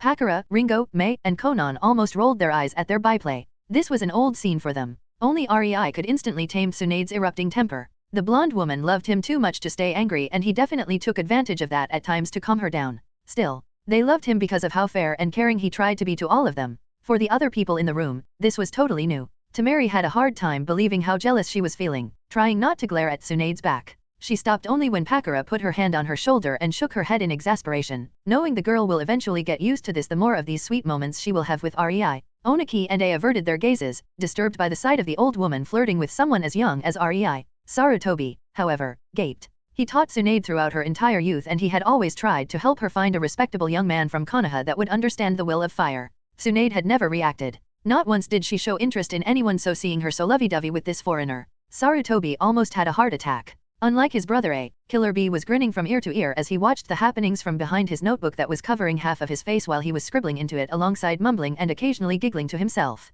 He was on the verge of making a new hit. He could feel it. Kuratsuki, Mabi, and Samui all blushed but couldn't help throwing glances at the couple. While Mabi was open about her interest, Kuratsuki and Samui kept their cool and stubbornly refused to show open interest, unlike Mabi who was quietly eyeing and owing to herself. It was then that Rei gestured with his head towards Samui. Why not try out the prowess of Ringo's new apprentice and do your little experiment at the same time? He nonchalantly said. Samui's mind froze when she heard him, making her eyes snap completely towards them as unease filled them. Experiment? Nope, nope, nope. Not cool, not interested, not when it is something for these batshit crazy people? Alas. If she does good, we might even give Kimagakuer to her to govern. Rei said to Tsunade as if Samui was not there, and grinned in satisfaction when from the corner of his eyes, he noticed that Samui suddenly seemed much less reluctant after his last admission. Oh, she still seemed unwilling but her cold eyes gained a pondering gleam. Rei turned towards the second busted blonde in the room and asked, what do you say? Samui was at loss about what to say. Her usually cool expression wavered as she glanced at A, before looking down at her own hands and tightly clutching them. What did she really desire? She had never asked this herself. She mostly wanted to survive, but now that she was offered more, did she dare to go for it? She raised her eyes back towards Rei. Chapter 458, Teresa. In Naruto, Reborn with Talent. It was hard for Samui to decide what she should do. The lingering loyalty to the Raikage was making her hesitate a lot. One doesn't get raised with a particular mindset and then can throw it away at a moment's notice. Only the fact she was utterly pissed at A made her ignore some of her urges born of ingrained loyalty. What do you want me to do? In the end, she coolly asked with determination shining in her eyes. More reasons for denying it flashed through her mind than reasons for accepting. She didn't desire the power of a leadership position. In fact, Samui was pretty content in her current rank and with her current responsibilities. But she knew that was all gonna change now that she was under Ringo's tutelage anyway. She had no idea what changes would come to Kumo, but as a conquered village, Samui did not imagine a very good outcome. The problem was, even if she disregarded her inner voice screaming at her to do her best for her village, she still had acquaintances and friends there. Her hot-headed brother was part of Kumo too, and Samui did not want the choice that was forced upon her to affect him. She was aware that if a relative deserted, the entire family would be under heavy scrutiny, suffering from passive harassment like inability to move up in ranks due to suspicion. It's how the system worked. Just one more way to prevent those with family to desert the village in the face of a suicide mission or the like. And while Samui had no idea if this rule would persist despite A's dethroning, if she became the Raikage, she would be able to make sure her brother and friends were safe. It was not a grand reason, nor was it a proper one, but it was a reason that made her choose this path. Rei chuckled at Samui's determination. She acted as if he was going to ask her to do some grand task or something. You will fight one of Tsunade's, how to call it? Experiment? Nah, one of Tsunade's current patients. Yeah, that sounds about right. Rei mused aloud, making the uninformed spectators confused. Sarutobi, however, looked at Tsunade with shock and disgust. I had no idea you could have fallen so low to imitate Orochimaru, he said in deep disappointment. Naturally, that made the three senjus in the room cringe and look at him in accusatory disbelief, their gazes reminding Sarutobi he was not in any position to judge anybody when it came to morals. Tsunade didn't care for Sarutobi's accusations and just mentally gave her patient a heads up before she activated a teleportation seal on her. And in the room, a silver-eyed woman with pale blonde hair dropping down her shoulders appeared. She wore light armor and on her back was a big claymore sword. Ringo raised her eyebrow at Tsunade. Teresa is already fit enough to fight? It's been only a week at best since you started treating her. Ringo was a bit unhappy that she was not informed of this. Claymores were swordswomen like her and the prospect of fighting the strongest claymore was mouth-watering to Ringo. Who do you think I am? Tsunade rolled her eyes at the redhead. She is well enough to face off against a jonin, not a brute like you. She scoffed. Despite her temperamental nature, Tsunade took the well-being of her patients very seriously. As if she would allow Ringo to spar with Teresa anytime soon? The only person who can abuse her patients is her? Teresa ignored the conversation about her and the looks she was getting from the people around and her eyes sparkled when she noticed Rei. She walked toward him, and excitedly exclaimed, "Are you going to play with me again?" Rei chuckled and shook his head, much to Teresa's disappointment. She was like a child and during the past week, she spent most of her time with Rei since Tsunade dumped her care onto him because of how busy she was with the Chunin exams. Caring for a woman who remembered almost nothing was a bit similar to caring about a curious child. Fortunately for Rei, after training both Ringo and Mei, especially Mei, he knew how to handle overly excitable and curious children. He had used her state to create several games, which were basically rehabilitation training in disguise, becoming Teresa's new favorite person for playing with her. Honestly, during the course of the week, some of her memories returned and she started settling back down into her old personality a bit, but it was still a work in progress and the woman had her bouts of childishness here and there. No, Teresa. Rei started patting the woman's head, only to notice a few people in the room give him weird looks, causing him to stop talking and frown. He thought about what was the problem only to notice the position he was currently in. He was giving head pats to a seemingly impressionable beautiful woman that acted like a child. A realization suddenly hit him and he scowled while turning toward those ingrates as he exclaimed in exasperated outrage, "It's not like that. We understand." Tobirama wisely nodded, trying to assure Rei, "Your fetishes are safe with us." Hashirama resolutely nodded too. To each their own, grandson-in-law, as long as your wives don't mind. My granddaughter is in the service of a pervert. Oniki thought, shooting horrified looks at Rei. Tsunade? A little help here. Rei turned to the most capable person to explain the situation, only to find her grinning at him. The second he saw her expression, Rei knew he fucked up. Should I tell them how you motivated her with candy? Tsunade playfully asked, causing Rei to groan as the intensity of the accusatory looks he was receiving doubled. Well, of course, he was motivating her with candy. She had the mentality of a child due to her memory loss. What else was he supposed to use? Rei gave Tsunade a half-hearted glare, but the woman was not quite done yet. Or perhaps mention about how you slept with her at night. Tsunade innocently asked. He also told her a story about claymores before sleep to jumpstart her memory. That one doesn't count. Also, that's not what happened and you know it, Tsunade Senju. I distinctly remember you being in the bed too, Rei gruffly said, crossing his arms on his chest as he gave her a pointed look. But Tsunade had the best answer for that already prepared. Oh, yeah, I do remember. That was kinky. She dreamily sighed, dragging Rei's reputation down even more as the imagination of those around ran wild. Rei realized she was doing this on purpose, and not just to slightly tease him. He deeply sighed and rubbed the bridge of his nose. What did I do to deserve this? He tiredly asked. To which Tsunade just shrugged. You forgot a promise. Rei wryly smiled, having no rebuke for that. To be honest, Rei didn't mind this small revenge of hers. He didn't care what most of the people in the room thought about him. His wives and Temari knew Tsunade enough to realize what she was doing and if Hashirama and Tobirama took this banter seriously, he would know. With their personality, it would be impossible for them to not have an outburst. Suddenly, Rei felt his sleeve being pulled and he turned to the right, coming face to face with Teresa who tilted her head. So, a game. Rei chuckled and pointed at Samui. She will play with you. Of course, that only earned him a disbelieving look from the cool blonde. When she heard she would have to fight somebody, she didn't expect it to be a woman who acted as if she was a child. Chapter 459, Teresa vs. In Naruto, Reborn with Talent. Samui had no idea how she got into this kind of situation, but right now, she stood in the decimated Konoha arena, standing opposite Teresa, who was happily swinging her massive claymore with one arm, causing a wry smile to appear on Samui's face as she readied herself for the fight. Why am I doing this again? A grumpy voice grumbled next to Samui, making her even more upset. Fighting Teresa was one thing. The thought that the fight will be 2 versus 1 was another. It was simply rubbing Samui the wrong way. Kurotsuke huffily stood with her arms crossed on her chest as she glared at Teresa. Unlike Samui, who was given a choice, she had to participate because REI ordered her to not make it too easy on Teresa. He said, as if some malnourished airhead could defeat her. Even in one-on-one, Kurotsuke doubted she would lose, so having to double tag the thin blonde made her feel distasteful. When she complained about this to REI, he only laughed out loud at her and asked her if she was a samurai or a ninja. The bastard? Ninjas could have honor too. But Kurotsuke quickly realized she would not get out of this fight, so she decided to show REI it was a bad idea by beating Teresa black and blue by herself. Who cared about some Kumo bitch with tits larger than the faces of past Hokages on the Hokage monument anyway? Just as the match was about to start, let's work together, Samui said, deciding not to underestimate Teresa. If her new teacher's lover said the girl could handle her and Kurotsuke, Samui was not about to disregard that warning. It was better to keep a cold head and consider the possibilities.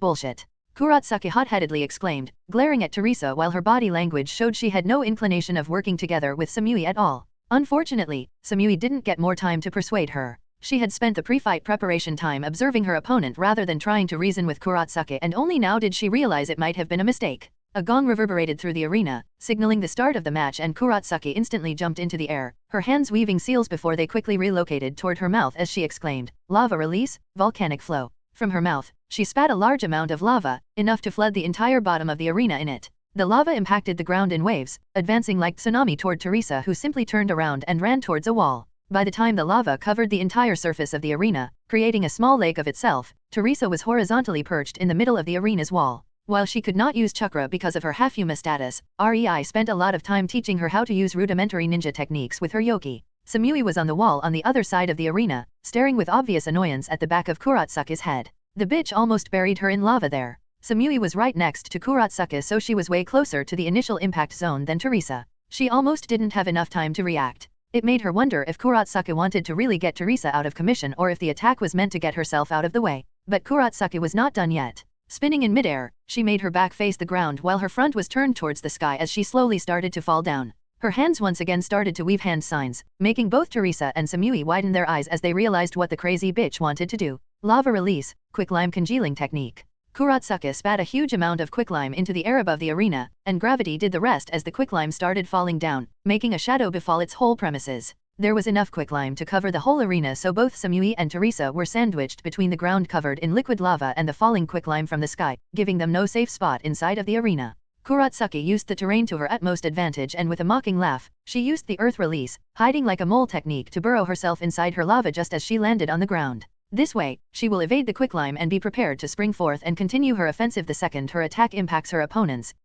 opponent. Samui's eyes grew dull and her expression darkened as she watched the incoming heavy and thick quicklime that was gaining falling momentum the closer it got to the ground. Who would have thought the IWA bitch would possess brains sufficient to make a strategy like this? Frowning, Samui unsheathed her sword and fed it lightning chakra as she prepared to slash her way through the quicklime. She refused to go down so easily. On the other side of the arena, Teresa happily smiled, squeezing the hilt of her claymore, causing the blade to be covered by crimson yoki full of malevolence as her silver eyes shined and curiously roamed over the falling substance above her head. Suddenly, her gaze stopped on a particular place and her head tilted a bit, her smile turning serene. So that's the weak spot. She slightly nodded to herself and crouched down. With one mighty leap, Teresa closed the distance between her and the falling quicklime, her sword blurring in insanely swift movements as the quicklime in the weak spot was obliterated to fine powder by hundreds of slashes, just enough for a petite person like her to pass through, and Teresa's leap continued unimpeded. The quicklime landed on the lava, mixing with it and creating a hissing sound as the two together started to harden, quickly creating new ground just before Teresa's body reached it and landed in a crouch before nonchalantly standing up as if she just didn't evade an attack that would have been certain death to most shinins.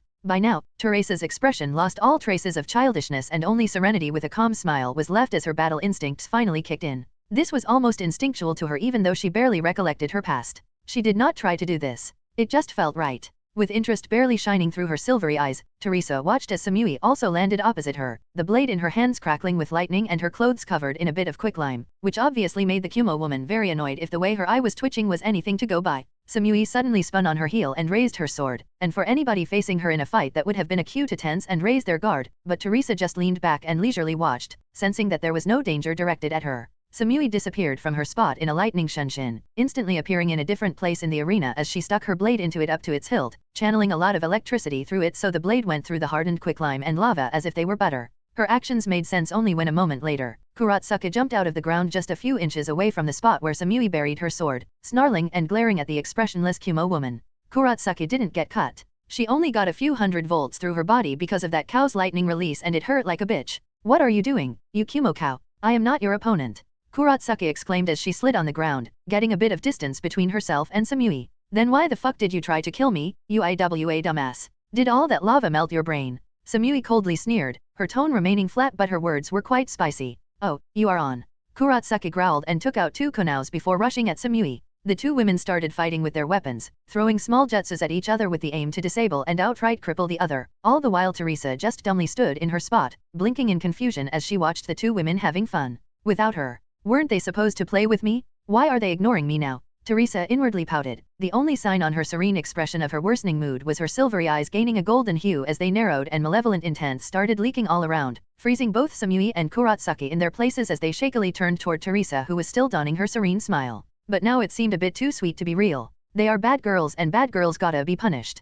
Teresa nodded to herself with a small blush, remembering as Rei spanked her when she didn't behave herself. Chapter 460, Samui and Kurotsuka in pinch. In Naruto, Reborn with talent. As Samui and Kurotsuka bickered among themselves while exchanging blows with their weapons, suddenly an arcing slash of crimson malevolent yoki flew in between them, almost hitting them both. The two women abruptly hissed as the heat from the slash scorched the surface skin of their hands because of how close to them it was when it passed through, making them reflexively pull them back as they jumped away from the spot, increasing the distance between them and warily turning towards Teresa who was the source of the slash. Stop ignoring me, Teresa melodiously said, but for a keen listener, a pout could be heard in her undertone. Samui and Kurotsuka exchanged a brief glance, both seeing how freaked out the other was while cradling their hurt hand. The damage wasn't excessive and as jonins, the girls were used to being in pain but it was still restricting and distracting. Damaged hands were a big problem for ninjas who usually fought with weapons and needed to weave hand signs. The inwardly sullen Teresa couldn't give a shit about their worries, though. The only prior indication Samui and Kurotsuka got was Teresa briefly tightening her hold on her claymore before she abruptly rushed straight at them. Fortunately, she didn't use shunshin or something like that, so while Teresa's speed was still up there with other jonins enhanced by their chakra, Samui and Kurotsuka had ample time to react. They decided to fight together, for now, and closed the distance between them so they can have each other's back. As Teresa finally arrived close enough, her first slash was blocked by Samui's sword, making Samui's feet slide a few inches back on the ground from the sheer strength behind Teresa's swing. Kurotsuka was about to capitalize and her hands blurred together, only for Teresa's sword to disappear in the middle of its clash and tug of strength with Samui's blade, making Samui utterly stupefied as Teresa spun on her heel and almost bisected Kurotsuka, who just barely evaded her second swing by jumping back, her hands stopped in the middle of weaving the necessary hand signs for her jutsu. Teresa was not done yet. Continuing her spin, her sword rushed through the air, and soon enough, Samui had to quickly turn to her left and quickly position her sword to once again block Teresa's claymore. This time, however, Teresa's sword had enough momentum behind it that Samui was sent flying back and then rolling a few times before she finally managed to regain control and flip herself back onto her feet, sliding to a halt. Samui's eyes were wide with a smidge of fear as she stared at the deceivingly thin and obviously malnourished woman that blew her away with a sword swing. Gulping, Samui pushed some of her lightning chakra into her blade. At first, she didn't want to go seriously against Teresa. The woman looked like she would keel over soon. Pale, thin, slightly sunken cheeks, unnatural pale hair that seemingly lost its coloration. But apparently, she had no other choice. While Samui was dealing with her troubles, Teresa no longer paid her much attention. The second she sent the Kumo woman flying, Teresa turned on her heel and gave chase to Kurotsuka. Unlike Samui, Kurotsuka showed herself capable of using a large area of effect and ranged techniques, and Teresa's instinct screamed at her to not let her, as Rei called it, freecast. Seeing Teresa rushing at her, Kurotsuka snarled and inwardly cursed Samui for her inability to occupy the blonde menace for a while longer as she turned around, running away while employing the very limits of her speed. She didn't intend to only run, but Kurotsuka knew she had nothing on Teresa in close combat. She wasn't a taijutsu or bukaijutsu expert. She was a ninjutsu fighter and Teresa clearly knew how to interrupt her attempts to use her techniques. While running, Kurotsuka tried to weave some hand signs to make the chase harder for Teresa. Kurotsuka thought playing for time was the best course of action right now. She needed the Kumo cow to make herself useful for once and distract the freakish blonde in order for Kurotsuka to be able to use her techniques. A second passed and Kurotsuka was in the middle of weaving the hand signs for her technique when her instincts warned her, and she ducked her head, only for beads of sweat to appear on her forehead as she frightfully realized Teresa's claymore had just passed through the spot where her neck was a moment ago. How did she catch up with me? Kurotsuka freaked out, kicking the ground under her and using her chakra to leap as far away as possible. Kurotsuka was using her chakra to enhance her speed, so even if Teresa could match her speed, she should have been unable to catch up. Unfortunately for Kurotsuka, Teresa's base speed could match Jonin, and while Yoki was shit at complicated techniques like ninjutsu, it had much greater properties for body enhancement. Teresa didn't chase Kurotsuka anymore. Her eyes followed the black-haired girl, letting her know that she still had her attention, but instead of rushing at her, Teresa just tilted her head when Kurotsuka landed several feet away from her. What are you doing? You are supposed to fight me, no? Don't run away, Teresa evenly said, genuinely confused. Rei, Konan, Mei, and Tsunade had never tried to get away from her like this. They just faced her head-on. So it was a bit weird to her that her new playmate is trying to run. That made Kurotsuka pissed, but she could do nothing about it except glare at Teresa. Her eyes suddenly gleamed. But Teresa took a step to the left, cleanly evading a downward slash from Samui's blade aiming to bisect her as electricity arced behind it. Teresa looked at the flabbergasted Samui from the corner of her eyes, but then she hopped a bit back, dodging a stone spike that sprang up from the ground beneath her courtesy of Kurotsuka, who clicked her tongue when she realized she missed. Samui used that time to regain her wits and followed up with her attack, swinging her sword at Teresa. Left, right, stab, feint, stab, left, feint, center, downward slash. Teresa always evaded by the slightest margin to avoid not only the sword but also the lightning chakra coursing from it. As this was happening, Kurotsuka was trying to support Samui, throwing rock bullets, creating rock spikes, and making the terrain uneven in places where she predicted Teresa would dodge. Slowly but surely, Samui's and Kurotsuka's team play was becoming better and better, but the two women were not happy. In fact, they were growing frustrated. Despite Kurotsuka's best efforts, Teresa never, not friggin' once, fell for her traps. Every time she created a rock spike, Teresa would just change the direction of her sidestep or evade it as if she expected it long before the ground beneath her moved. Every time Kurotsuka shifted the terrain, Teresa wasn't surprised at all, adjusting instantly despite not even having an entire second for it.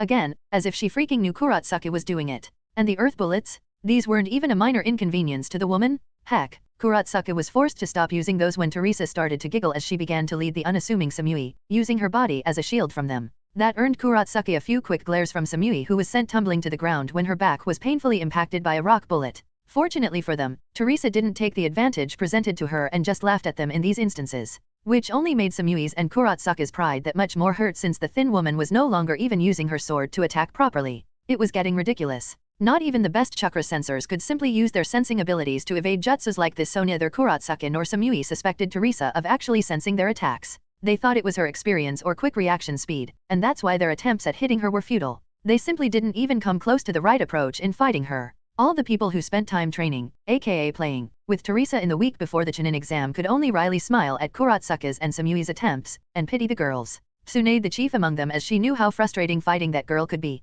Of course, she had never used her full power since she didn't want to make Teresa into a pancake, but she still used S-rank speed, and yet, the malnourished girl whose bones could be seen through her skin actually fucking made even her curse like a sailor at how ridiculously hard it was to land a glancing blow on her, just by predicting attacks through sensing the energy movements. It was a frightening skill in which Teresa was inhumanly proficient. Tsunade surmised that nothing short of catching Teresa off guard with above cage level speed or destroying a large area with insanely powerful ninjutsu could put her down for good. As for winning against her in a fight where she is focused, fat chance average jonins like Samui and Kurotsuka could do that.